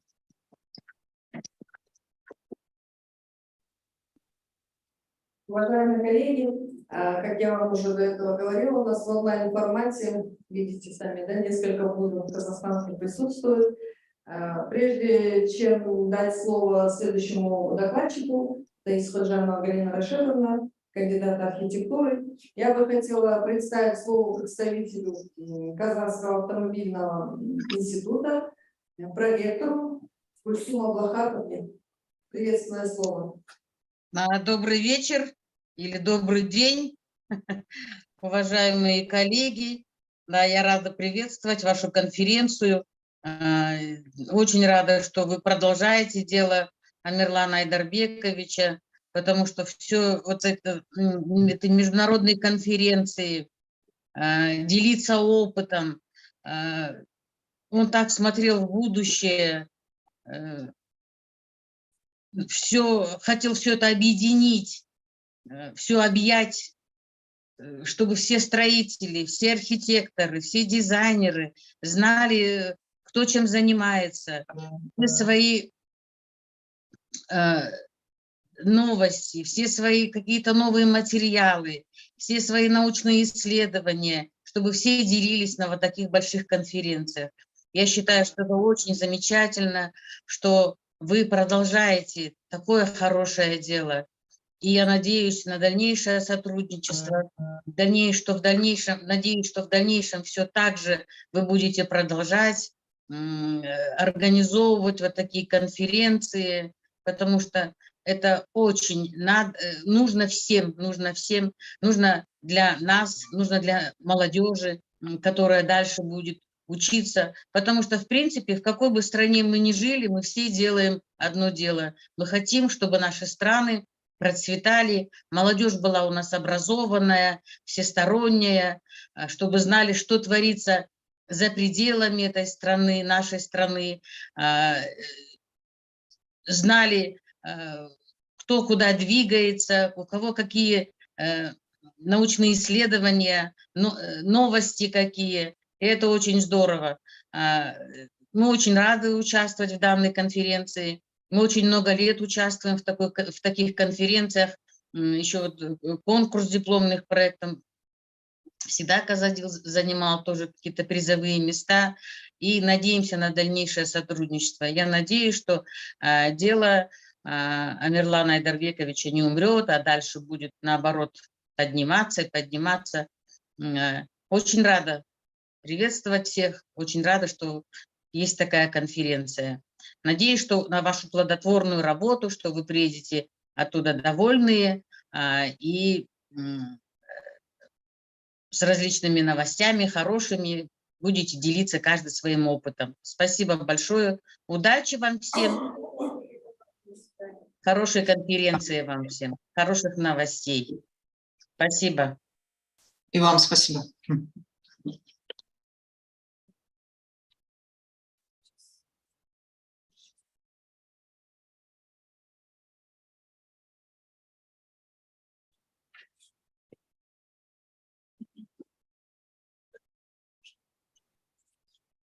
Галина Рашидовна, подключайтесь.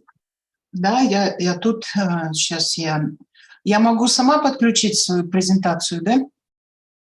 Да, можете share screen сделать. Ага. Видно, все хорошо. Угу. Меня слышно, видно? Ну, после таких памятных и красивых речей о цели нашей конференции, это как бы почтить, вообще выразить свое почтение нашему руководителю, к сожалению, бывшему, который действительно объединил все силы в нашем институте, вот в Казахской архитектурно-строительной, главной архитектурно-строительной академии, и, в общем-то, с небольшого факультета поднял этот институт до крупного учебного комплекса, обучающего по специальности строительства, экономики и другие. Вот. Поэтому сегодня вот мы действительно, для нас это большой праздник, выступить с теми результатами наших исследований, нашей работы со студентами, с городом, с научными исследованиями и так дальше. И я вам хочу представить свою презентацию, вот связанную с темой типологических аспектов дизайна урбанизированной архитектуры, основанной на принципах гибридности. Ну, немножко представить себе. Я Искаджанова Галина Рашидовна, профессор направления архитектура и жилых и общественных зданий. Вот, и мои коллеги-дизайнеры, с которыми мы, в общем-то, Инна Заяц и Лиза Цитарова, с которыми мы, собственно, эту презентацию как бы подготовили. Но в отличие от предыдущих презентаций, да, вот моя презентация, я вам продемонстрирую, именно основана на работе с магистрантами. В основе этой презентации лежит то направление, которое мы осуществили в прошлом году, за 2 года предыдущих. В этом году эти 2 ребят защитились. И, в общем-то, вместе с ними мы вышли на вот эти результаты, которые мы сейчас представим.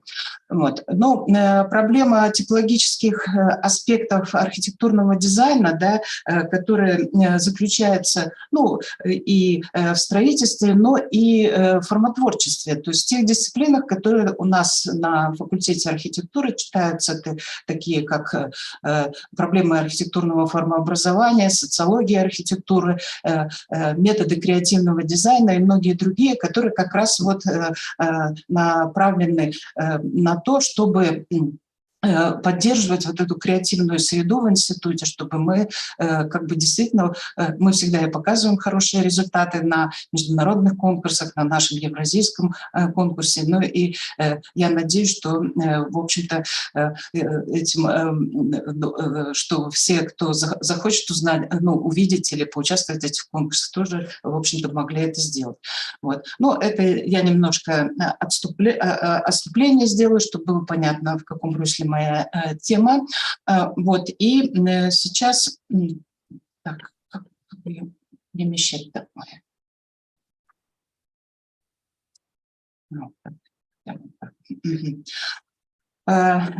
Значит, тема гибридности – это довольно необычная тема, она вызывает массу как бы вопросов всегда, и когда мы приступили к исследованию, мы тоже задали себе этот вопрос, потому что сейчас все чаще и чаще слово «гибридность» встречается по отношению к совершенно различным областям жизни, потому что гибридность – это как бы это пришло к нам из биологии, вот, но сейчас это понимается гораздо шире, так как и относится практически ко всем, очень к многим видам деятельности, вот, потому что гибридность – это, по сути дела, скрещивание каких-то двух свойств, в результате которого получается третье, может получиться третье, четвертое, в самых неожиданных своих проявлениях.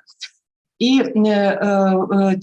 вот этот термин гибридности по отношению к застройке часто сейчас употребляется и для зданий, и для районов, и для городских условий. Вот. Но мы начали немножко поуже.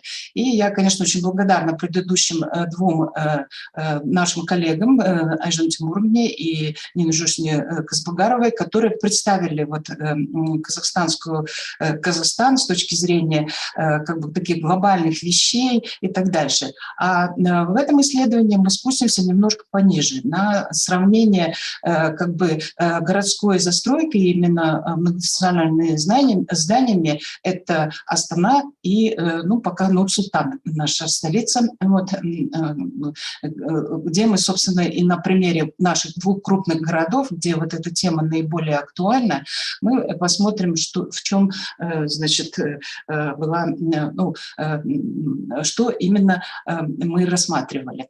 Ну, естественно, первое, с чего мы начали, это с того, чтобы понять, как формировались вот многофункциональные типы и понять место, вот качество гибридности новой застройки. И в результате этого у нас сложилась вот такая таблица, которую вы видите.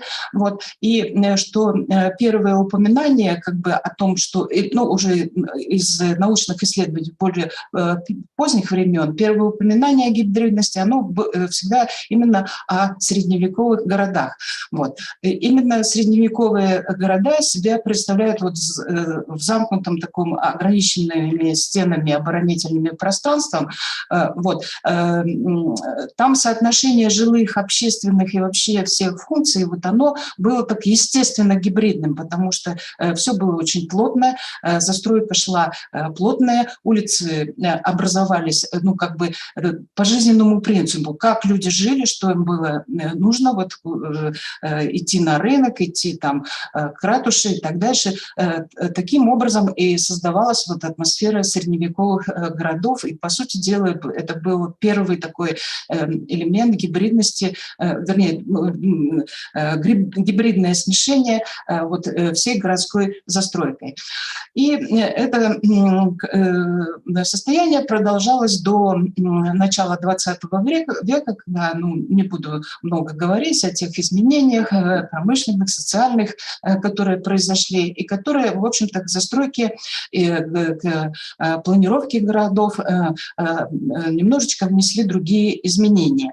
И в результате этого как бы вот эта моно- и мультифункциональность, она пришла, конечно, вот от вот этих первых элементов, первых кирпичей, которые раскладывалось все в этой жизни. Вот все хотели как бы дойти до какого-то первой причины и потом, значит, уже из этого формировать дальше. И в результате получилась вот такая, вот здесь вам представлена стадия формирования мультифункциональных комплексов и основные, как бы, то, что их отличало. Значит, это, конечно, сама типология, то есть тех зданий, которые появились, потом, значит, обязательно программы были, потому что именно программа меняет функциональное зонирование, то есть что нужно из потребностей как бы людей, из окружения, из ситуации. Вот. И, значит, следующее – это как бы смешение функций, которые, если все-таки в средневековом городе функции, ну, как бы не слишком разделялись, просто в жилом доме, например, проходило и как бы продажи, и, ну, в смысле, торговые операции, и лошадь стояла там, и вверху, в самом верху одного и того же плотно стоящего здания там располагались личные помещения, ну и так дальше. Это, я не буду на этом долго останавливаться, это известные процессы. Вот. И как бы в результате мы вывели такую закономерность, что от архетипа сначала монофункциональности в 20 веке развилась многофункциональность, и постепенно вот эта гибридность от архетипов начала как бы занимать довольно серьезную роль. Почему? Ну, как бы, естественно, все вот эти положения, что привели к появлению вот таких сложных многофункциональных комплексов, вы можете потом прочитать статьи, я долго не буду останавливаться на этом, мы посмотрим дальше. Ну, естественно, сразу тут же после того, собственно, любая функциональная организация, она как бы определяется потребностями в каждом случае. И, ну, и историческом, и там, скажем, конкретно, когда разрабатывается ситуация какая-то городская или жилищная. Вот. И в результате этого, значит, стало понятно, что, значит, три основных потребности населения, вот, связанные с социальными условиями, с повышением комфорта, меняются. Сейчас вот в 21 веке очень много что поменялось, поменялось само отношение к строительству, вот, поменял, ну, технологии, экологические, социальные изменения и так дальше. И все это вот выразилось вот в этих потребностях, именно многонациональных комплексов, которые мы как бы вот обозначили.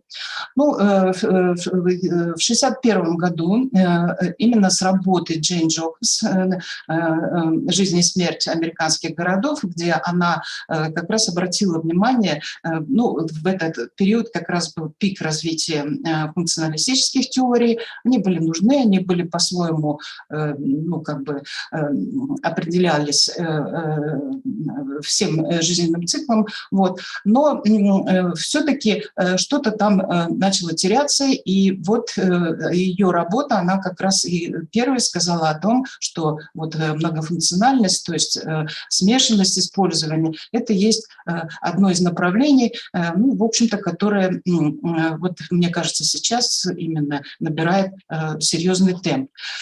В 1985 году Джозеф Фелтем, архитектор-философ, он первый, как бы, вот, проанализировав ситуацию, он как бы первым дал определение гибридности. Вот в сравнении. И все исследование построилось дальше у нас на сравнении как бы вот двух этих типов. Когда многофункциональность, она понимается вот так как бы арифметически, но определяется еще и тем, что, допустим, вот сдаваемые в аренду, потом коммерческие помещения и жилые помещения, вот особенно многоструктурных таких, были особенно важны, именно они приносили основной доход, в общем-то, вот, потому что, ну, есть для этого много причин, то вот гибридные комплексы, они отличаются тем, что начинается здесь смешение. То есть мы даже вот в этом плане видим, вернее, не плане, это типа разрез, мы видим как бы отголоски вот города, где улицы образуются, где общественная зона перемешивается с публичными зонами, с жилыми зонами. И эта вот схема, она как бы подвела теорию под разработки архитекторов. Вот, ну вот здесь я привожу только звезд архитектуры, которые свое имя получили много премий именно за разработку вот дизайна, архитектурного дизайна и зданий в дальнейшем. Это Рэм Колухас и Стивен Холл. И вот здесь вот как бы очень хорошо видно, как вот основой вот этого решения стала вот именно организация некой такой улицы, некой такой общественной связи, которая не только на первом этаже, но и весь комплекс пронизывает дальше. Тут еще один есть момент, вот, как бы по многофункциональным зданиям, это то, как они, собственно, зародились. Да? Вот. Ну, всю историю я не буду рассказывать, единственное, расскажу о двух совпадениях, двух направлениях, которые тоже стали основой для наших исследований в двух направлениях. Первое, значит, смотрите, в 30-м году известный американский архитектор, вот, который строил именно Манхэттен с его небоскребами, что определило вот, ну, стоимость земли, вот, как бы быстро растущий город, большие потребности и так дальше. И второе, тоже это произошло одновременно по времени, это архитекторы-конструктивисты, ну, вот Михаил Гинзбург, значит, он тоже, значит, сделал многофункциональный комплекс, но как бы немножко другого направленности. И если Раймонд Худ, он считал свои дома, это целый город под одной крышей, как бы целые все функции там и так дальше, и это больше определяет принцип гибридности, да, то Гинзбург создал то, что впоследствии он сам назвал социальным конденсатором. То есть когда вот этот конденсатор внес в жизни людей вот новые типы жизни, новые типы взаимодействия и новые структуры. Ну, здесь я показываю фотографию. Сейчас этот комплекс, он построен в Москве, реконструирован. Вот, и как бы вся его полностью реконструирован, не меняя сути, планировки и так дальше. И это сейчас очень популярный, один из самых таких используемых, вернее, продаваемых комплексов, где вот именно связь общественных и жилых ячеек, в общем-то, решена достаточно интересно и при хорошей реконструкции, ну, даже ремонте я бы не назвала больше. Вот, оно сейчас достаточно как бы хорошо функционирует. В результате всего исследования мы как бы сложили вот две линии, вот, которые одна называется многофункциональной разницу между многофункциональным комплексом и гибридным, потому что это первый теоретический вопрос, который все задавали, а, собственно, это не одно и то же и так дальше. Но в своих программах, в развитии и в источниках это две, ну, как бы на одной теме, но немножко разные структуры. И именно вот эти положения, я их не буду как бы подробно расписывать, вы их можете потом прочитать. Вот, то есть основная разница между вот этими двумя подходами, тут речь не о том, что сказать один лучше, другой хуже, они оба имеют жизнь, но у них свои принципы развития. Как бы, и то, что сейчас тоже активно применяется в застройке.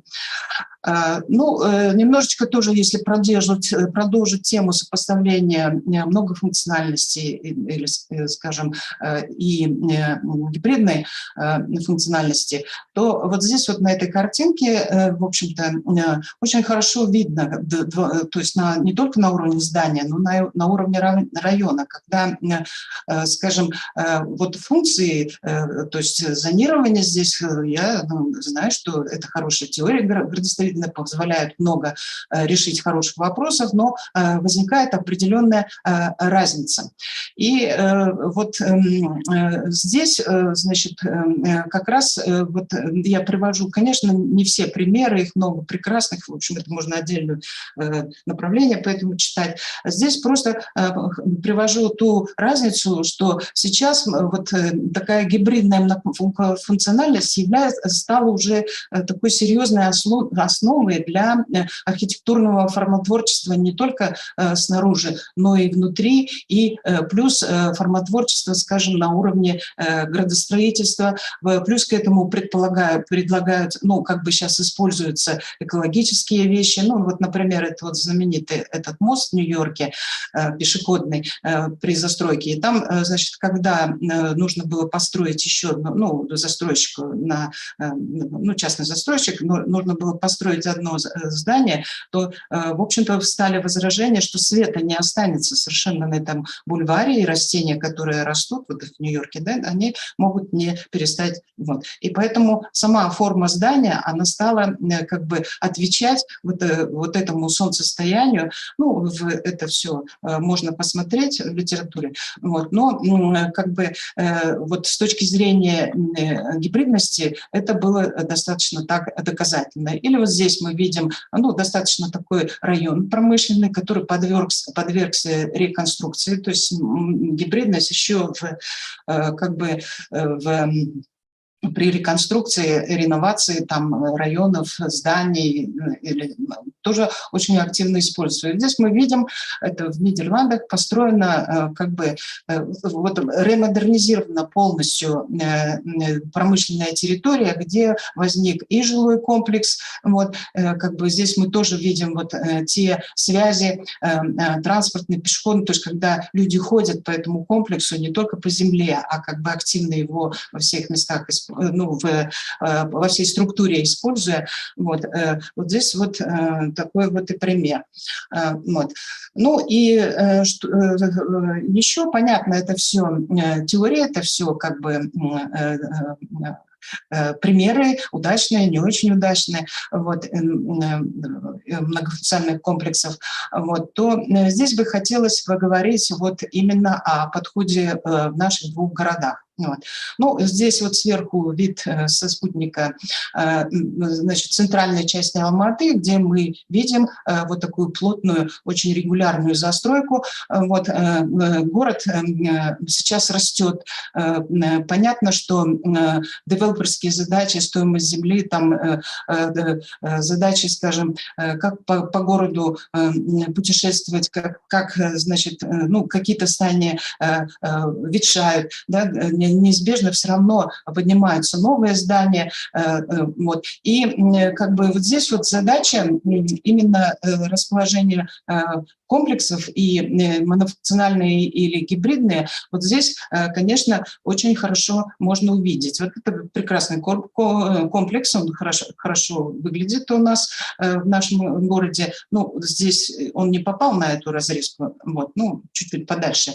И как бы вот это вот типичный пример монофункциональности, когда практически все дороги, все отдано транспорту, да, вот, и вот эта внутренняя жилая группа, она, собственно, никак не взаимодействует со всей средой, замкнутая такая система, вот, а в то же время сейчас, когда у нас появились вот здесь променады, интересно, когда люди стали гулять по нашему городу, им нужно увидеть то, другое, и вот, допустим, хождение просто по улицам мимо несущегося транспорта, это, конечно, не доставляет. Людям хочется погулять, там, зайти во двор там, и так дальше. Вот. Но это вот в таких монофункциональных комплексах это практически невозможно. Но в то же время вот такой гибридный. У нас, конечно, много и других красивых зданий, просто моя лекция немножко поуже, как бы не все я показываю, и, может быть, не лучшие здания, вот, но для меня вот в этом исследовании был важен принцип. Вот. И это вот Есентай Тауэр, именно гибридный комплекс, где вот эти жилые здания смыкаются с офисным, торговые, и все между ними занимается, ну, как жизнь в маленьком таком городе. Очень популярное место для молодежи, вот, оно красивое. Кстати, очень хорошо проветривается, потому что высотное здание вот в данном месте создали такой хороший поток ветровой, вот, который не всегда получается как бы в нашем городе это сделать. Вы знаете, что проблемы проветривания нашего города – это серьезная экологическая проблема, которую, в общем-то, решают специалисты очень многих направлений. Ну и я упомянула о транспорте, да, потому что здесь видно, что здесь все улицы, которые заполнены транспортом. Вот.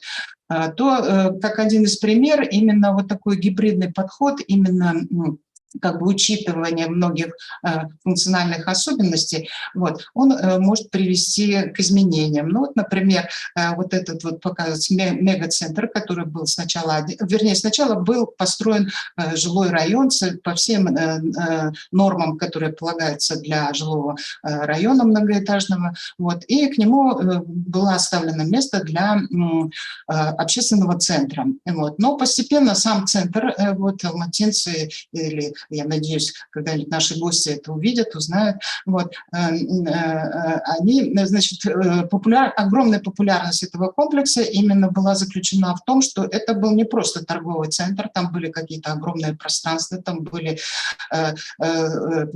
сложные пересечения вот в центральном холле всевозможных проходов, там, эскалаторов и так дальше. И, то есть здесь вот жизнь, она как бы вот действительно как в маленьком городе. И это очень популярный как бы центр.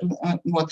Но самое главное, что он практически, вот это была достаточно такая, ну, скромная, пустынная, с плохо структурированной застройкой улицы, она здесь создала вот такой вот прецедент, то есть появились новые транспортные маршруты, вот, то есть потребовалось большое количество стоянок для этого и так дальше. Вот. То есть это вот... Я хотела бы о регламенте дополнить тоже.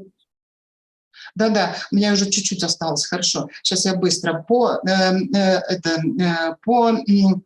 Астане здесь ситуация немножко другая, вот, потому что здесь вот это не столь мелкая сетка, которая позволяет создавать вот именно вот эти вот комплексы, но красивые, иногда очень такие, конечно, я не все привела, очень интересные, архитекторы стараются для украшения этого, вот. Но тем не менее, вот вы здесь вот заметно, что здание и стоят только машины, гулять больше, ну, там негде. Но в то же время и появляются уже такие комплексы, где это возможно, то есть вот с гибридными этими функциями. Ну и еще один социальный аспект, я его коротко скажу, вот у меня в статье поподробнее написано, он, конечно, связан это с переходом на удаленную работу. Дело в том, что вот в многофункциональных комплексах там вот это соотношение общественных площадей и жилых, и, то есть они могут быть разные, не обязательно вот такой, как в первом случае, вот, монофункциональные по Фелтону, это могут быть и гибридные такие сочетания. И вот здесь выяснилось, что как бы, собственно, в общественных пространствах работать-то и негде, вот, когда, значит, возникли вот эти удаленная работа, а дальше перешло это в пандемию. Вот. И как раз вот для этого, вот для городской среды очень много стало появляться вот таких вот изолированных капсул рабочих или мест, вот, которые тоже, по сути дела, мне кажется, сильно изменят подходы вот к проектированию общественных пространств и так далее. Вот. Ну, потому что люди очень часто как бы, ну, при удаленной работе могут, ну, им нужны какие-то особые пространства. И следующий момент, как это отметили, ну, практически все наши коллеги, это связано с методом, вот, каким образом определить функциональные и социальные потребности и так дальше. И, конечно, для этого нужна масса данных, которые сейчас и активно развиваются в Алмате. У нас очень много компаний, вот, ну, не слишком много, но есть компании, которые занимаются вопросами именно социальных исследований. Пока это идет у нас не слишком активно, потому что вот эти нормативные, когда у нас, скажем, на многофункциональному комплексу есть специальные нормативные материалы, где, в общем-то, ну, все четко так зонировано, что там даже трудно выйти за рамки, ну, каких-то необычных сочетаний функций. Вот. То, естественно, как бы вот эти данные, да, вот сбор big data или информационных данных, результатами которых, вот, в общем, здесь представлены, допустим, соотношение площадей, соотношение уличного фронта функционального, как бы, что используется, каким образом, соотношение всевозможных передвижений. И, скажем, вот эти вот гибридизация собственного застройки, она вот благодаря этим данным, то есть какая-то уникальность, какая-то разработанность потребностей, она, конечно, более как раз и возникнет. И последний, в принципе, слайд – это о том, что, конечно, вот, скажем, бывшие социалистические страны, они, конечно, вот на вот этих регламентах моно и так дальше, вот в градостроительстве, они монофункциональности или многофункциональности, ну, более как бы так понятно регламентировано строительство, вот. Но, скажем, сейчас вот именно вот каким образом отражать то, чтобы застройка каждый раз была уникальным, вот предлагается как бы создать некий такую 3D как бы документы, которые бы на основе, значит, вот зонирования, соотношения жилых и там или других пространств в городе и, скажем, 3D как бы регламентации, где возможно повышенная застройка, где нет. Это, в общем-то, одно из тех направлений, которое, наверное, поможет то есть для этого уже есть разработки и так дальше. Ну и, значит, последнее, что эти результаты мы обязательно используем в наших лекционных курсах для магистров, для бакалавров. И сейчас еще существует такое явление, что очень вот эти компании, занявшиеся вот изучением социальных потребностей или всех вот этих направлений, они нуждаются как бы обязательно в исследованиях вузовской науки и очень часто обращаются к нам за помощью в этом отношении. Вот. Ну и вообще последнее, что гибридность – это практически термин не просто какого-то комплекса и так дальше, это термин для нашей жизни, который будет все чаще и чаще наверняка дальше повторяться. Спасибо за внимание. Вот, может быть, есть вопросы. Спасибо, да. У нас сегодня мы видим, что объединенные идут доклады, очень много касательно архитектуры, также были доклады по туризму, и необходимо отметить, что и Хорватия, и Казахстан пошли в одном мнении, необходимы изменения, реновации для архитектуры. Но для чего это делается? Хорватия это делает для того, чтобы увеличить количество туристов.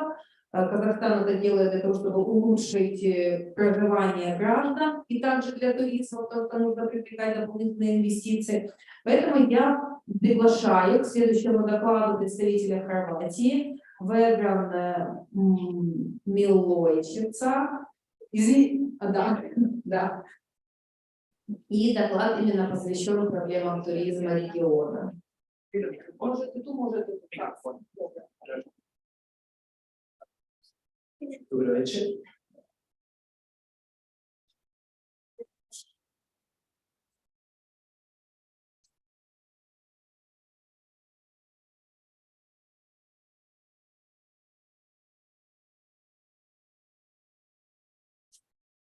Твоя презентация ваша.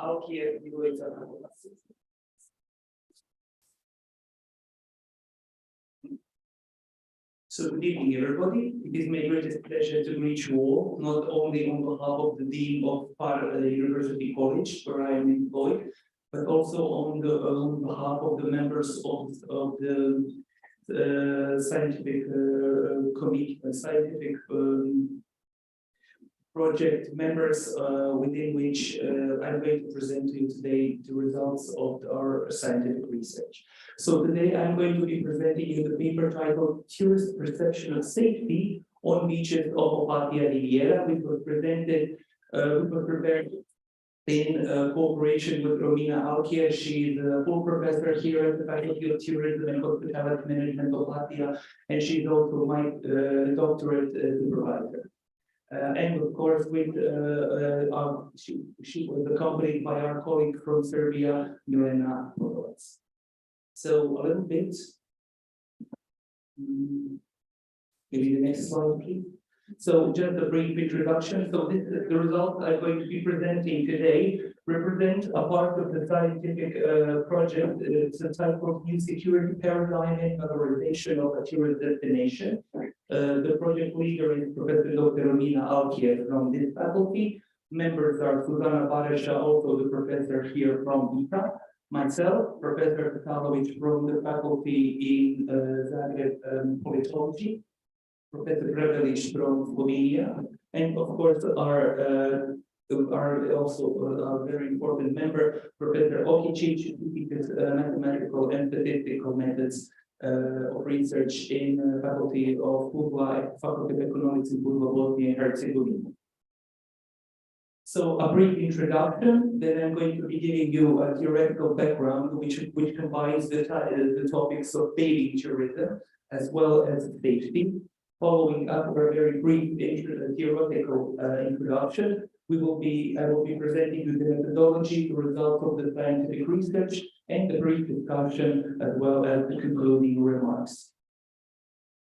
So, as we already know that today in the world, we're all very much faced with diverse safety challenges, and all this in the last couple of decades, which occurred, had tremendous impacts on the world economy. So either we discuss the instability of world regions, maybe illegal migrations, use of various weapons of mass destruction, terrorist attacks, etc., natural hazards, all that had some kind of impact on the world economy.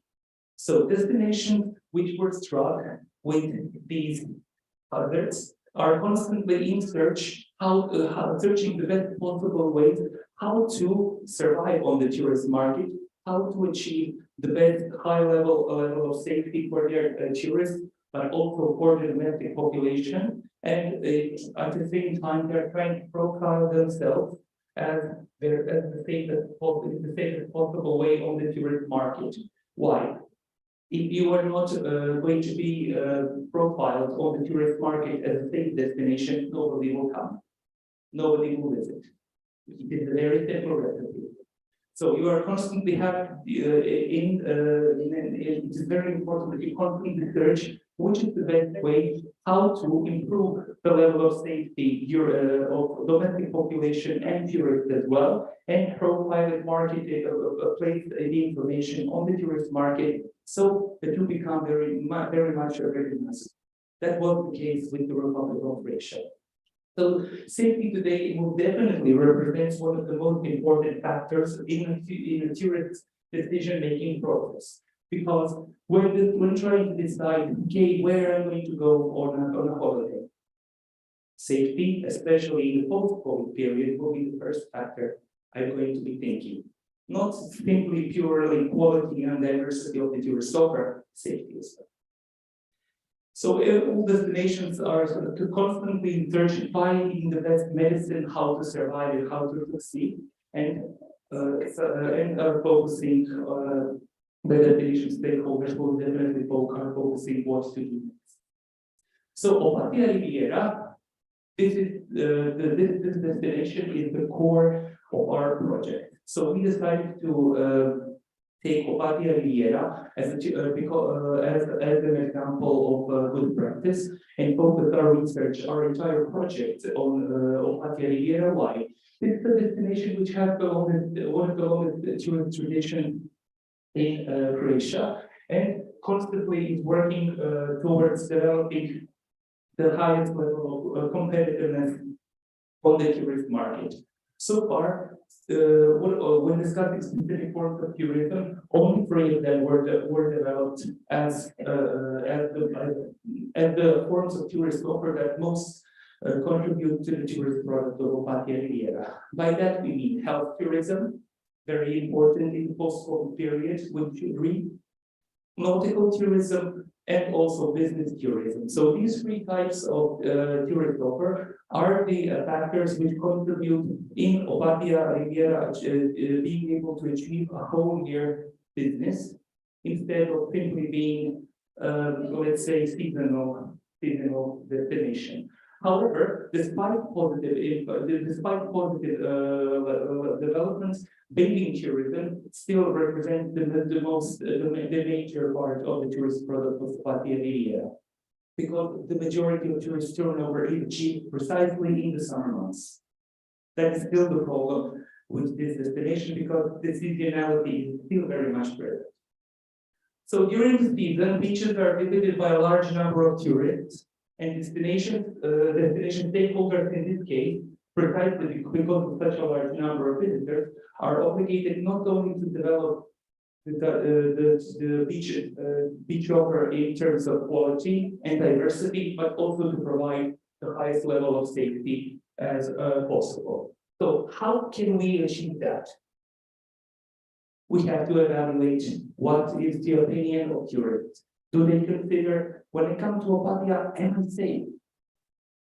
How am I feeling here? Am I feeling that everything is covered, that in case I get sick or anything occurs, if I can I call somebody that can help me? Do I feel that?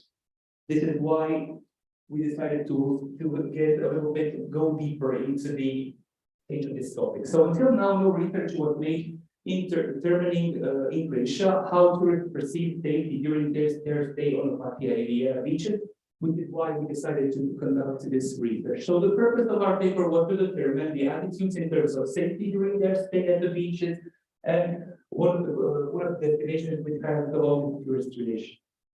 So today, as I already mentioned, safety and security are considered as one of the key factors in a decision-making process. Destinations who fail to ensure safety and security will be perceived as risky, will be perceived as unreliable, which will restrict tourists to decide to visit, and this will consequently affect their destination competitiveness on the world tourist market. Safety on beaches is a topic of a very significant relevance, however, still very much under-researched until today. But some papers were published. They're focused on safety, but not so much on determining how tourists perceive safety. Two papers that I can mention, like Pueveller and Walters, focused on determining the profile of tourists who visit beaches which are patrolled by lifeguards in New South Wales, the reason of their visit, and identification of risk factors which are connected with their behavior and knowledge of the safety. Lee focused on determining structural relationships. He and the authors placed in interconnection among service quality, the level of satisfaction, what are the behavioral intentions, but also how safety on beach is being perceived. And also Preco, I apologize if it didn't state on up. It focused on observing how migrant visitors perceive safety on dining beaches in Accra. I will not go into details. You will be able to read our theoretical evaluation much deeper in the paper, but because of the time, I will not prolong. So the precondition for further development, so it is necessary to pay attention to the improvement of not only quality and quantity of beach facilities, but also the provision of safety in the best possible way, considering that this is the perfect precondition to achieve success of any coastal destination in the world, area as well. So we conducted empirical research. We collected primary data with the use of a structured questionnaire, which was prepared according to the methodology of Preco. We used the 5-point Likert scale. We prepared the questionnaire in Google Docs and distributed it through email. However, very, very frequently, not so much successful. When we simply distributed, we determined that social networks help a lot. So we shared the link with the questionnaire on Facebook, and we got a much larger response. So we collected the data in August and analyzed the results using the statistical package SPSS 21, and we used a simple descriptive statistics and t-test in order for our research. So the majority, we had a total of 121 respondents. It's not a very big sample, but still sufficient. So the majority of the respondents were female, age group 35 to 44. The majority of the respondents possess a very high level of education, graduate and more, 71.808%. The majority of the respondents were from Serbia, Croatia, also Bosnia and Herzegovina, so mostly the neighboring countries. And it is something that is not something that is very new, considering that the Opatija area is mostly visited by the guests from the neighboring countries: Serbia, Bosnia and Herzegovina, Slovenia, Italy, Austria, etc. The majority of the respondents are employed, have a full-time job, so constant inflow of financial funds, etc. We also tested the reliability of the questionnaire. We calculated Kurma alpha, and the result was 0.797, which indicates that the questionnaire was reliable. In terms of tourist satisfaction, don't observe the tourist satisfaction with the element for health and sanitation, as well as tourist protection. So, as you can see, if we use the Socio-Economic scale from 1 to 5, which indicates that the results are very poor, extremely poor. So in terms of health and sanitation, so the majority of the results was most definitely below 4. So the highest result was 3.64 for arithmetic mean for hygiene of food and beverage services, followed by the availability of an ambulance in the vicinity of the beach, etc. So the average calculation for this entire element was 2.58, which is incredibly low. Also, in terms of tourist protection, the results were even worse. So, in terms of the worst one was, just a moment, the highest one was good lighting system at the beach, but all the other results were much lower. So the average arithmetic mean was 1.77 out of 5. We can very much observe this as something that's very dissatisfactory. In terms of level of concern, the situation was completely different. Very positive in a way, because we also asked our respondents which is their level of concern in terms of crime, ability of experiencing crime during their stay at the beach, harassment, terrorist crime, and the results were very positive, shall we say, because the result indicates that tourists, despite these previously negative results, still in a way perceive Opatija Riviera stays at the beach as very safe, considering that not many consider possibility of pickpocketing or property theft or even physical attacks, which were the worst. In terms of harassments, the results are very much positive, though they don't consider the possibility high that they could be attacked or asked for money or borrowing a cell phone, etc. Terrorist crimes, even better. So in this case, they perceive that during their stay at the beach, that they are very safe. So this is a very positive thing, shall we say. We also use the t-test of independent samples to test the potential presence in terms of several factors in relation to the respondents' gender. So we determined with the use of the t-test that there is a presence of a significant difference between the factors: tourist protection, harassment, as well as terrorism. So tourist protection factor, it has been determined that female respondents provides statistically significant higher scores in relation to the male respondents. In terms of the harassment, women give statistically significantly lower scores in relation to men. So what these results I just presented mean, something has to be, we have to have consent, which you agree, of course. So, based on the findings, we mentioned some of the potential improvements that could be undertaken on the destination level that would increase the perception of safety in a better way for students. So, in terms of health and sanitation, which was marked very low, it is most definitely important to try to provide food services at the beach in a more safe and more cleaner way for the tourists when they visit a certain catering facility, that they think, oh, this is very clean, it is all very nice. They pay attention to the hygiene, etc. Of course, provision in terms of medical services. So during your stay in a destination, you want to feel safe also in terms of health. So how to perceive that in a much better way.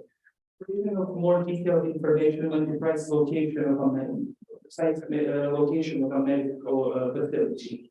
Which are the working hours? Are they working 24/7 or maybe shorter? And of course, detailed presentation of services, medical services that can be done in case of any necessity. Tourist protection. I mentioned that the average results were that only given for the appropriate lighting on the beach during maybe the night period. So it is our opinion that it should necessary to introduce that maybe somewhere where there isn't any lighting, there should be included, and there where there already are light poles, the frame of the light can be much stronger, more clear. Also, frequent police patrolling, increased of clarity and visibility, safety sign, clear and precise safety and security policy, etc. So this is something. This is all that could be also included that would contribute to the safety perception to become much more positive. Level of concern in terms of crime, harassment, etc. So this is a thing that's because there was a very low level of worry, shall we say. However, it is our opinion that the result would be even better, especially if this, what I mentioned previously, would be implemented if we had more like close patrols in the destination during the day and during the night, etc. When tourists are at the beach, see, okay, the police is patrolling, okay, I could say something happens. Much better. So our results emphasize the relevance of monitoring how tourists perceive beach safety during their stay in the destination. So our aim was to determine the actual advantages, potentials that we have already at our disposal, as well as what are the labs that we can improve in the future in order to achieve competitiveness on the tourist market.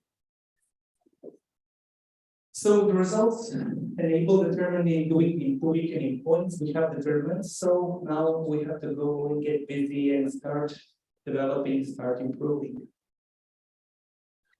Every research has to have some theoretical and empirical contribution, naturally, especially today. So our paper has a theoretical and empirical contribution towards achieving better understanding of relevance of monitoring to safety perception during their stay in a destination and their beaches. This is very significant in terms of their decision-making process when choosing a holiday destination. Of course, we have a limitation of our research. Currently, we can emphasize small statistical sample. However, it is our consideration that we will continue to achieve to collect the opinions of the respondents and see in a forthcoming period what will be the actual. So we will continue with definitely because only 121 respondents, it is sufficient for this level, but we will continue and do maybe a much more serious statistical research and see what will the results come up. We have one more year of the project, so we will, I think, achieve this. Okay, thank you very much. I tried to be short of all. Are there any questions? Thank you very much. Please, well. What 5? What 5 factors of security of Jews. Safety. Factors. I don't understand what do you exactly mean? I don't understand. Факторы безопасности, которые можно определить на территории Хорватии, важные для туристов. Наиболее факторов Западе у Хорватии. Oh, which are the factors that could possibly have the highest effect on safety? Well, as you already know, in the past we experienced the Homeland War. So for a certain amount of time, we were perceived as a very unsafe destination. In the years, we've done a lot of developmental activities to improve everything in order to be perceived as a safe destination. So no more Homeland War when you were in England and you're thinking, okay, I want to go to Croatia. In the head, there is no more like, okay, there is the war. The end. So we are already perceived as a very safe destination from that point of view. In my humble opinion, the only potential factors could be possibly, at least we don't hear anything from the news, maybe they don't present, but I think the possibility of theft, maybe depending, theft, so like auto theft, stealing your valuables, possibly, but not so frequent. I never heard that murders occurred or anything like that. So all in all, we are very much considered as a safe destination when discussing the safety of Croatia in general. I decided to focus on beaches in this particular paper because we covered it so far. Very little, when I tried to find the papers, trying to see what was the research in the world in this topic, I found maybe 3 to 5 papers maximum. Very little is paying attention to this safety perception. Safety is being researched, but in other contexts. So I think there isn't much, to be honest. Thank you very much. Thank you. Please. Thank you.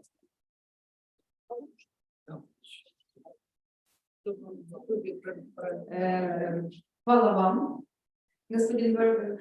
Далее у нас мы продолжаем по нашей программе, и следующая тематика является не менее актуальной, чем предыдущие. Почему? Потому что ни туризм, ни развитие архитектуры будет невозможным, если мы не будем соблюдать безопасность.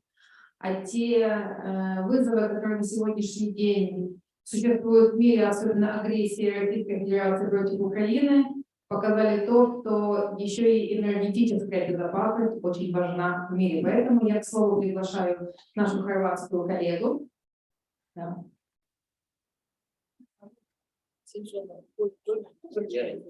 Да, госпожа Майя.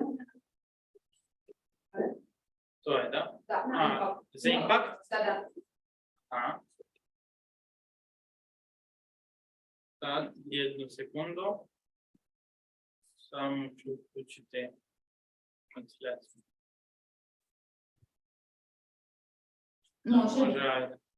Okay, hello, good afternoon. My name is Maria Tomljenovic. I am a PhD student of the Faculty of Law University in Rijeka and associate with the Par University.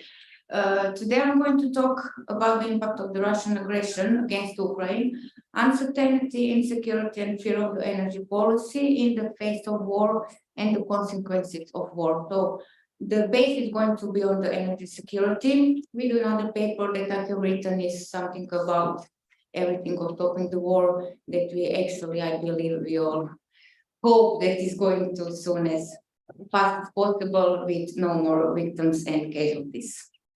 So February 24th is going to be, yes, you may turn it, please.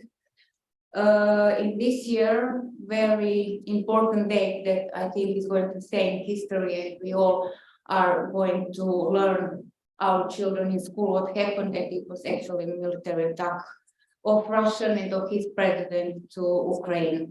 For the pretext that Ukraine possessed a constant threat to Russia, which of course it is not the truth, hindering the development of Russia and its existence. Putin said it's about special military operation, which is a basic only fiction, that with this his military operation, it has affected the energy security around the whole world, in Europe as well. The situation in this field of energy policy is changing from one day to day, and it can be assumed that after the sanctions imposed by the West against Russia, Putin actually manipulates and uses energy policy as his political weapon so he can get whatever he wants.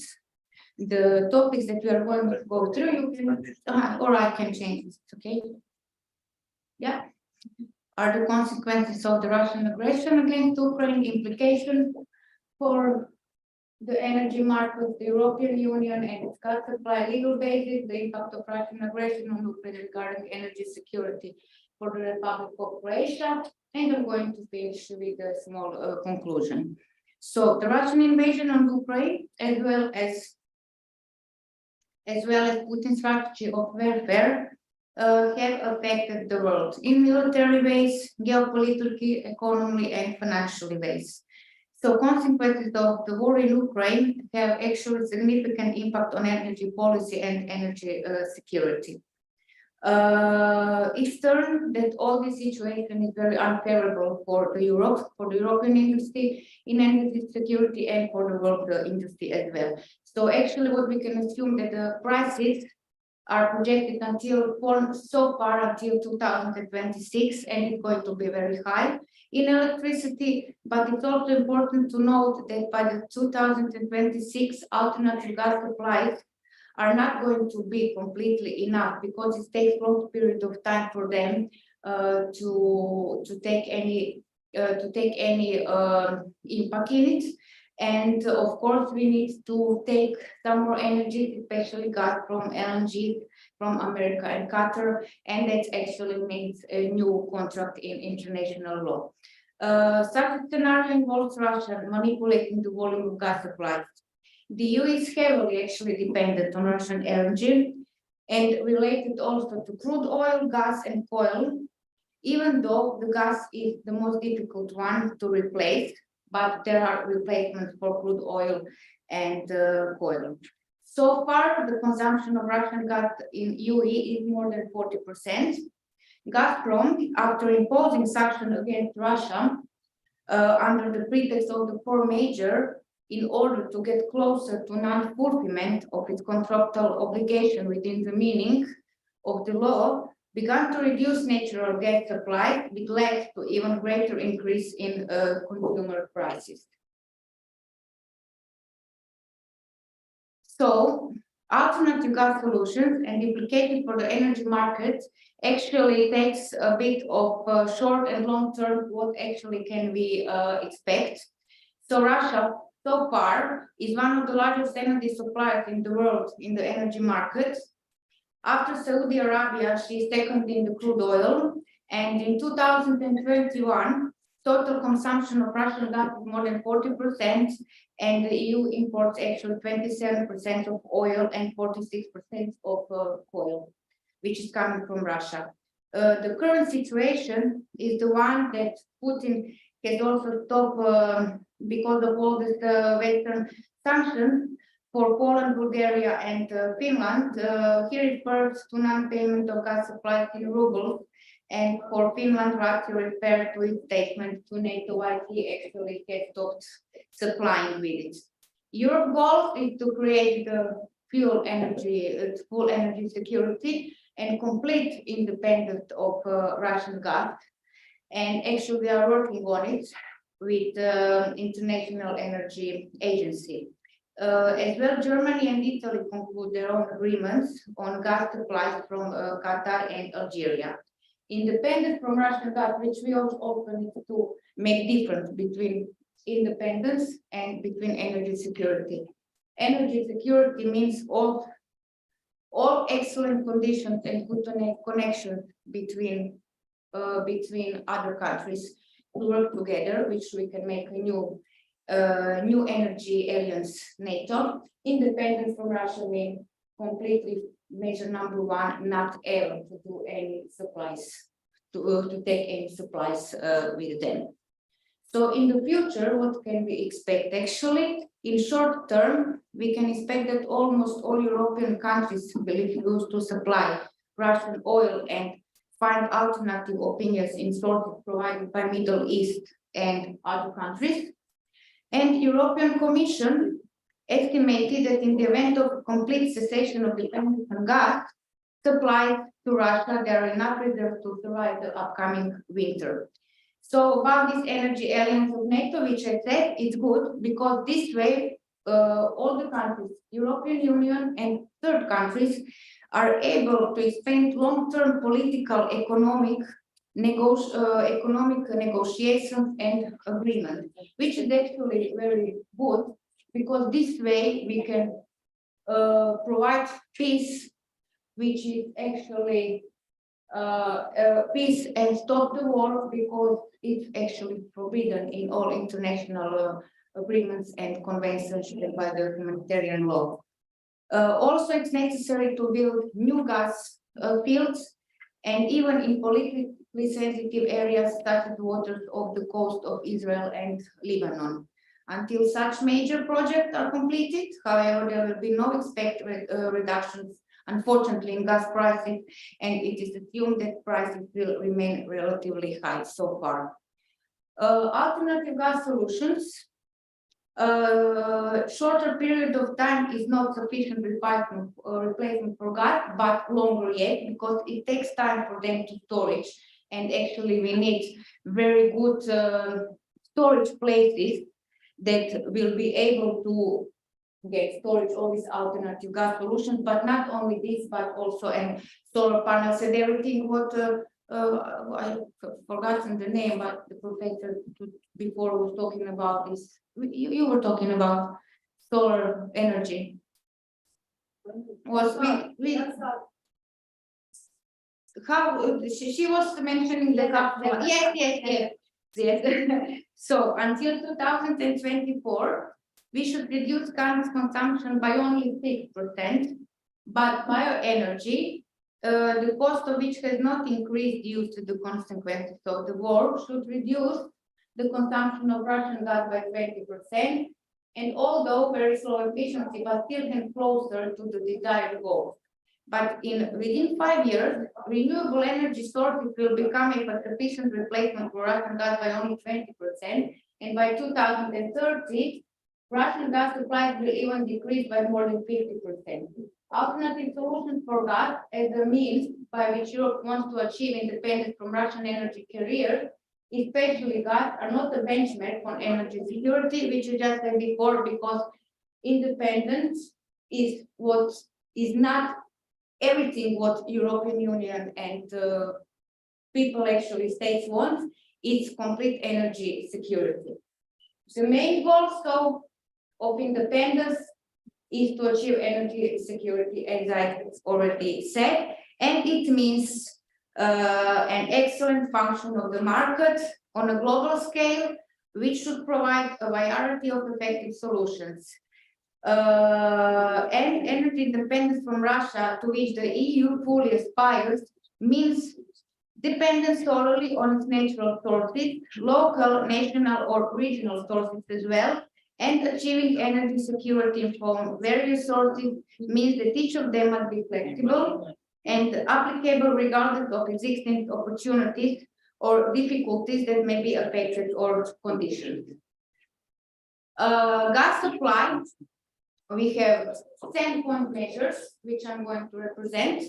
But first, it is very important to say that EU imported about 380 million cubic meters of Russian gas per day, which is about 140 billion cubic meters annually, and about 15 billion cubic meters were supplied in the form of liquefied natural gas, actually LNG. In percentage, it means 45% of the total volume of Russian gas and 40% of total gas consumption. So the plan, 10-point plan to reduce the European Union reliance on Russian natural gas, which I'm going to represent you as well, is in line with European Green Deal, and the results achieved in the International Energy Agency net zero emissions by 2050 roadmap, which the EU wants to implement by the end of 2030. So the first one, and very important measure, is no new gas supply contract with Russia. Second one is replace Russian supply with gas from alternative sources.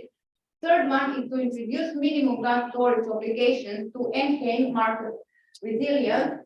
Fourth is accelerate the deployment of new wind and solar projects. Fifth one is to maximize generation from existing dispatchable low emission sources, bioenergy and nuclear. Sixth measure is to enact short-term measures to shelter vulnerable electricity consumers from high prices. Seventh one is to speed up the replacement of gas boilers with heat pumps. Eighth one is to accelerate energy efficiency improvements in buildings and industry. Ninth one, encouraging temporary thermostat adjustment by consumers. And 10 is step up efforts to diversity and decarbonize sources of power system flexibility.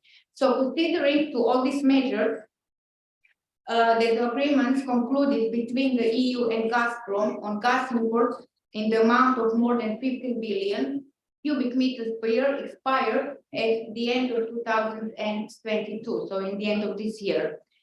While contracts for the import of gas in the volume of 40 billion cubic meters expired by the end of 2030. And that gives the EU the opportunity to prepare in time for the conclusion of contracts with other exporting countries for the supply of gas and its consumption. So the question is, shall the EU become completely energy independent from other countries, and should EU strive for this? Well, in my opinion, I believe that EU can achieve energy security and price stability in cooperation with other countries. It doesn't need to try to complete energy independency on its own, but it's very impossible to integrate a complete energy market in the world, of course, without Russia. And this way, it will be able to manage sustainable energy development sector and energy security.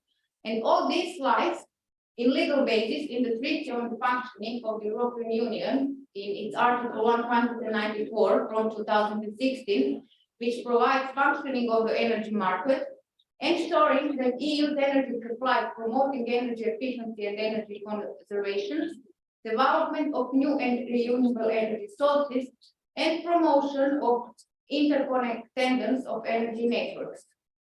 Goals are coming out of this article, and they are the full functioning of the integrated energy markets, the principle of efficiency, which is the key principle of the energy union, decarbonizing the economy and promoting research in the field of clean energy and providing advantages to innovations.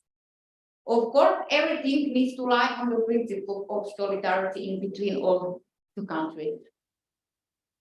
The impact of the Russian aggression on Ukraine regarding energy security for the Republic of Croatia is actually very important, because at this moment Croatia is in good position and in situation, because in the 2021 Croatia was referring to the excess gas those nodes in Hungary, through which Croatia imports ground gas, as through the terminal in Kerch, which was opened in 2020, about a year and a half. The Republic of Croatia imported almost all necessary amounts. With one of these established facts, in the foreseeable future, we can assume an increase in terminal as well as gas production in Croatia, which will be sufficient not only for export, but also for compliance with the principles of energy solidarity in accordance with EU goals. So increasing the consumption of renewable energy sources is one of the main goals for the Republic of Croatia. But of course, if new terminals are going to be built, which they expect they are going to be built in another 2 years, and they are going to supply more ships with storage, actually going to be good for the whole Europe, because then Croatia and all the rest of the countries regarding EU will be able will be able to work on solidarity and to help each other with the energy, so we can lower the prices by the end of 2026. So for the Croatia at the moment, is important to achieve the share of 36.3% in the gross immediate energy consumption, 63.8% in the gross immediate electricity consumption, 36.6% in the gross immediate energy consumption for heating and cooling, and 14% in immediate energy consumption in transport, and everything through the help of the new technologies for obtaining energy from renewable energy sources, as well as with the help of the solar energy, solid biomass, gases, and liquid biofuels and geothermal energy. So the conclusion is actually that energy is a very important branch of the economy that determines the development of the socio-economic policy of each country. Investment projects in power plants, oil and gas terminals, renewable energy sources and their storage, as well as their profitability, cannot be fully guaranteed, but we can all work on it together. The reason for this is numerous factors, such as population growth, climatic conditions, the development of science and new technologies, as well as geographical location and population level. That is actually why it's very important, the principle of efficiency and solidarity. Regardless of the outcome of the war, but as all we hope it will be finished soon, with no more victims, it can be concluded that Russia's invasion of Ukraine dealt a serious price blow to global energy markets, which ultimately led to an increase in energy prices and the urgent need to harmonize the ratio of demand and consumption. It is clear that the establishment of energy security is the global that Europe is striving for, and in this regard, reducing dependence on Russian gas with new contracts, as we have mentioned already in the measure number 1, is no new gas supply contracts with Russia. It is necessary to insist on ambition for renewable energy sources, although their profitability requires a longer period of time. Nevertheless, they, with interested cooperation, can eventually lead to independence from Russian gas and consequently to stable energy, which will also affect more favorable energy prices. So that will be for me. If you have any questions.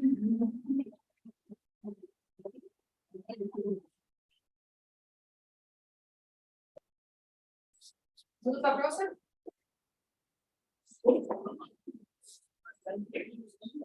Спасибо большое. Мы продолжаем наше заседание. Сейчас у нас к поводу приглашается представитель Казахстана Лаура Аухадиева.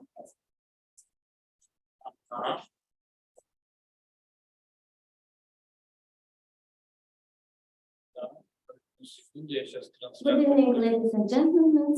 Slava Ukraine. I'm glad to meet you in Croatia.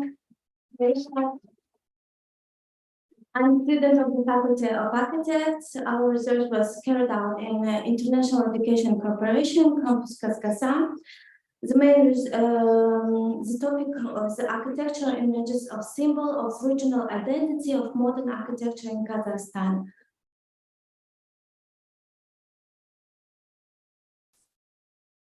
Excuse me. Modern architects pursue the main task to increase the comfort of staying in artificial environment they create.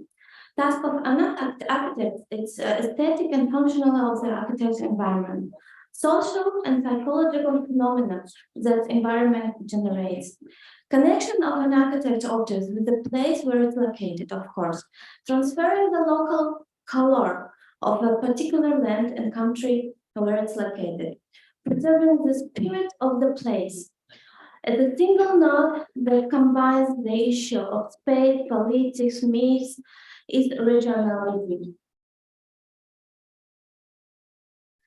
Regionalism and regional identity, its material aspect, non-material aspects, propose it bringing people together and creating an environment that is comfortable for a person, stable and enrolled with a sacred meaning in images inherent in particular region, particular community. United International Architects Congress manifest in Turin, Tokyo, Durban, they all argue the same opposition to globalism as modern trend, regulation of the spontaneous growth of megacities, limiting of vertical growth of the cities, the need to return architecture to national rules, nature, and regional differences as an opportunity to humanize the artificial environment, forming in the lost spiritual values inherent in the culture of the region.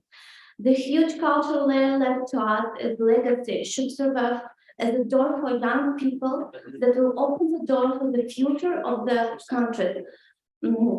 Aurelia Cherry. Formulation of the problem. The 30-year period of independence of Kazakhstan was associated with the strengthening of the political status of the country and the socio-economic situation, the emergence of the culture and moral foundations of Kazakhstan identity. Keynote of 2007 study look into the future modernization of the public concessions. The main direction of the development of public concessions are determined competitive, pragmatism, cultural knowledge, and of course national identity. The relevance of the study as the heritage and ancestral, the need to introduce heritage into modern spiritual and material life, and appeal to roots of culture, the preservation of one's own national code. Architecture should undoubtedly also correspond to the chosen direction, but at the same time not excuse modern achievement in science and technology, creating a regional identity, forming stable symbols and images of the region and the specific area, of course the homeland, the unique expression of which should become a part of patriotism. The creation of modern in terms of material design of unique architectural object was a part of political decision and action of strengthened national identity to create a stable, purposeful society as a nation of single future. The choice of regional or global orientation is like the rhetorical question of to be or not to be. Each of them has the right to be. However, the choosing the first one, it's necessary to take into account its evolution and not get stuck on many mechanical copying of forms to be based on the recording of the original font of images in order to search for fundamentally new architecture. It was saying our Professor Batenev, there is a need to a new studies of regional identity, including from the point of view of non-material aspects. Here research question is modern factors in the formation of regional identity, identity symbols of modern states of the Republic of Kazakhstan. Research goes at the identification of images and symbols of the identity of the cities of Kazakhstan as promising area for the study of subsequent development of the region. The creation of an urban environment based on the introduction of regional architectural features into the design within culture and geographical context will provide the most comfortable living and environment in the future and expand the prospects for architectural and urban design. Methodology. The research part includes an analysis of the result of social survey.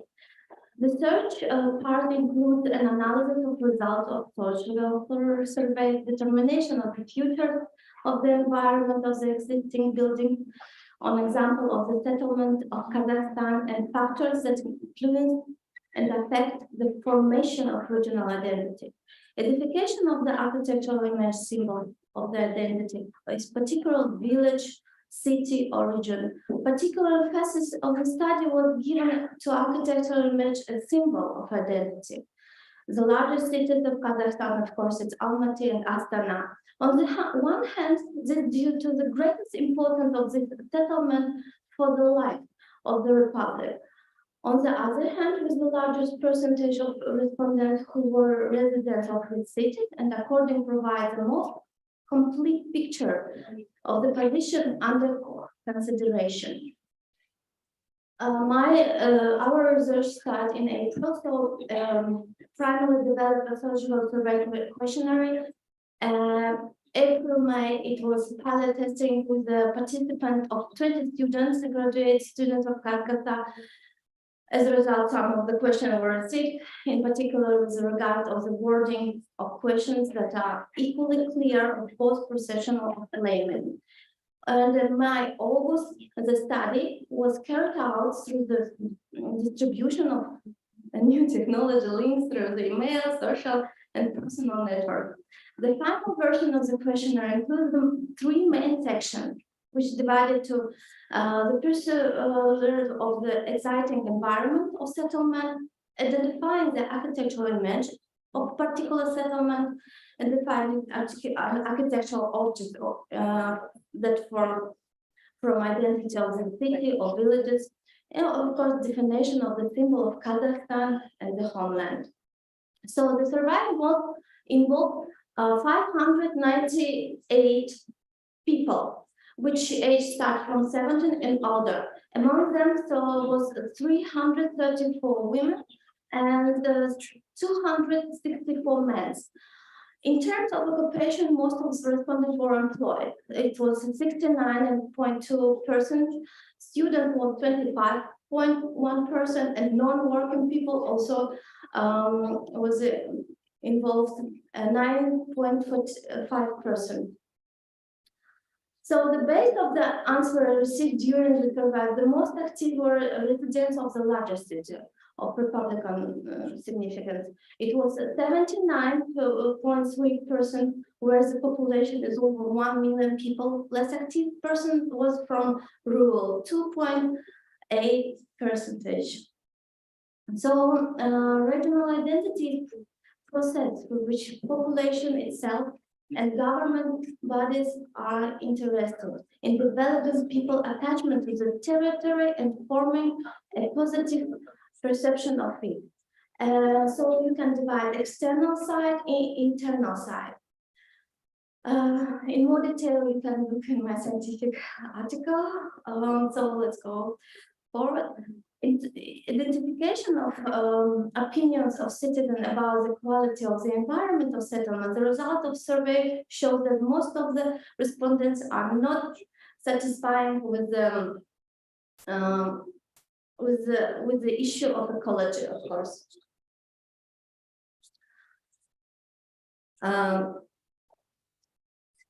Second place, building height. It was 34.3%. With a small difference, the destination was noted in criteria such as transport, cycling, and pedestrian infrastructure of others, 30%. The criteria varied given the local location of the settlement and number of inhabitants living in the residence in big town, larger cities, are most concerned about the environmental situation. Participatory design, community, the dominance of the general civic component in the structure of the self-identities allows us to speak of an increase in social responsibility of population, which is called participatory design. This kind of approach is used to not only integrate to adopt conceptual solution for project, it has social goals to greater extent. People in decision-making act as community for which they created territory, and according with the preference, recruitment, and the demands accuracy of certain value. It's this territory that resident identity with themselves, which is related and reflected in the careful attitude in the created place, where sense of belonging forms of culture and extend to the next generation. Citizens need to be involved in order to jointly create place instead of beautification that people will love. that they will care about that can change lives in particular area. Henry Seneff. So factors in the formation of identity settlement. The formation and feature of the regional identity depend on many factors. That vary depending on the regional is the location of the settlement. One of these factors is geography of the region, natural features, attraction of the area. This survive in terms of importance for the participants. The factors rank third, 32% and 41% find the cultural factor to be the main factor in the formation of urban identity. Architectural image of the place resident. To the question about the architectural image that respondents have developed regarding a specific locality of Kazakhstan, the result shows that the majority of participants find the architectural image of the settlement as mixed, 76%. In the second place, Soviet, and the third place is modern, and the last place is vernacular architecture. A large percentage of mix of the option is associated with the Soviet period, establishing diversity of the architecture of the period of independence of the republic. The development characteristic of the particular city is appearance can provide the regional identity. On the other hand, the mix of architecture from different periods of development gives the settlement uniqueness. So here you can see regional identity can divide it into internal components and external components. Self-identity of resident, life satisfaction in the region, being proud of the home region. Territory, so external components is territory recognition, country branding, and regional identity. So here you can see the factors which you can also find in research. So determination of identity symbol of modern cities of Republic of Kazakhstan is territorial communities of people invariably create a system of ideas, images, and symbols that are linked to the place of residence. An integral part of process of self-identification where social, cultural, emotional, geographical, natural features inherit. Over time, images precision knowledge, geographical space become a single whole, a set of external information and human culture. The study assumes that the identification of architectural objects, which is the opinion of residents, are the most successful example of regional architecture, will allow to identify the best example and subsequences require the most careful research of the scientific point of view. So, among the architectural objects that form the identity of their native city or village, the respondents include not only buildings, but also embankments, railway, and square complex. In general, the main architectural structure which is participants identify their region or public building, different periods. Residential of Astana identifies the city with the modern architectural object, which was built in 2002, 2017. So it is not worth it that the respondents connected the images of the native city mainly with the geographical and natural objects like animals or products of production rather than architectural structures. Residents of Astana, when identifying the symbol of the city, carried association with architectural objects and infrastructure projects, while active residential associate their hometown with a natural object, natural phenomena, mountains and apples, snow leopards, apricot blossom, a garden, and of course air pollution. It can assume that fundamental differences. Oh, sorry. Okay, sorry.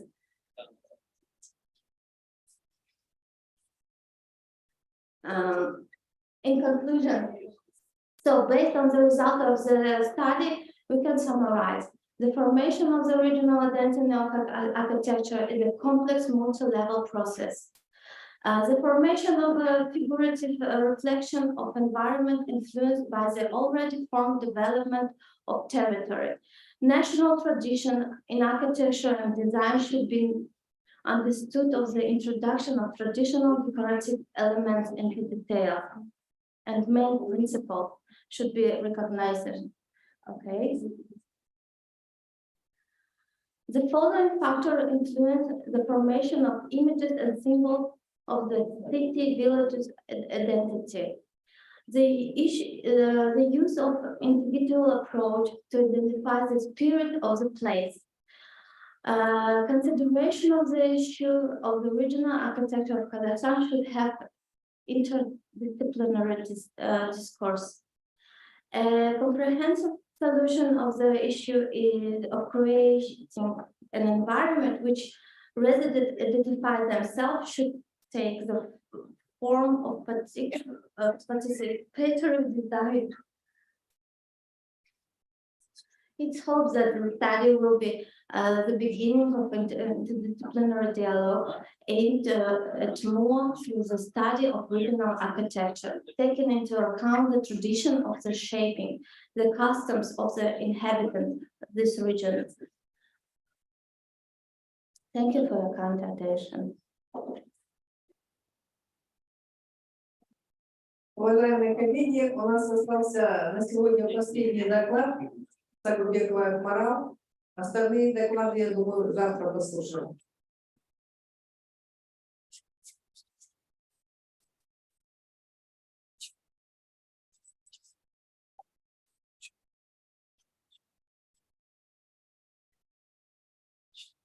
Доклад. Если его нету? Да почти, на почти. Я еще сразу скинула, как пришла. На почту. Какой именно?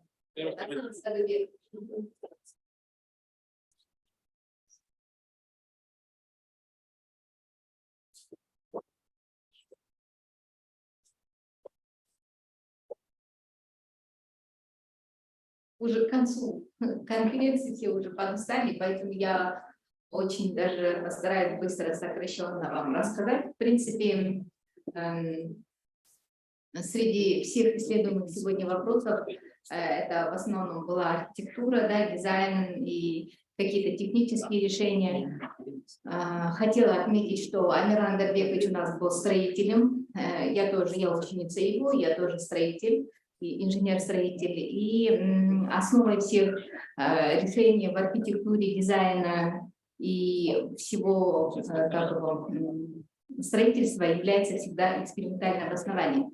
То есть мы при планировании и строительстве любого объекта обязательно должны учитывать прочность и эстетичность всех объектов, которые мы предлагаем строительство, независимо в каком регионе, в какой стране. Да? Поэтому прочность и обеспечение оснований и фундаментов зданий и сооружений является основным аспектом, который мы должны необходимо решать при строительстве. Следующий. Да. Не буду зачитывать. Значит, основания и фундаменты — это является основой всех геотехнических проблем, которые мы решаем в строительстве, гидротехническом строительстве. То есть независимо в каком строительстве мы используем, основа прочности всех каких-либо сооружений является геотехническое решение. То есть прочность оснований и обеспечение грунтовой прочности для конструкции. Так, задачи наших исследований в лаборатории у нас это является обязательное лабораторное исследование для выявления условий эффективного использования геотехнических материалов. Значит, мы обязательно должны выбрать оптимальную комбинацию армирования, и прежде чем мы подбираем какую-либо конструкцию, мы должны будем обязательно подобрать как сказать, прибор, да, мы подбираем прибор в зависимости от любых условий, то есть в зависимости какой грунт. То есть все грунты по своей классификации у нас делятся от песчаного до крупнообломочного грунта, и у каждого грунта имеется своя специфика в зависимости от его гран-состава, от расположения грунтовых вод и каких-либо других моментов, которые находятся в основании сооружений. И следующее, обязательно мы должны подобрать элементы конструкции, которые будут нам обеспечивать прочность нашего основания. Так, значит, в данном вопросе мы решаем, значит, обеспечение склона, то есть, если так простым языком говорить, это склон котлована, который у нас должен обязательно иметь какую-то прочность, и в зависимости от специфики грунтов у нас имеется, как сказать, треугольник разрушения, в зависимости от расположения на поверхности каких-либо элементов или же зданий и сооружений. Дальше. Значит, вот у нас есть типы, есть горизонтальное смещение, есть угловое смещение, есть выпар и, соответственно, дополнительные. Если же у нас имеется какое-то сооружение, оно имеет специфику под своим, как сказать, под своим основанием и выпирать независимо от края усиления, от края усиления котлована. Так, значит, мы в данном случае выбираем определенную смесь для того, чтобы повысить прочность. Это мы выбрали модель грунта, то есть подобрали песок и геотехническое связывающим материалом мы подобрали моторное масло. И имеем какой-либо, подобрали гран-состав, подбираем все нагрузки, сперва берем минимальную нагрузку, увеличиваем нагрузку до полного разрушения. Так, дальше. Вот, значит, нами был подобран вот такой прибор. Это у нас в лаборатории КАЗГАСа имеется лаборатория геотехники, где проводились очень много разных испытаний, ну и выполнялись магистерские работы. Вот это у нас прибор, на котором мы с вами испытываем прочность оснований, и при прочности оснований мы обязательно должны учитывать методы усиления. Вот, значит, мы как модель грунта подбирали песок, учитываем, что усиляем все края данного котлована геосинтетическим материалом и усиляем его армированием. Ну, в данном случае, конечно, мы по модели подбирали специи у определенной прочности.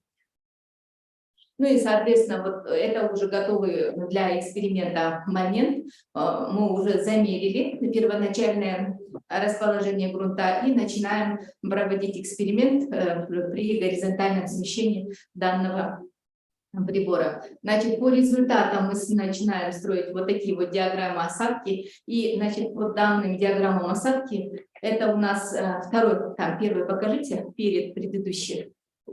Ага, вот. Получается, здесь у нас видно, что при определенном уплотнении и правильном подборе, значит, армирующего элемента, площадка у нас всегда идет ровная и идет к минимальному разрушению. Следующий. Это у нас специфика идет, когда плотность очень даже слабая и армирование не установлено, получается, в котловане, и имеется вот полное разрушение. То есть определенный пик идет, и уже при разрушении у нас, получается, образуется определенная диаграмма спада. Так, значит, вот, значит, здесь у нас идет визуальное сравнение проведенных экспериментальных испытаний грунта, армирования усиленных отдельно геосетками. У нас показывается на предыдущих диаграммах. После проведения испытаний у нас мы создали следующие выводы. Значит, результаты испытаний у нас показывают, что применение георешеток приводит к повышению прочностных характеристик грунтов оснований, что максимально исключает увеличение осадок фундамента проектированием здания. Значит, модельным испытанием лотки у нас получается, что применением материала формирования обосновывается повышение несущей способности основания в 1,5-2 раза. И, соответственно, так, у нас применение георешетки снижает способность грунтов основания, развитию сдвиговых боковых деформаций и, соответственно, уменьшению осадки фундамента, что у нас обеспечивает долгосрочность эксплуатации наших сооружений, каких-либо зданий или сооружений. Все, значит, испытания у нас проводились на основании, согласно требованиям нормативных документов Республики Казахстан, который называется «Основание зданий и сооружений», и обязательно учитывались в расчетах все данные, приведенные в данном нормативе. В принципе, это все то, что я хотела сказать. Спасибо за внимание. Я думаю, плодотворная работа наша сегодня была получена, и результат нашей работы будет, как сказать, получен нами душевно. И, ну, в общем, все у нас хорошо.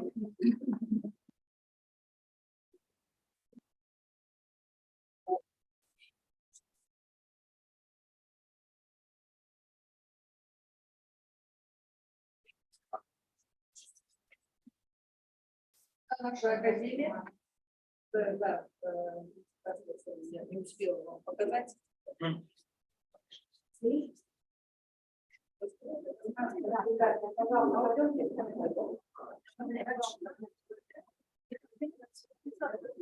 Что, коллеги, пожалуйста, вы тут принесли конфеты, пожалуйста, угощайтесь.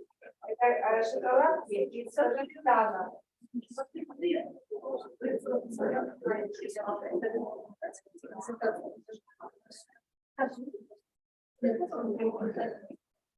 Хорошо. Уважаемые коллеги, я хочу представить вашему вниманию презентацию, которую до этого не могла открыть. Вот здесь вот на первом слайде вы увидели фасад нашей Академии Международной образовательной корпорации. Здесь история ее развития. Следующий слайд можно? Турар?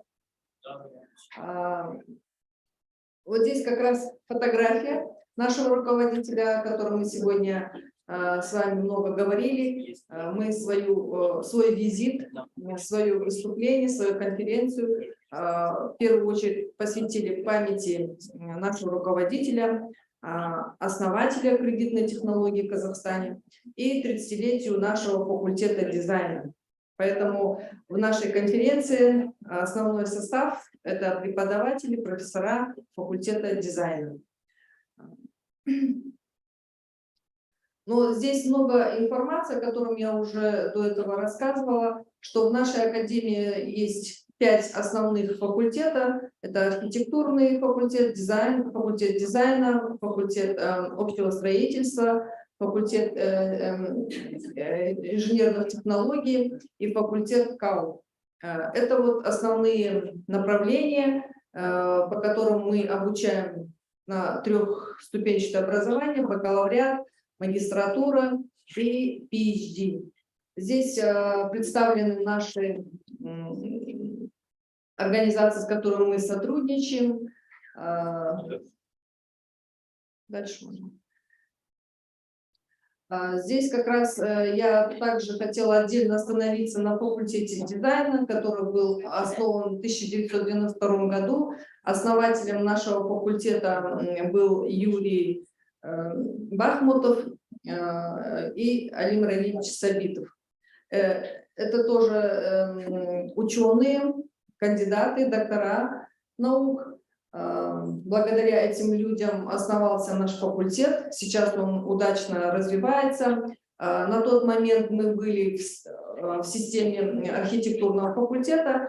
Далее мы отделились отдельным факультетом. Вначале у нас было 2 специальности: архитектурный дизайн и графический дизайн. В настоящее время мы ведем образовательный процесс по 5 направлениям. Это графический дизайн, архитектурный дизайн, телевидеодизайн. У нас есть промышленный дизайн, который представила сегодня Лиза Тулевна. И у нас дизайн моды, дизайн костюма, 5-е направление.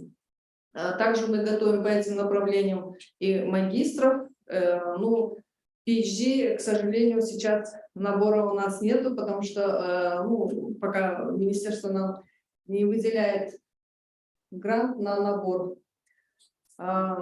Также и мы сегодня с Мариной, с другими коллегами с Академии РИЭКО разговаривали о том, что необходимо, нам бы хотелось развить наше сотрудничество дальше, как раз таки вот обмен студентами или же общая организация конкурсных работ, дипломных проектов. Мы бы, наверное, тоже могли составить определенную солидную конкуренцию, и нам просто бы хотелось увидеть свои результаты, сравнить с образованием, которое проводите в ваших академиях. И я как бы призываю вас принять участие в нашем фестивале, о котором я говорила, да, что у нас есть международный фестиваль выпускных работ, который мы ежегодно проводим в разных странах мира. И мне бы хотелось, чтобы наше дальнейшее сотрудничество именно в этом направлении тоже развивалось. Ну, здесь мы приводим статистические данные набора студентов контингента факультета дизайна. В общем, вся информация, которую я вам до этого говорила. Спасибо за внимание.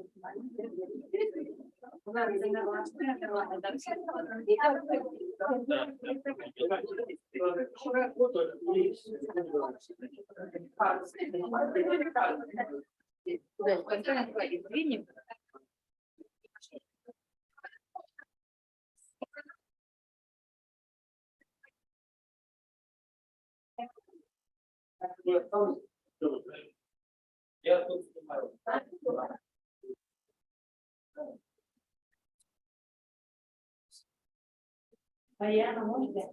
С удовольствием.